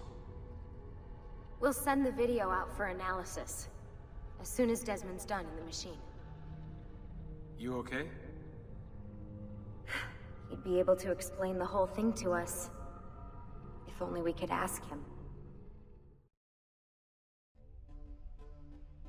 The gameplay isn't too far changed from what we had in the first game, but the quality of life changes made to make the game feel better are apparent on closer inspection. A good example of that is the basic controls and movement, which feels lighter and more responsive, and the animations are more well tuned. The first thing to discuss is the changes made to the movement mechanics. The same fundamentals from Assassin's Creed 1 remain, but the movement is notably faster, especially when climbing buildings, which felt very slow and purposeful in the first game. The devs have opted to streamline this in favour of it being more fluid, and personally I feel like this is a positive change. The player does still have limitations with what they can and cannot climb, so we haven't ventured into the unrealistic parkour territory yet, though that isn't something that will remain. In addition to the mechanics that Ezio learns later on is the climb leap technique, which opens up faster routes for getting up buildings in ways that couldn't be done previously, with the trade-off being that it takes a bit of skill to pull off quickly and consistently. All in all, not much has changed, other than the removal of a niche technique from the first game called vaulting, in which Altair could skim over objects if he jumps into them at a particular height. But that isn't much of a loss, as it is never something that I have ever seen personally when playing the first game, so I can only conclude that the player has to go out of his way to perform it. What has received more of a significant change though, is the combat. That same visceral feel presented by the combat in the first game is, as expected, preserved here, but we have our classic case of the sequel essentially improving in every area. For starters, the depth of the combat is increased thanks to the inclusion of enemy types, as they all have different strengths and weaknesses, and require the player to learn most of the combat systems at play in order to deal with them. In order, we have the standard guards, the agiles, the brutes, and the seekers. The regular guards are about what you would expect from a previous game. They aren't too strong, but are capable of standing their ground against Ezio thanks to their basic training. The defensive capabilities of these guards are wholly dependent on how many pieces of armor they're wearing. If they have none, a single counter will dispose of them, but with more layers of armor, they will resist Ezio's counters. I am a big fan of how the guards have animations in which they counter Ezio's attacks, and vice versa, as it helps with making the combat feel more grounded, as well as making it so that the guards don't just die instantly. Gee, I wonder why I am making this a particular point. Agiles are a set of enemies that prefer to use daggers, and use swift, incisive attacks that can catch the player off guard. Defensively, they like to dodge a lot, which makes them frustrating to fight if you're on the offensive, but the key is to wait for them to attack, and then counter, as they're always very squishy. If you attempt to flee from a group of guards, any agiles that are part of said group can catch Ezio and tackle him, allowing the others to catch up. You might think that counter-killing is a universal meta that works on all enemies, right? Wrong, as the next two enemy types are more resilient to that sort of thing. Brutes are characterized by their bulky sets of plate armor and their massive weaponry, and their fighting style aligns with that. They use big heavy swings that cannot be countered by your main weapon. Add that to their durability and they can be quite tough to kill. They do have a weakness though. The most prominent one is to dodge their swings and riposte, but you can also use the hidden blades to counter-kill them instantly, which bypasses the need to face them directly, but obviously runs the risk of the player mistiming the counter and getting hit. The third and final subcategory of enemies are the Seekers, and they are arguably the hardest and most annoying to fight. Their health and damage are nothing to scoff at, but it is their use of the greatest medieval weapon to ever exist, the spear, that makes them such a threat. Almost every attack you throw at them will be deflected, they cannot be countered full stop, even with the hidden blades, and they have a tendency to sweep Ezio off of his feet, and not in a romantic way either. They can be tough to deal with when they are mixed in with other guard types, but there is an extra method to get around them, and this can be done against the brutes too, and that is to disarm them and turn their own weapons back at them. The consistent thread throughout all of these enemies is that they cannot be dealt with the same way. The mechanics you learn throughout the journey are all important to take out these threats, and forcing the player to engage with the systems in place, rather than just spamming counters all the time, is a positive change. As mentioned just before, the hidden blades can be used in combat properly this time, whereas in the first game, you could only counter-kill with them. That was fine in of itself, as it provided the player a skill-based option with getting through encounters easier, but actually being able to go on the offensive this time is very nice. Combined with brand new animations for this change, the blades are actually very effective in combat, and if you master the counter timings, it might be the only weapon you'll need. All in all, the combat in this game is a marked improvement on the first. Not that the first game's combat was bad, but some strong additions and a much greater emphasis on providing a bit of extra gameplay balance helps out a ton. The same cannot be said, however, for the stealth mechanics. You see, I am probably more scrutinous towards stealth mechanics in games, mostly due to the fact that there are very few games that actually get it right. The AC games are not known for having good stealth, and whilst there is the occasional improvement here and there, it never steps beyond being mediocre. For the most part, this isn't much of an issue, but AC2 has a core problem, and it is intrinsically tied to the player's only ranged solution to the guards in the early game, and that is with the throwing knives. One of the problems with these is that their damage falls off once you reach sequence 6, and it then takes 2 knives minimum to kill a guard, essentially making stealth impossible using these weapons. Seeing as sometimes you cannot get close to certain guards during particular missions, these should be a viable method of evening the playing field, but they essentially become worthless in the second half of the game. Sure, you get the hidden gun later, which does what the knives do, but better, but surely that is an even greater indictment against the throwing knives, seeing as they become redundant. But what is worse is the fact that even when they do one-shot guards earlier in the game, the enemies are alerted before the knives land. This actually makes using them in stealth impossible, and that is evidenced by some of the missions or assassination contracts in which the player has to remain undetected. Even if the guard's back is turned, they will still about-face and become alerted before the knife lands. Obviously this is an oversight from the devs and not intended, as Brotherhood fixes this, but what is baffling is that the first game didn't have this problem, and whether it is a bug or not, it is still in the game and still negatively affects the balance of the stealth system, so I have to criticise it. What is even funnier is that there are times where a guard will be facing me and partially alert, but the knife won't fully alert them even if they see it coming their way.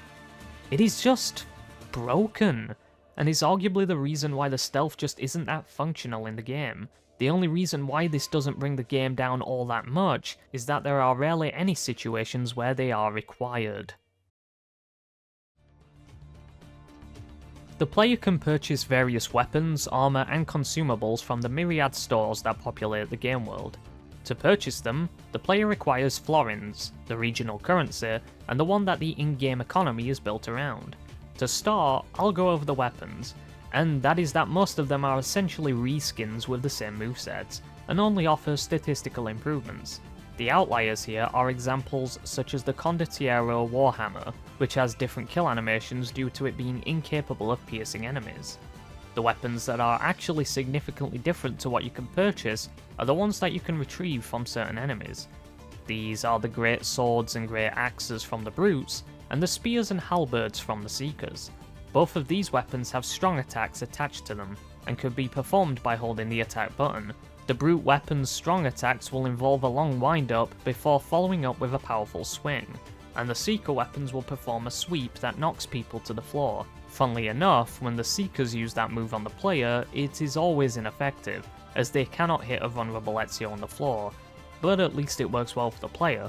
As it so happens, these weapons are so strong that the game has a built-in feature that causes Ezio to relinquish it whenever you counter-kill 2 guards, as he leaves the weapons in their unfortunate victims. You can also use these weapons to counter attacks from these enemy types, which you cannot do with regular swords and maces.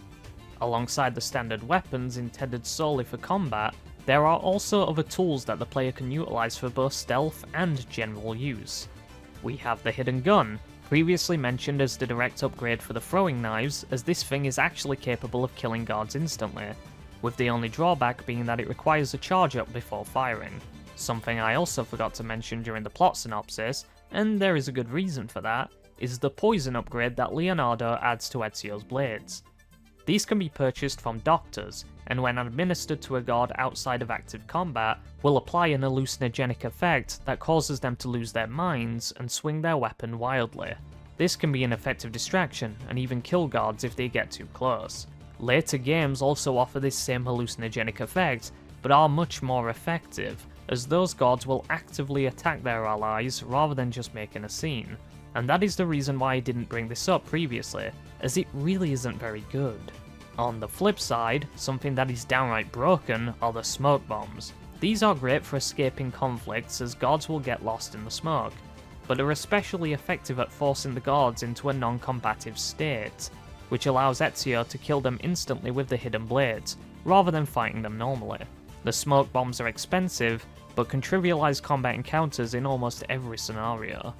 Okay, I mentioned purchasing items, now it's time to talk about how the in-game economy functions. Throughout the game, every 20 minutes, the revenue for the Villa Auditore comes in, and this cash can be retrieved by Ezio for use in purchasing either things from stores, or to invest back into Monteriggione. Investing in the local stores, renovating previously damaged or abandoned buildings, fixing the town well and mineshaft, or purchasing art and weapons for displaying the villa, these things increase the value of the property, and therefore increase the profits. This is essential for purchasing higher level armor and weapons later in the game, as well as for purchasing art, which in turn increases the villa's value even further. You know the drill, spend money to make money. Here's the thing though. if you combine the gradual profits from the villa, alongside opening all of the chests in the game world, and then retrieving the money from the villa during the time that you spend finding the chests and collecting feathers, you'll quickly find that, just for playing normally and naturally, that you will have a considerable surplus of cash that you can't really spend on anything beyond the things you've already purchased. Point being made is that even without going out of your way, you'll find that your held money can reach and even far exceed 100,000 florins. The economy can be easily broken open, and there isn't much to spend it on.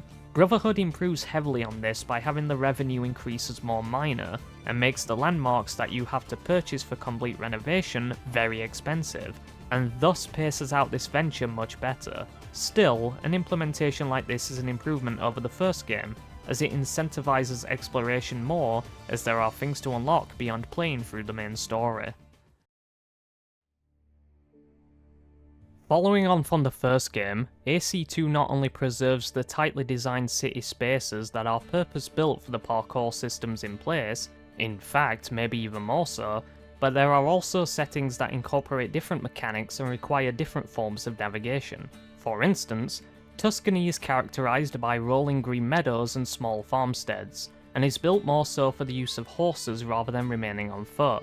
Forlì and the swamplands surrounding the city exist to incorporate gondolas, and Venice is built on the expectation that the player keeps to the rooftops, as doing so negates the awkward aspect of having to find the bridges across the canals, or swimming. Speaking of which, you can actually swim in this game! I know, mad isn't it? Due to what is classified as a glitch in the Abstergo Animus, which really is a way for the devs to offload the criticism onto a piece of world building instead, it meant that Altair drowned if he even so much as dipped his toes into the water. But in the Animus 2.0, swimming is a possibility. You also have the Apennine Mountains, or Pennines, which is a transitional area between Florence and Romagna, although this region is pretty empty and is reserved mostly for the carriage set piece in Sequence 6. One of the things that makes the world design stronger in this game than in the first is not just the more varied structural design of these places, but also the aesthetic and atmospheric differences between them. Let's face it, whilst the first game did have unique cities, they were primarily distinguished by the colour palettes used there. Acre relied on cold blues, Damascus had desert-like oranges, and Jerusalem looked like we were in the fucking Matrix. In Assassin's Creed 2, we have Florence, which not only has a sense of warmth to its colours, but it is also a lively and bustling metropolis. Tuscany and San Gimignano, like the countryside in general, feels open and free. Forlì has a bleak and oppressive atmosphere, perfectly fitting its murky waters, and Venice feels like it exists in a fairy tale, especially in the evening, where the moon shines brightly down onto the city.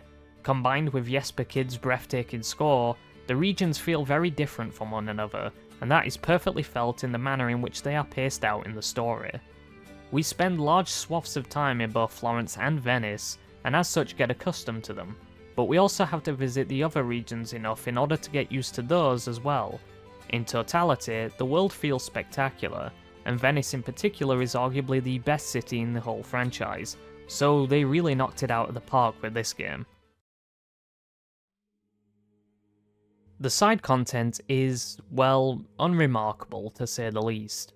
The side missions in which you have to beat up unfaithful husbands, deliver packages, and engage in parkour races are very formulaic and repetitive. There are variations, but choosing to complete these tasks when you enter a region feels like ticking off a checklist, rather than engaging in deep and meaningful quests.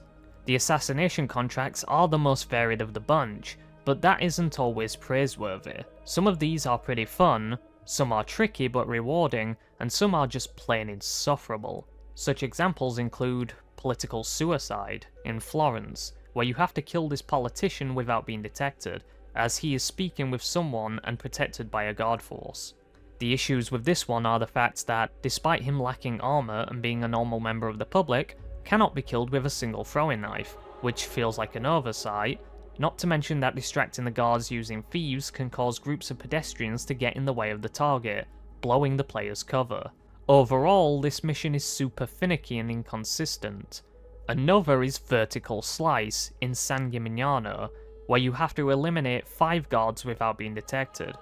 With the issues regarding the throwing knives, wonky AI, inconsistent stealth, and annoying patrols, this is one of the worst contracts in the game.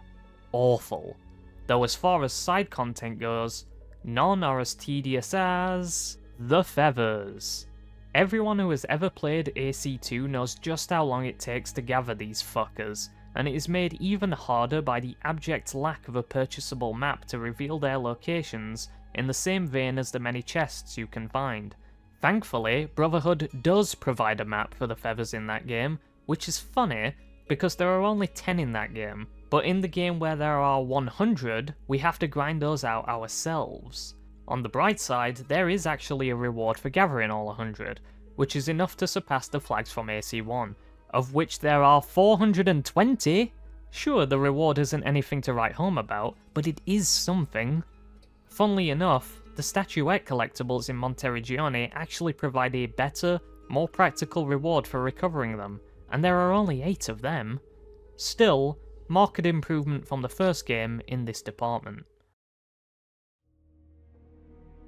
The composer from the first game, Jesper Kyd, reprises his role for this game, and will do so for the next 2 titles in the Ezio trilogy, so I won't bother going over this again.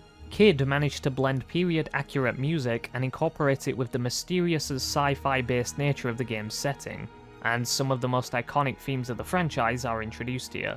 Here are some samples.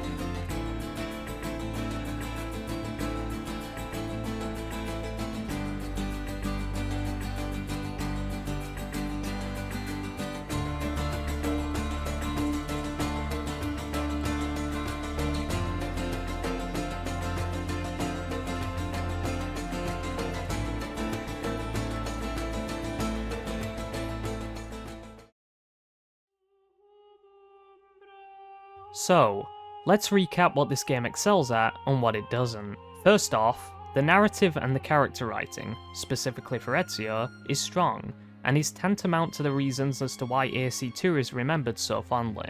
Ezio's journey from pup to a proud wolf is extremely compelling, and the length of time that the story lasts helps us to really become a part of his life, which should explain why he is, to this day, seen as the best protagonist of the series, and this is just part 1 of 3. Thanks to the ending, the modern day storyline has a lot of impetus behind it. Whilst the first game established a lot and planted the seeds for a potential sequel, it did still hit us with a bit of a cliffhanger as the devs had no idea whether or not this franchise would pick up as it did. With a clear path set ahead of us, the story looks bright, for now anyway. As for the gameplay, the free running and general movement feels a lot smoother than the previous iteration, and the manner in which the cities and tombs are designed account for the mechanics well. The combat possesses deeper elements than the last, feeling much more fleshed out in comparison thanks to the increased pool of weapons, enemy types, and abilities. The cities are great to explore, and all of them have their own unique atmosphere. Not everything is an improvement, nor are they good in general, and a prime example of that is the stealth, which suffers from limited options, inconsistent enemy AI, and a critical error of rendering the primary method of ranged damage useless.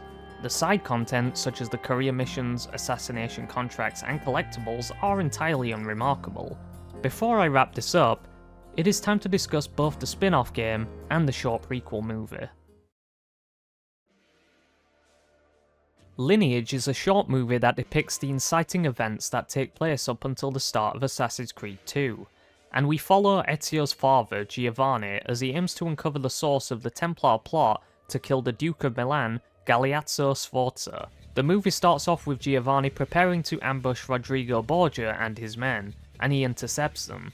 Rodrigo manages to slip away, though he decides to wait around the corner for some reason, whilst Giovanni elects to take his men to Lorenzo and Uberto for interrogation.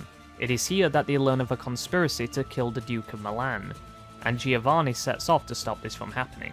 Giovanni does manage to get there, but not fast enough to prevent his death. A fight ensues, and the killer is slain by Sforza's right-hand man before Giovanni can interrogate him further. Still, he manages to find some coins minted in Venice, and thus has his next destination. He travels to Venice and tracks down both Marco and Silvio Barbarigo, and tails their man who intends to deliver an encrypted letter to a recipient. The courier refuses to speak and forces Giovanni's blade into his own throat, and Giovanni returns to Florence to deliver this letter back to Lorenzo. Uberto notifies them about the encryption and asks that Father Antonio Maffei decrypts the coded message for him. If you remember, Maffei was a part of the Pazzi conspiracy, and it is clear here that the Templars have already gotten to Uberto. Eventually, the letter is decrypted, but Uberto and Maffei collectively agree to keep this to themselves, and instead lie to both Lorenzo and Giovanni, and clarify that the letter has been replicated so that the fake can be delivered to its intended recipient. And Giovanni can track down those responsible. As he heads to Roma, he hands the letter off, and it trades hands several times before it reaches Rodrigo Borgia.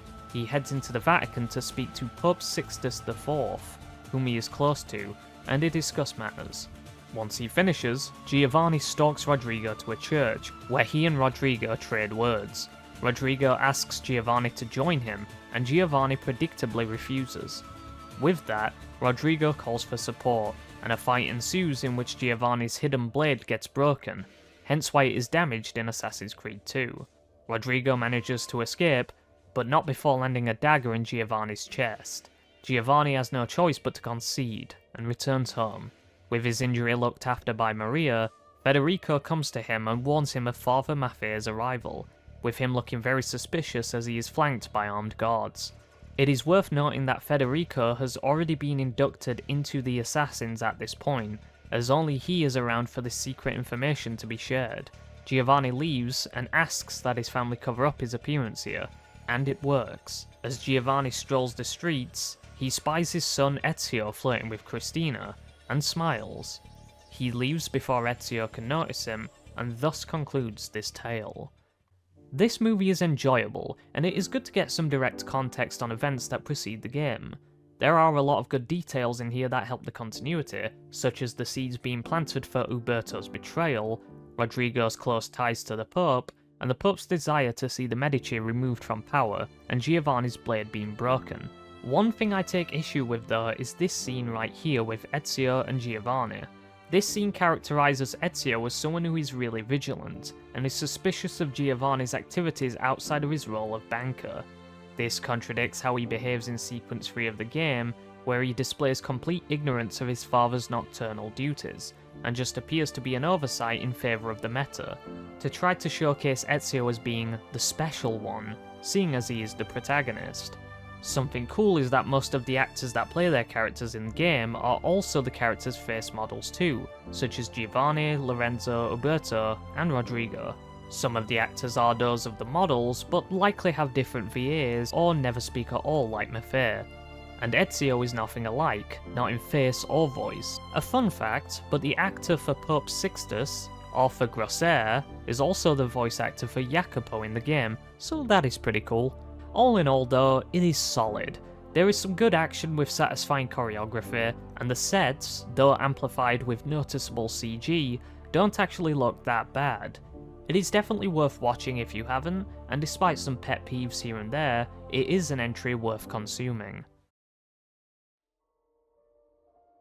Released on both the Nintendo DS and on iOS, Assassin's Creed II Discovery is a 2D platformer with light combat mechanics, and the story takes place in 1492, sometime after Rodrigo Borgia becomes Pope. It begins in Venice, with Ezio planned to meet with Antonio for some help on a particular matter. Antonio is joined by a Spanish man named Luis Santangel, and he is here on behalf of his client, a man named Christopher, who himself is set to meet the Spaniard nearby. Ezio is petitioned to help protect Christopher, and so he does. We learn that Rodrigo wants Christopher's atlas, as it contains maps that will provide important routes to the Orient. From the west. I think you can see where this is going. Ezio learns from Luis that assassins have been captured in Spain under the orders of Tomás de Torquemada, who commands the Spanish Inquisition, and this leads Ezio to a campaign across Spain. Visiting Barcelona, Zaragoza and Granada, he engages in many conflicts with the Templars, religious zealots, and a French rogue. We discover that Christopher is, indeed, Christopher Columbus, and he is seeking Queen Isabella's funding in order to sail for the New World. Ezio tracks down Torquemada and tells him of Borgia's lack of faith, yet another thing that seems to contradict the contents of Assassin's Creed 2, as Ezio only learned of Rodrigo's disregard towards the Bible during their fight in the vault 7 years later. Torquemada manages to get away, and that will be a matter for the Spanish assassins to deal with, but Ezio doesn't believe him to be a Templar, just a sycophant to Borgia. Ezio wishes to learn of Christopher's travels, and returns to Italy, to continue his search for Savonarola and the apple. As for the gameplay, it is pretty cookie cutter and nothing to write home about, but unlike Altair's Chronicles from the first game, this one doesn't seem to border on the ridiculous with its gameplay or world design, and actually has a bland yet coherent story. The only thing I could criticise is that the pace of the gameplay is too fast for what I expect from this franchise, but that is relatively minor. Honestly, it isn't terrible, but honestly that might just be because I am comparing it to Altair's Chronicles. God, that game was shit. Finally. Well, that concludes my critique on the much lauded Assassin's Creed 2, and I can safely say that the praise is warranted. Even after all these years, this game still manages to marvel me with its beautiful representation of the Italian Renaissance, captivate with the story of our much-loved protagonist, and impress with the improvements to its many gameplay systems. It isn't perfect, far from it in fact, as I have pointed out in this video, but I would say that the good far outweighs the bad. As far as its placement in my ranking is concerned, it isn't really a difficult choice, and that is even accounting for the praise I give the first game, but AC2 will sit squarely in first for the time being. AC1 is great, and time only makes me appreciate it more, but AC2 is a much more refined experience, and, despite some cutbacks in certain areas, stands tall as one of, if not, the best this franchise has to offer. One might even say that it is Ubisoft's magnum opus. Thanks for watching, and I'll see you next time.